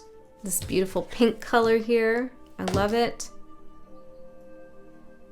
I feel a sense of hopefulness that is not naive, but that is guided from the heart. I also feel like you've healed your heart from something. I also feel like you are able to see when someone is coming from the heart and when they're not. So let's see, where are you now? What energy are you working on now? The warrior. This has come out for a few signs. So you're kind of in a battle right now. We'll get into it. Let's see, where are you going? What energy are you going to master in the future? Just one. Whatever's most significant, Spirit. What energy is Pisces going to master? The animal.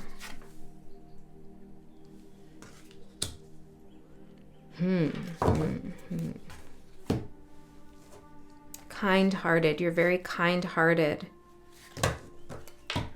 That said, there is a time and a place when the warrior must reveal oneself themselves. And the warrior, while noble, can often be a little brutal.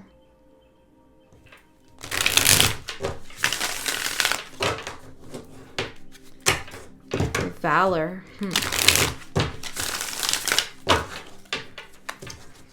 Three more.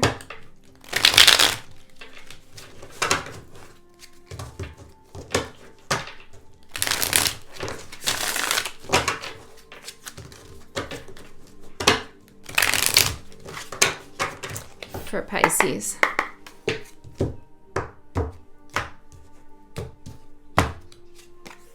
Ooh. Okay. Let's see what energies are supporting you.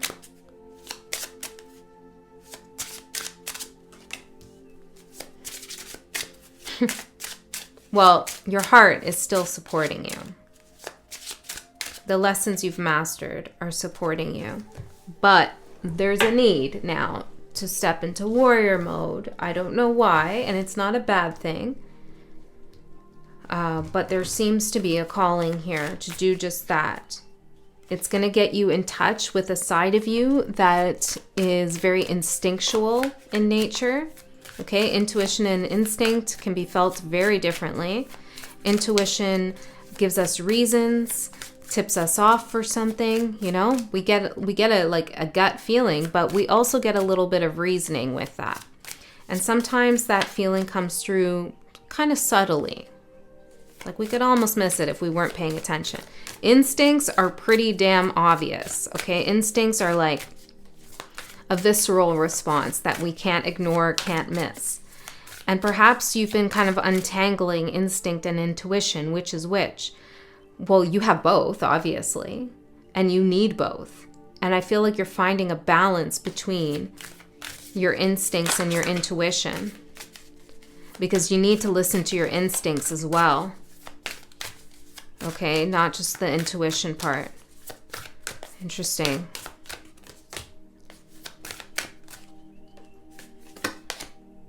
Protection, yeah.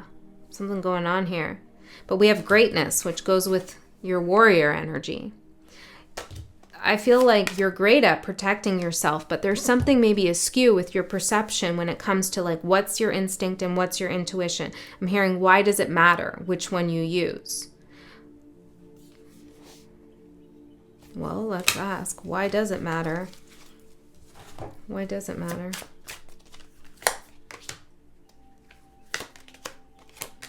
Because one, instincts often come from a place of fear. Nine of Wands in reverse. This is being defeated, being fearful, being exhausted, being, hurt, putting up your boundaries. So you can activate an energy of fear, or an instinct will trigger a fear that you have. Or you might come across a situation in which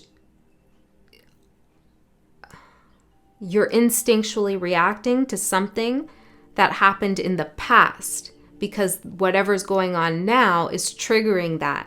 So what is happening now doesn't necessarily demand that same response that you're feeling it does, okay? And then intuition, we have the Lovers, the heart again, comes with information. There's a greater spiritual decision that is involved when we follow our intuition or not. Okay, so let's get in.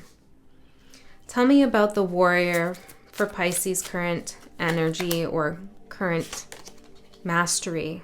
Six of Pentacles and the Star. You're fighting for your path, your destiny. You're not going to let anybody tear you down, bring you down.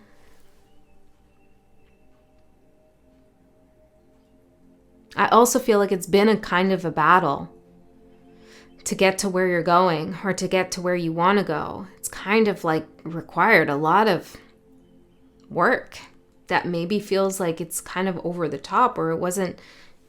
Why was it so much work? Why is it so much work? It's because you're meant to master the warrior energy. So there has to be a conflict. There has to be a battle. Because when you master the warrior energy, what you gain from that is knowing what battles you should fight and what battles you should not. The Lovers. Choose your battles wisely. Once you master the warrior energy, you're able to do just that. I'm hearing the struggle is real. Some of you could be really working at your career or your money or something like that. And there is going to be a situation where you need to choose your battles wisely. Okay, there's a conflict where Spirit's saying, probably not worth it. And this is a conflict maybe where your instincts and your intuition get mixed up. You feel like you have to fight for your life, fight for your survival, fight for, your place in this company or in this project or in this position or in this relationship. You get kind of animalistic with it. I'm hearing you go rogue. I don't know.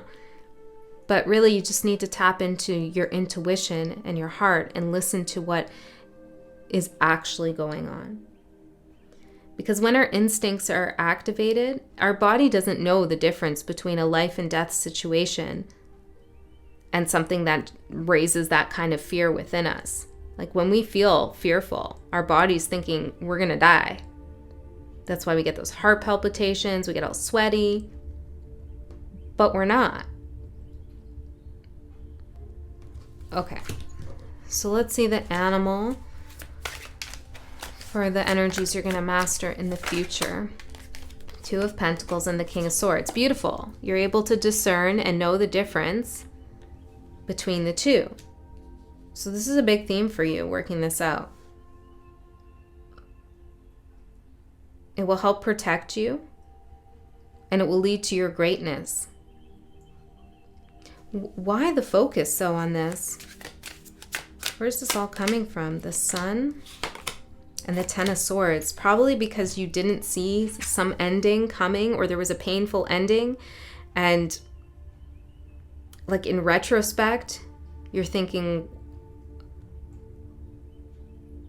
why didn't I see that coming? Or why did I act like that? Or why, there's questions here.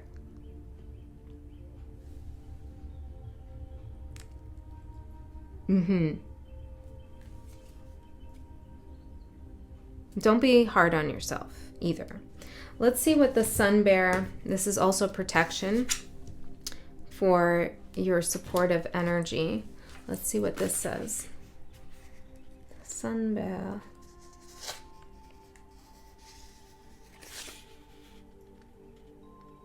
Where are you, Sun Bear?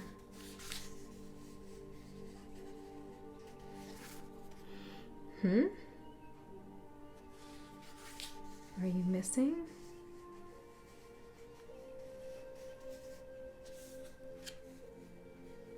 It's not. Oh, here. Interesting. You could think someone has more authority than they actually do in a situation. Summon the strength to help steady your spirit. Listen to your intuition and let it guide you. I kid you not. That's the energy supporting you. See, and we would think of bears as instinctual because they're animals. But this archetype coming through in your reading, the Sun, and we had the Sun card, is actually about intuition. Right.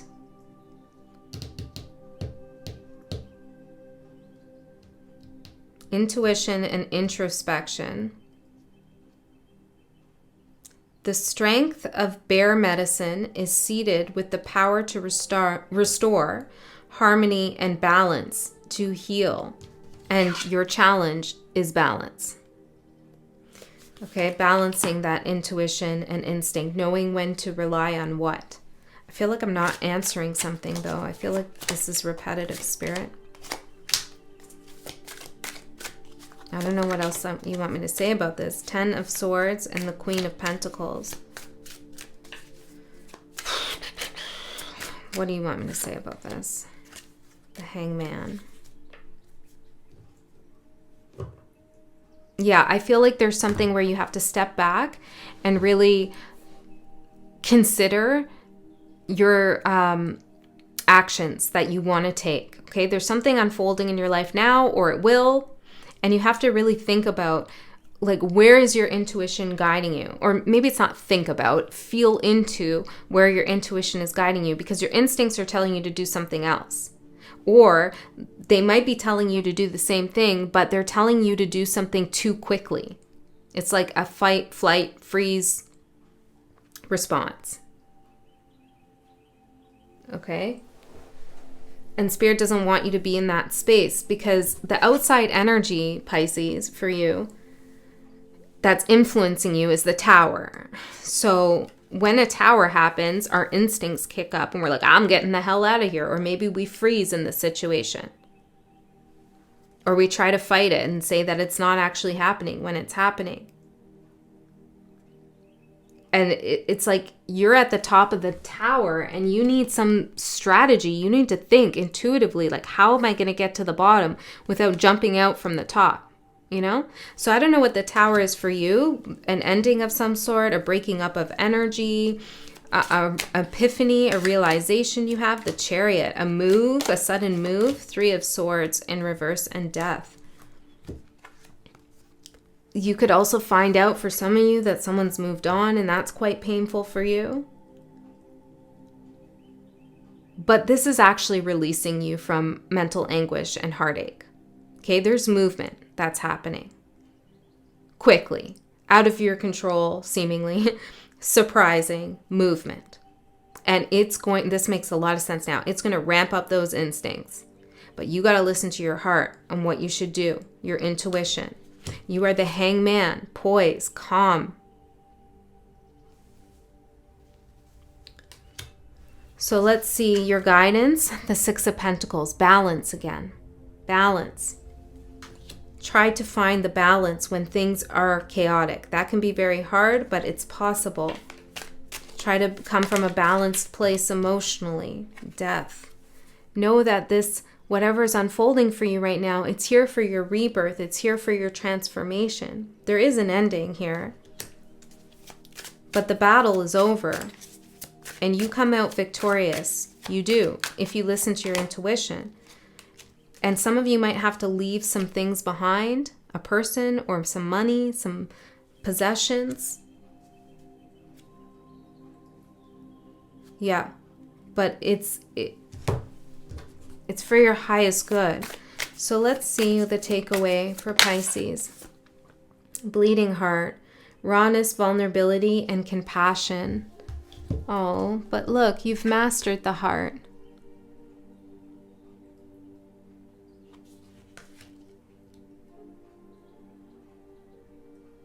So know that even if this is difficult, you know how to heal the heart. And still come to situations from the heart. You know how to trust your intuition. You know how to do this. So when your heart breaks or bleeds, metaphorically,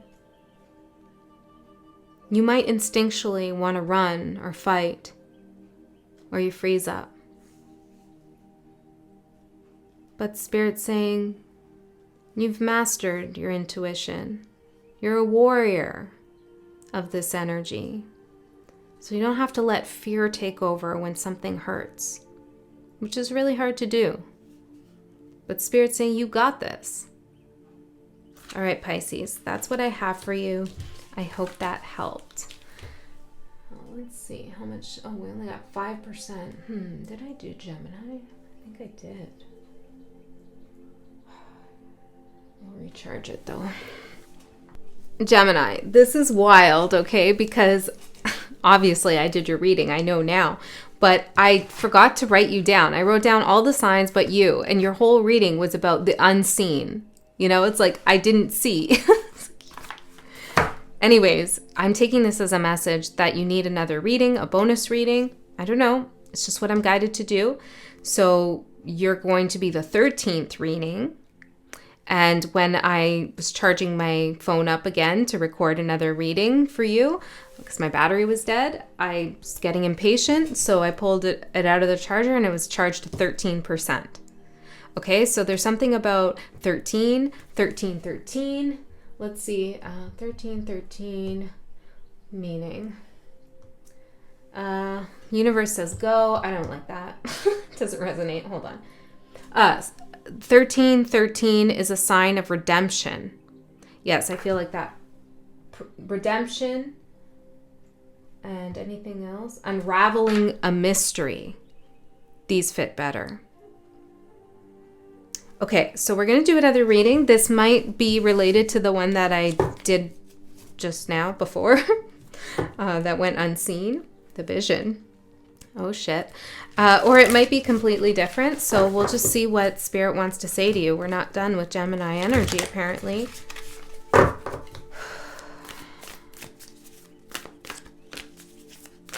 You might see that number on a receipt or something like that. $13.13. Let's see. I'm hearing Dickens. What message wants to come through for Gemini?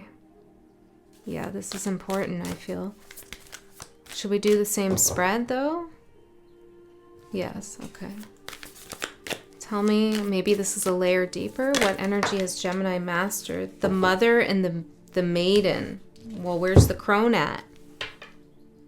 Well, you're on your way to it, right? You've mastered mother, maiden and mother. Okay, let's see. Where are you now? The sustainer.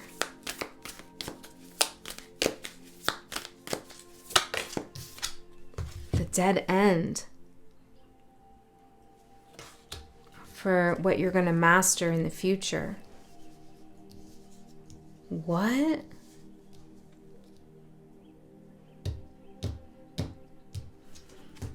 A riddle indeed. Let's see a little bit further here for Gemini. Well, it's like you need the last piece of a puzzle, right? Because we have maiden mother, you need the crone. I mean, we can look 313.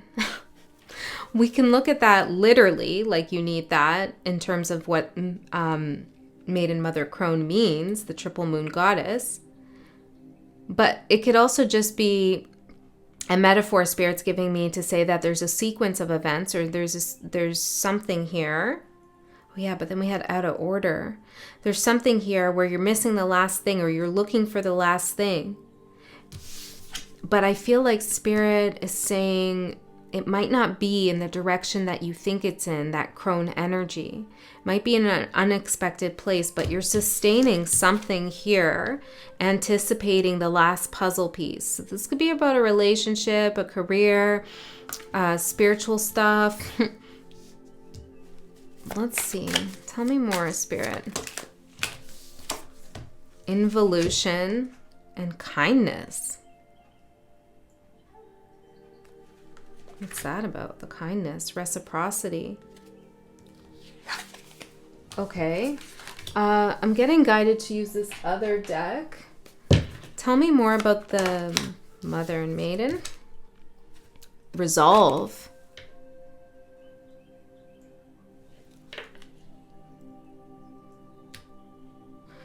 Perhaps you're looking back on your life and you're being kinder to yourself about the decisions you made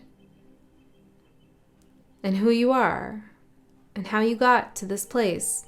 I'm also seeing just on the screen here 1313 meaning pregnancy. Maybe some of you are about to birth a human or a creative project, a sustainer. But you're resolving something deep within you. I feel like you're being kinder to yourself, or you should be, to that aspect of you that is creative, excited. I also feel like some of you are transitioning from one life stage to the next. Maybe this is aging or it's something financial, but it's like you're moving into an unfamiliar energy, and it could feel difficult for you. But you're starting to resolve this and be kinder to yourself. Tell me about the sustainer for Gemini.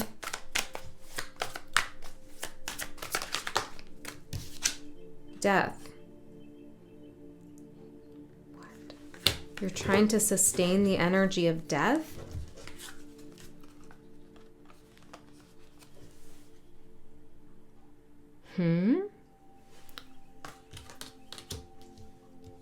Well, that's certainly not gonna, I mean, that's gonna go to a dead end for sure. Some of you have wanted to do something with your life that you haven't done yet, and you might feel like it's too late. Okay, or you need to take a risk in order to do this thing. Do it. I just saw this calendar online that, you know, has all the weeks of our life. And when you put like the whole calendar, say you do from when you were born to maybe when you're 90 or 100, and you see all the weeks, it's like, wow, it really quantifies the time that we have here. And it's like glaringly obvious that we need to really be fulfilling our souls consciously more often than we're not. I feel like there's something perhaps a little soul-sucking for you right now, or not soul-fulfilling, that Spirit really wants you to attend to. Doesn't mean you have to bash yourself for not doing something earlier, for getting into a situation that you're currently in. Be kind to yourself. It's okay. It's cool. Whatever. But now that you've recognized that there's something else that needs to happen, that needs to be done, you got to do it. Because you're sustaining a stagnant energy. Now, I know death is also transformation in the tarot. I do realize that. But because we have the dead end for what's coming after this, I feel like you're just sustaining the energy of an ending. Or something that gives you no life. There's no life here. There's something lackluster. What is the ancient power of the 1313 number?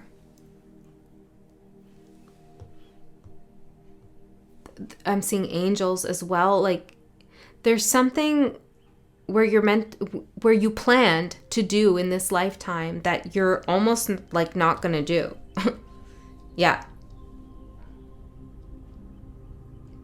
It's interesting. I feel like, well, I'm going to watch this reading back after I post it. And then I'm going to watch the other Gemini reading, because I feel like the other Gemini reading might make more sense after this one. Well, that's what Spirit said originally. Something is out of order. Also, the number 811. Okay, so let's see what the dead end is. The adversary. What? What's this adversary? It's like, who's that? What's that? The child. Oh.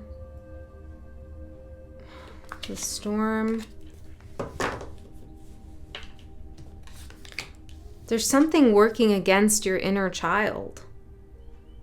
Or you're trying to conceive, maybe literally or metaphorically, but you're hitting a wall with it. It's a dead end the way that you're going about it, or the way that something's happening, which doesn't mean you're not going to birth something into being. It just means that, like, this is not the right path, or maybe it's not the right person. I don't know, whatever. You take what resonates and what doesn't, just leave it. But it's like you're making your inner child, the part of you that wants to do this thing, or really wants to explore, or really wants to break out of this stupid, boring situation and routine, or whatever's going on for you. This child that's like, come on, let's go, let's do this thing. You're making that aspect of yourself your adversary. And that's why Spirit's saying you got to resolve this relationship within you between the child, the maiden, and this part of you that is mothering, trying to protect yourself. It's like, because, hold on, how do I say this right? It's not that you're trying to punish this inner child that wants to explore and do things and create in the world. It's that you're trying to protect it. But the way that you're protecting is not leading to your own growth. It's overprotection here. It's like a helicopter parent syndrome inside, you know? And Spirit's saying, you got to resolve this. Or maybe this is what you're beginning to realize. You have to be kinder to your inner child and allow that inner child to grow. Involution and kindness. Because whatever you're doing right now to protect yourself, maybe psychologically, emotionally, financially, whatever it is for you, you're trying to sustain something that can't be sustained. Shouldn't be sustained. I mean, look what this person is sustaining. It's just like this gray ball. Like, what is this even? You know? Is this really what you want to sustain?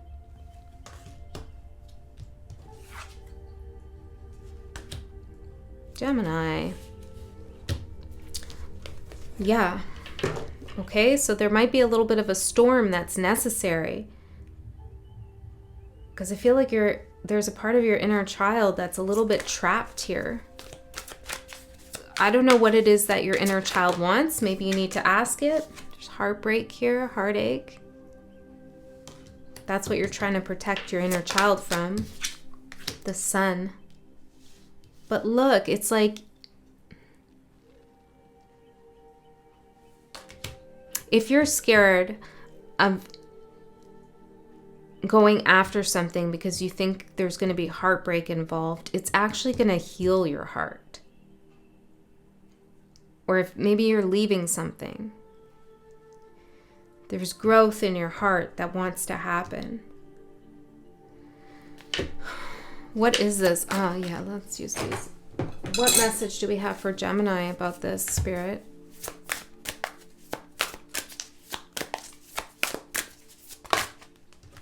Obstacle, the wall, and wailing tree, reconciliations. Oh my goodness, with resolve and the dead end. This is like the same cards almost.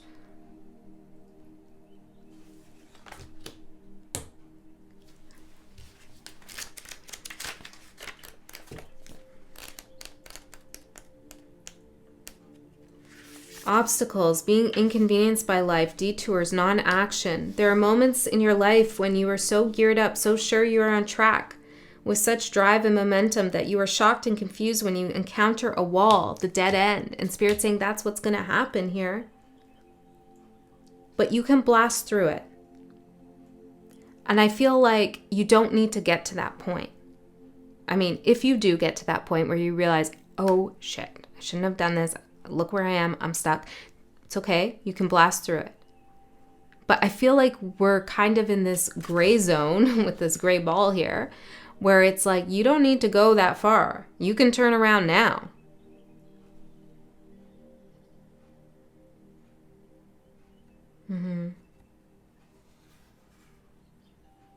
Okay, let me see what the wailing tree says. Grief and mourning, a time of necessary losses and reconciliations. When you encounter the wailing tree on your path, it's an invitation to stay a while and regroup, a place for you to rest and allow yourself to say goodbye to what no longer serves you. You may have been overdoing things, working too hard, or putting too much effort into life with little reward. If you've been considering making a change, now is the time to do so.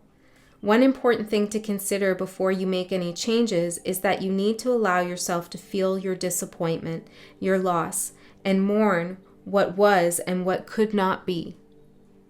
This is a way to honor your experience, to give yourself time to consider all the gifts in it, to put proper closure on it, to really know that you've learned as you walk away from it and into something new. Even in the perception of failure, there is much good to be discovered. However, skipping the stages of loss doesn't get you to reconciliation any faster. In fact, you will discover that you will have to come back at some point, so do it all now. Look at it all squarely and honestly, and stay with your feelings. Life is not either or, it's both and, this and that. So as you dive in and process this, allow it to become a temporary travel companion on your journey. The feelings that this will bring to the surface will be challenging for sure. Yet, like all things, they will pass soon enough, and you will be more enriched by the experience. From heartbreak to heart healing and growth. Gemini, there's something you're doing. Maybe it's not for all of you. You'll know. Or something you're involved with. It's not giving you the life that you deserve and that you so desire. And your inner child is really telling you, we got to resolve this conflict between the part of us that's a protector, overprotecting us, and the part of us that wants to create and have fun and be joyous and try new things and be adventurous and follow our heart's desire. We need to resolve that issue. Okay, so let me pull a couple more cards. I don't know why, but let's see. We have white buffalo. You might be seeing feathers. Did that come through for you before? And the gate. I feel like you're being guided here towards this gate. Let's get one last card for Gemini. I think that's it. Spirit guides you with signs and synchronicities. You will see a feather, I'm hearing. Okay. You will see a feather. Poisons and toxins, fear, negative thoughts, and self-loathing. You deserve the life that you want. And the only thing holding you back is your own fear. Or the idea that you don't deserve it, which is bullshit. Because you do. Winter bone, reflection, transformation, and rebirth. Look, this is a transformation and a rebirth in your life that is not the easiest. It is going to come with some losses here. You may experience some grief, okay? But Spirit wants you to really honor yourself, be kind to yourself, muster up that crone energy that's missing from this picture. Maybe that's the unseen in your other reading, the unseen crone energy that you have. And allow your inner child to be heard, to be acknowledged, to come out, to enhance your life.